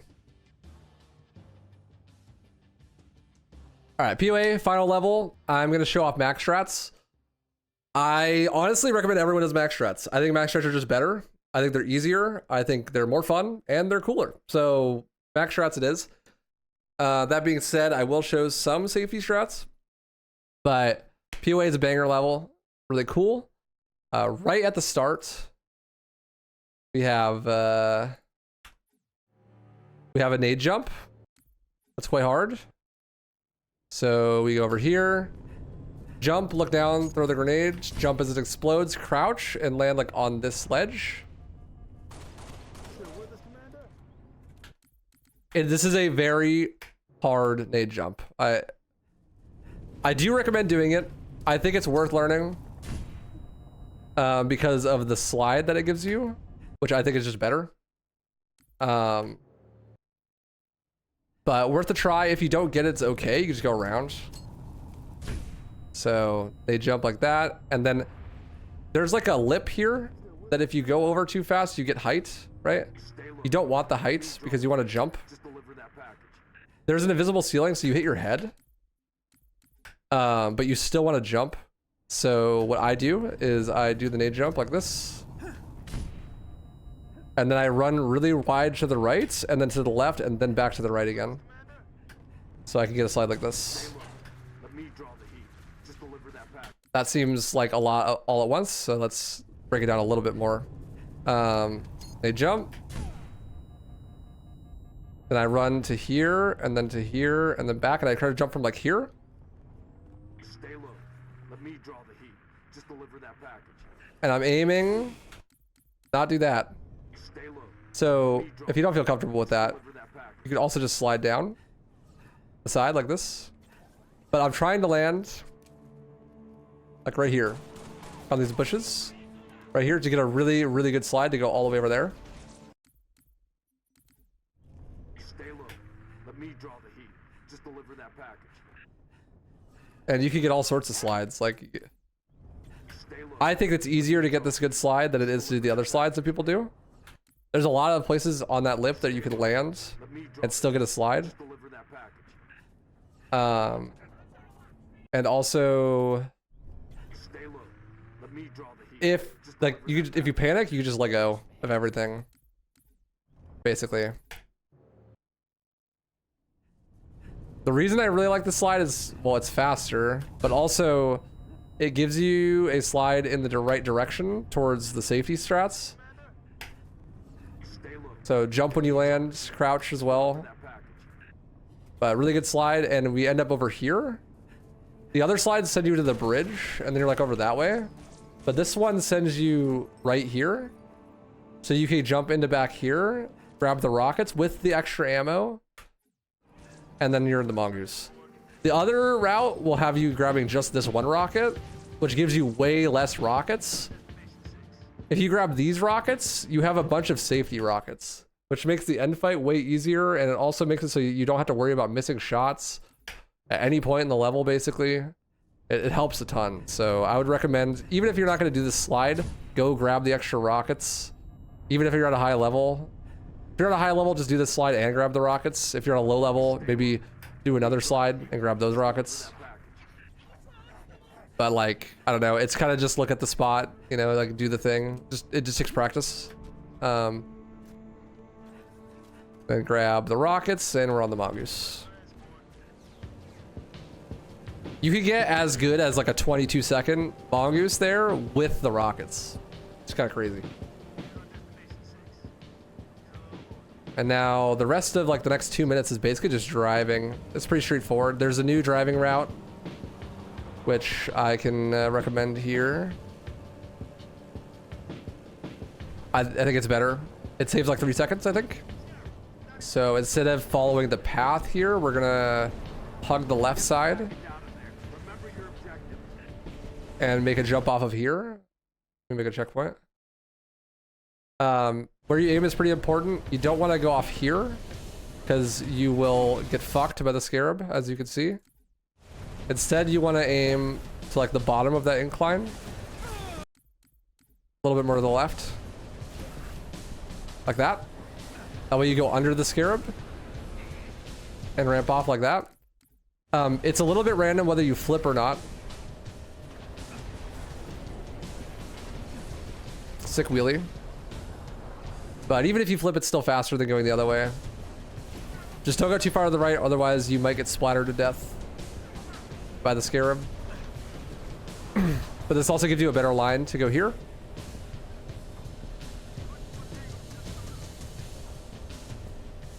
Cut the inside line. Side line.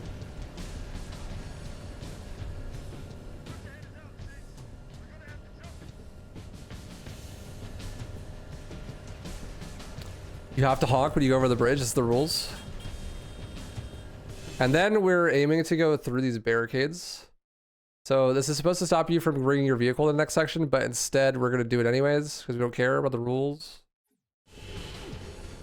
I like to flick it to the right as I go into it. I let go of the gas like right before I hit the wall, and then I flick to the right. Not a super hard flick, kind of a casual one. If you just barrel straight into it, that also works sometimes, but I don't like spinning out like that. This is the faster pathing down this way, straight down the middle. There is also the alternate pathing. If you get a weird line like this, you go this way.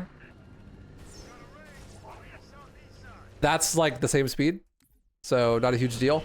You also sometimes can get stuck like this, right? If this happens, get out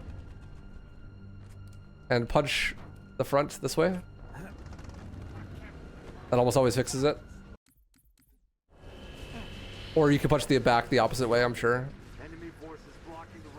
It's pretty hard to get stuck though.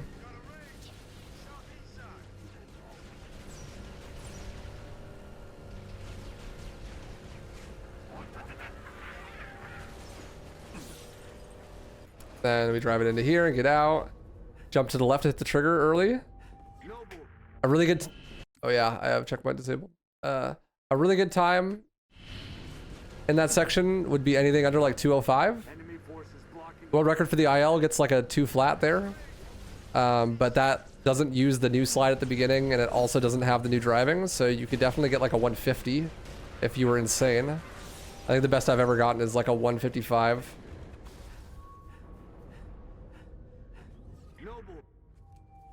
Okay, then you let your sprint recharge. And then there's just some sprint cycling here. Nothing super crazy. Upcoming, we're going to be tracking down a Bob. Bob can spawn in one of 2 different locations. I have a strat. I'll show off the strat for both of them. It is seeded. The Bob is seeded from the beginning of the level. So I think it's unlikely I'll be able to show off both without having to do the whole level again, but we'll see. So what you want to do is you want to grab this laser. And then right here, you can see this guy. This is the bad Bob.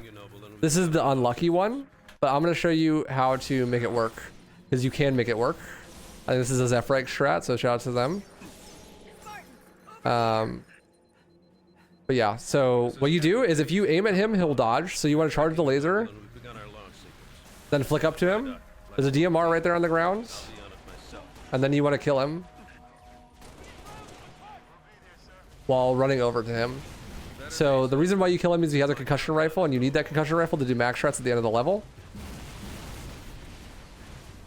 So there's that. That's the entire reason you pick up the laser, actually. So if you do the other Bob, you don't need the laser. This is Captain Keyes of the Pillar of Autumn. We are tracking you, Noble, and we've begun our launch sequence. He can run and kind of hide. The scary part about this Bob is that if you, once he's on screen, he will despawn after 20 seconds. So right starting through walls counts, by the way. So like now, he's on a 20-second despawn timer. If I don't kill him before that, he will despawn and take the conch with him. We are tracking you, Noble, and we've begun our launch sequence. Proceed to dry dock, platform D. So I have to kill him really fast so that he doesn't despawn. So this is what you do if you get this Bob spawn. I'll have to redo the level to show you what you do if you get the other Bob spawn. Oh, this can happen. So his concussion rifle fell to the floor. That's just unlucky. There's nothing you can do about that. The other Bob also has the same problem. So, you know, rip bozo. The other Bob has a better checkpoint though, so We are tracking you, Noble, and we've begun our launch sequence. if that happens, I suppose you keep the laser. If you really don't just revert, but if it happens and you really want to not revert, then keep the laser and then do the old strats for the end fight, which I'm not going to show. Alright, so next we're going to grab this ghost. When you're running up here, sometimes the ghost will spot you. You can tell because it'll start to move on the minimap. If it does, you go around the left side or the right side there. If it doesn't, like this, then you just shoot the rocket at it. The rocket blows off the wings of the ghost and also kills the grunts. You need to blow off the wings, otherwise it won't fit in the doorways here. So if you drive into the doorways and you still don't fit, maybe the rocket didn't blow off the wings. That can happen. Here, this jump is really hard for a few different reasons. You need to boost to the window and lift up to try to land here. This is perfect. This is where you want to land, basically. But if you don't do it well, then a lot of bad things can happen. You could flip around like this, and then, oh, and then I fell, and oh, this is so slow, right? So that's hard. That was pretty good. That's like the ideal. You want to go like there. Also, there's the problem of, I don't even know if I could show off doing it wrong. Here, you can't really drive on this thing. Like, you kind of get sucked into the floor, like I'm stuck. So you really don't want to land on top of that. And what you really, really don't want to have happen is you don't want to fall between the gap here, like this. This is the worst case scenario. Okay, I got lucky and it fell out. But if this ghost falls in here, that shit is over. There is no saving it. You're not getting the ghost out. Apparently, that never happens to anyone though, because I can't even get it to happen on purpose. Yeah, it almost happened in my record. Oh, this is a good example. I'm like stuck. Adapter, it's fine.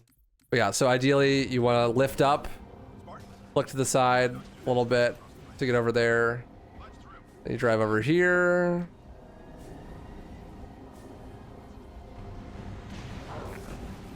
Then you go through this window. You want to hit a trigger over here. If you don't hit the trigger, then you won't be able to progress.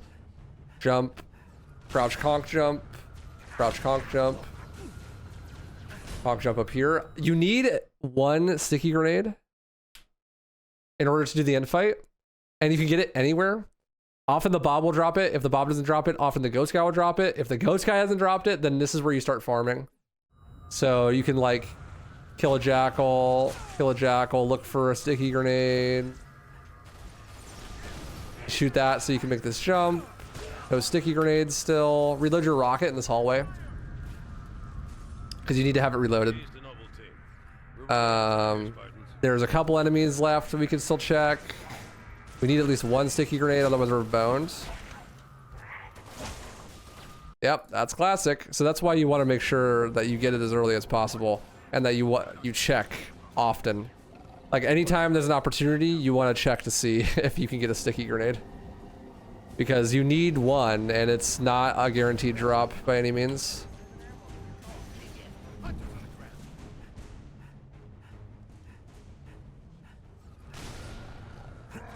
No, the hunters don't matter. You got to hit the trigger there. Give me stickies. Stickies.exe is not responding.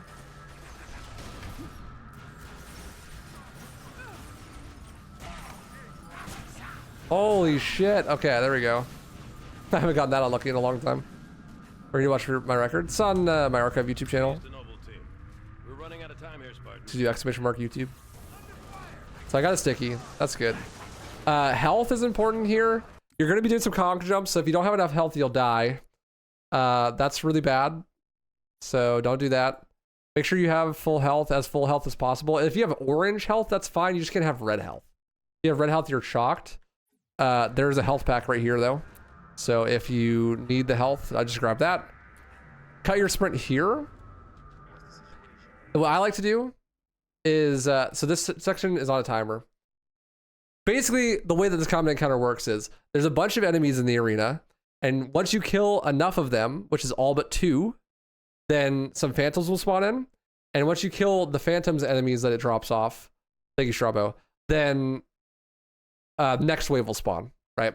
What we're gonna do is use the concussion rifle to jump up onto the mat cannon, and then use the mat cannon to blow up the phantoms before they get to drop off enemies. But in order to do that, we need to get enough kills that the phantoms will actually start spawning in. So you want to make sure your sprint cycle is set in a very particular way. I walk all the way to like here, like in the middle of this panel. Sprint, jump. The reason I wait is so that I actually get my reticle back. Because if you just sprint from the beginning, you can have a faster timing, but it doesn't make it any easier to beat the phantom timer. And also it means that you have to hit this shot, which is a really important shot, without being able to see your crosshair. So I would strongly recommend just walking, waiting for your sprint to recharge, and then sprinting here so that you can get your reticle back. I like to aim at the back half of the group because those are the harder kills to get. And we'll have another opportunity to get the earlier, like the front guys, in a second. You need to kill as many of these enemies as possible. Switch to the conch, make sure you have your grenades equipped. That is enough kills. That's what, 6 kills? 6 kills is technically enough, but that means you need to get like all the kills with the grenade. So what I figured out to do is when I conch jump back up to here, I pull out the rocket and I can shoot the top of the stairs to get the rest of the guys. Because the rest of the guys, if you kill all the bad guys, will come up the stairs and I can get both, which makes it way easier to hit the quota. Most people just shoot both rockets at the beginning, but I find that that isn't as consistent as doing this. So, conch jump, stand on top of this railing. 1, 2, 3. Land on top of this. Then a conch jump up to here. And then grab to here. This movement is not that hard, but it can be a little finicky at first. You're standing on top of this, so you jump conch wall, onto here. There's a bump. This thing can bump you off like that. So you have to hold against it into the wall so that you don't fall off.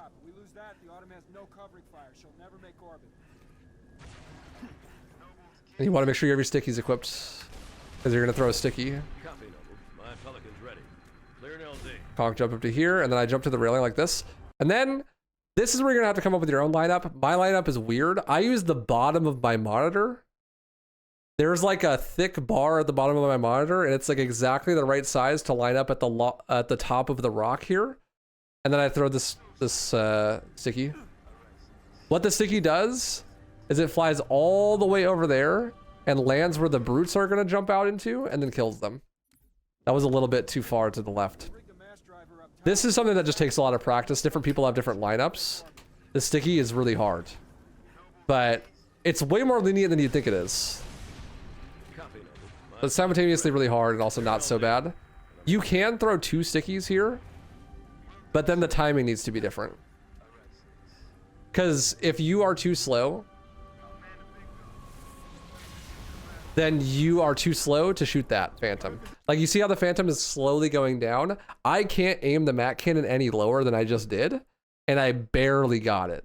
So if I sat there and threw 2 sticky grenades, then it's somewhat likely that I would have been too slow to shoot the Mac Cannon at the next Phantom, and then it's super chalked. So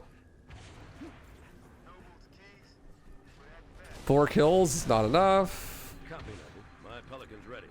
Clear an LZ. Then I got another 3 kills. That's really good. So I wait a little bit before throwing the grenade. I don't have a visual cue for it. It's just practice. And the Phantom. So I need to make sure there's, I think, 8 enemies in the first wave, like the grunts and jackals. I need to kill at least 6 of them, and then I need to kill at least 5 of the brutes. So I could tell based on the medals how many kills I got. I know this is going to be enough. And if I get enough, then this Phantom spawns, and I can kill that Phantom instantly. I can't kill the next Phantom that spawns in because it's out of range. Like, I can't turn this that far. So I have to kill all the enemies that spawn in here. If I kill all the enemies that jump out of this, then I will instantly trigger keys to start coming in, which saves a shit ton of time. It's called key skip. The other strat that you can do where you're staying at the bottom and you do it all by hand can get key skip, but it's random. Key skip saves like 20 seconds because it skips the last wave of enemies.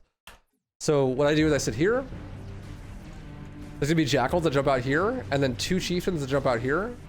If you direct hit the chieftain with a rocket, he'll die.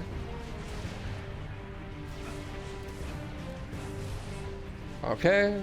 You can afford to use some of your concussion rifle shots to try to guarantee that kill on the second chieftain. The second chieftain's the harder one to kill for sure, because he lands in like the mist of the rocket you previously shot. But then you go back to this. If you've killed all of them, even if you don't kill every enemy, these Phantoms will still spawn in. So you need to come over here and kill them with the Mac Cannon. You'll know if you killed all of the previous enemies and the chieftains because this marker will show up. If the marker doesn't show up, that means that one of the chieftains is alive, and you just reload your rockets and kill him. It's not that big a deal. It loses a little bit of time, but it's really not a huge deal. So let's show it all again from the top. This is a hard strat, but honestly, I think it's easier than the other strat with practice. So I only got 5 kills. I would like to get more, ideally. Second rocket gets 1 kill, so that's 6. That's fine. Aim up like this. Throw the thing on a timing. I got 4 kills. Is that enough? So this can happen. I'm 1 kill short, even though I did basically everything right, because it's a bit random. With the extra rockets that you got from the beginning of the game, like from the beginning of the level, you can get your extra kills. Otherwise, you'd have to revert and do the thing again, and your checkpoint isn't always good. So that's a huge reason I recommend to grab the rockets, is so that you can save it if that happens.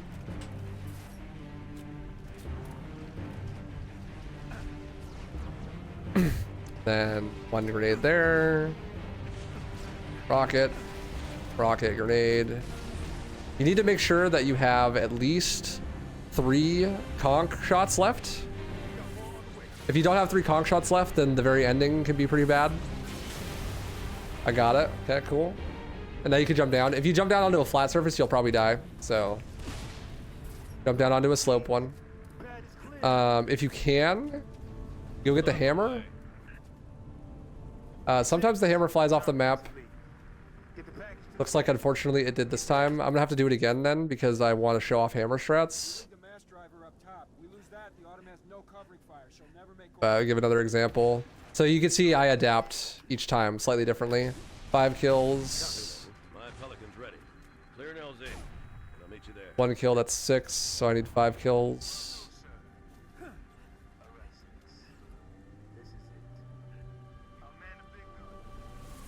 I only got 2, so I'm definitely not gonna get the thing.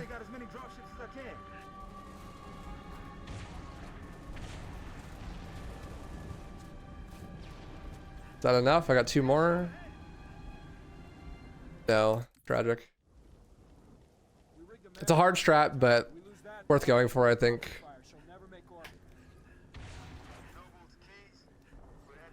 There we go. That's, see, you can get shots like that, make it way easier. So I got 7 kills, and then I got the 8th kill with that last rocket, so I got every single kill. I think I only need 3 kills now.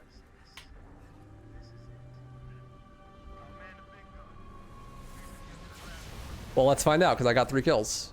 Is it 3 or is it 4? It's 4. Tragic. I got fact checked and failed.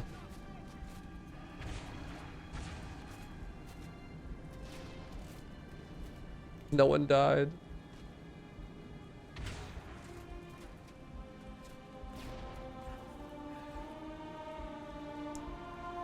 But see how much the extra rockets help? Like, insane help. Otherwise, like, you would have to revert and do it all again, and like, it's definitely faster to use an extra rocket. And also, if you like miss the rocket on the ghost earlier in the level, it's not as big a deal.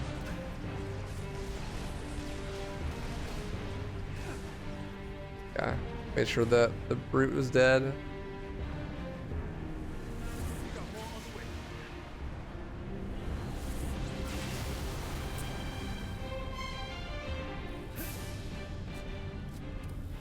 I have plenty of conch ammo left. It's good. Hammer didn't fall off the map. I see it. It wanted to. But that's the jackal. There it is. I'll show the end, and then I'll try to revert and see if I can show the other Bob route.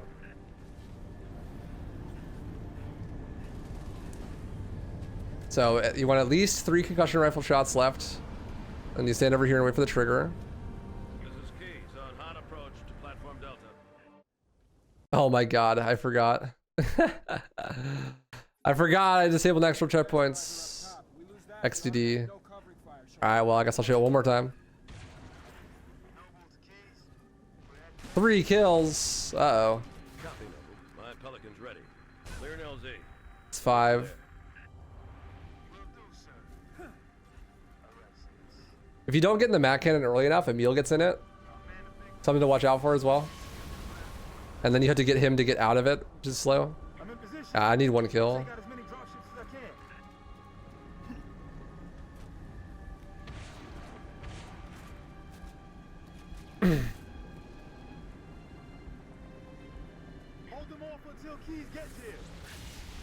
Good example of backups.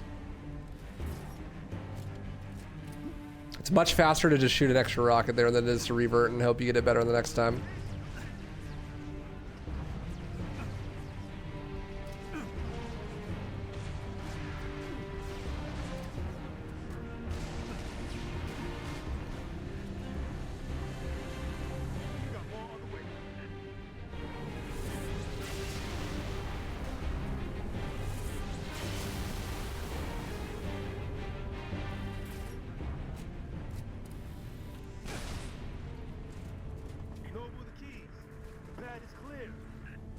So, some things to note.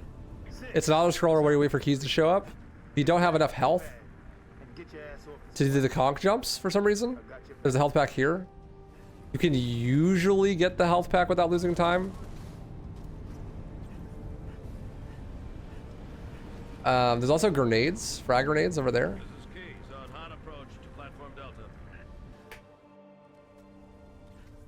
Which will come in handy if you're going to do one of the strats I'm going to show. So, hammer. So now, you could just run past the enemies and get to the top.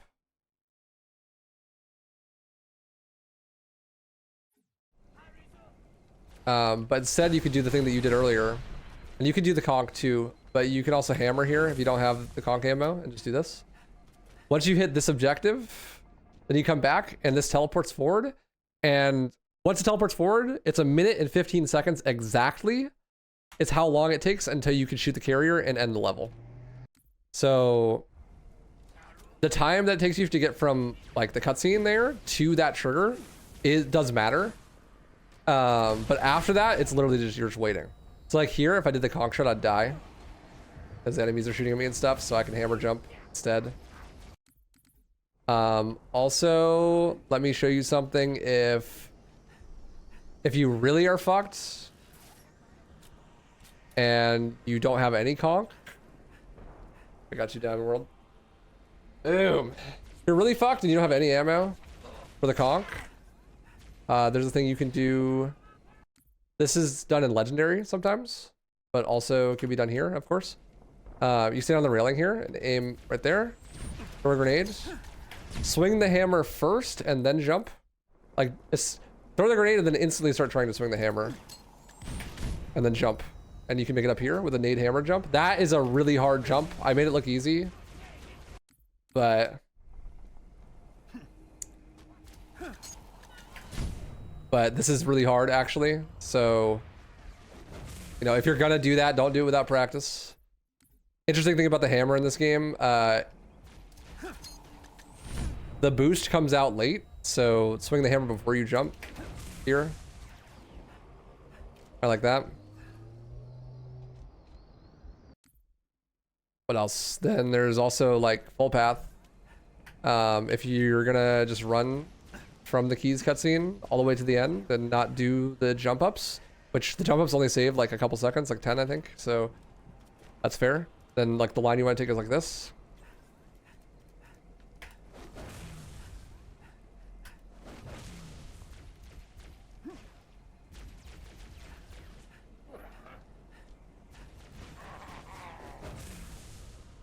Something like this.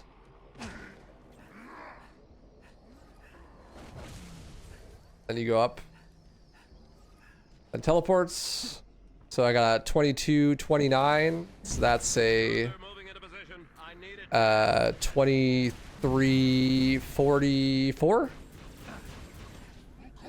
You want to come over here and kill these guys if you can, because then it makes it easier for you to not die while shooting the mat cannon. The mat cannon. And then you're just waiting until the timestamp.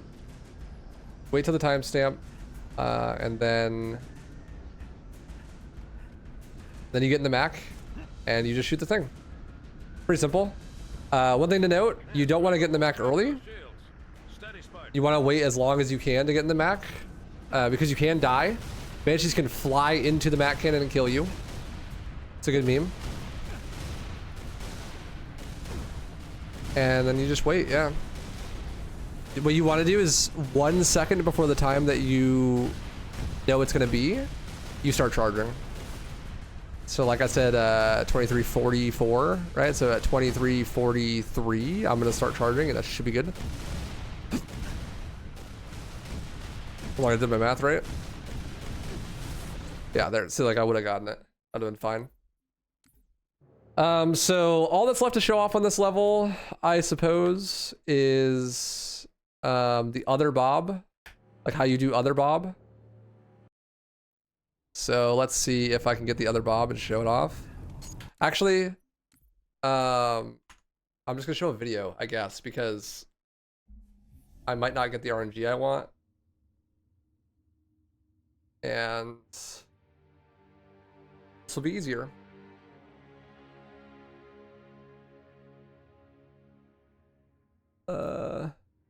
So exclusives run. So when I grab the laser, that's when things are going to diverge, right?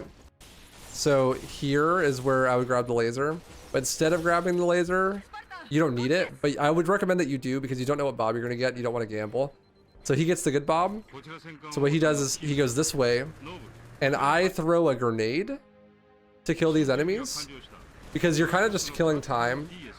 And you're looking for sticky grenades. You can farm stickies off those guys. So you got a sticky right there. And then you go this way, and you can. He's gonna use the grenade launcher, but you would use the rocket here, like you do with the other ghost. Pretty quick. To get this ghost. Central. Then the Bob is up here, and he has the concussion rifle, and so you can swing wide and splatter him. Thank you. To get his Really conk, quick. which can also go to the ground, and then you're in the same spot as you were before, right? So it's like basically the same thing. It's just that you use a different Bob and a slightly different route to get there. So it's not that different. But that's basically it. And then Lone Wolf, you just kill yourself. So that's the run. There's my Halo Reach easy tutorial. I got through the whole game in one day. That's cool. My fucking voice is sore. I'll post the whole thing on YouTube for sure. I might break up some of it. I don't know. We'll see. But cool. Thanks for watching. Hope you learned something.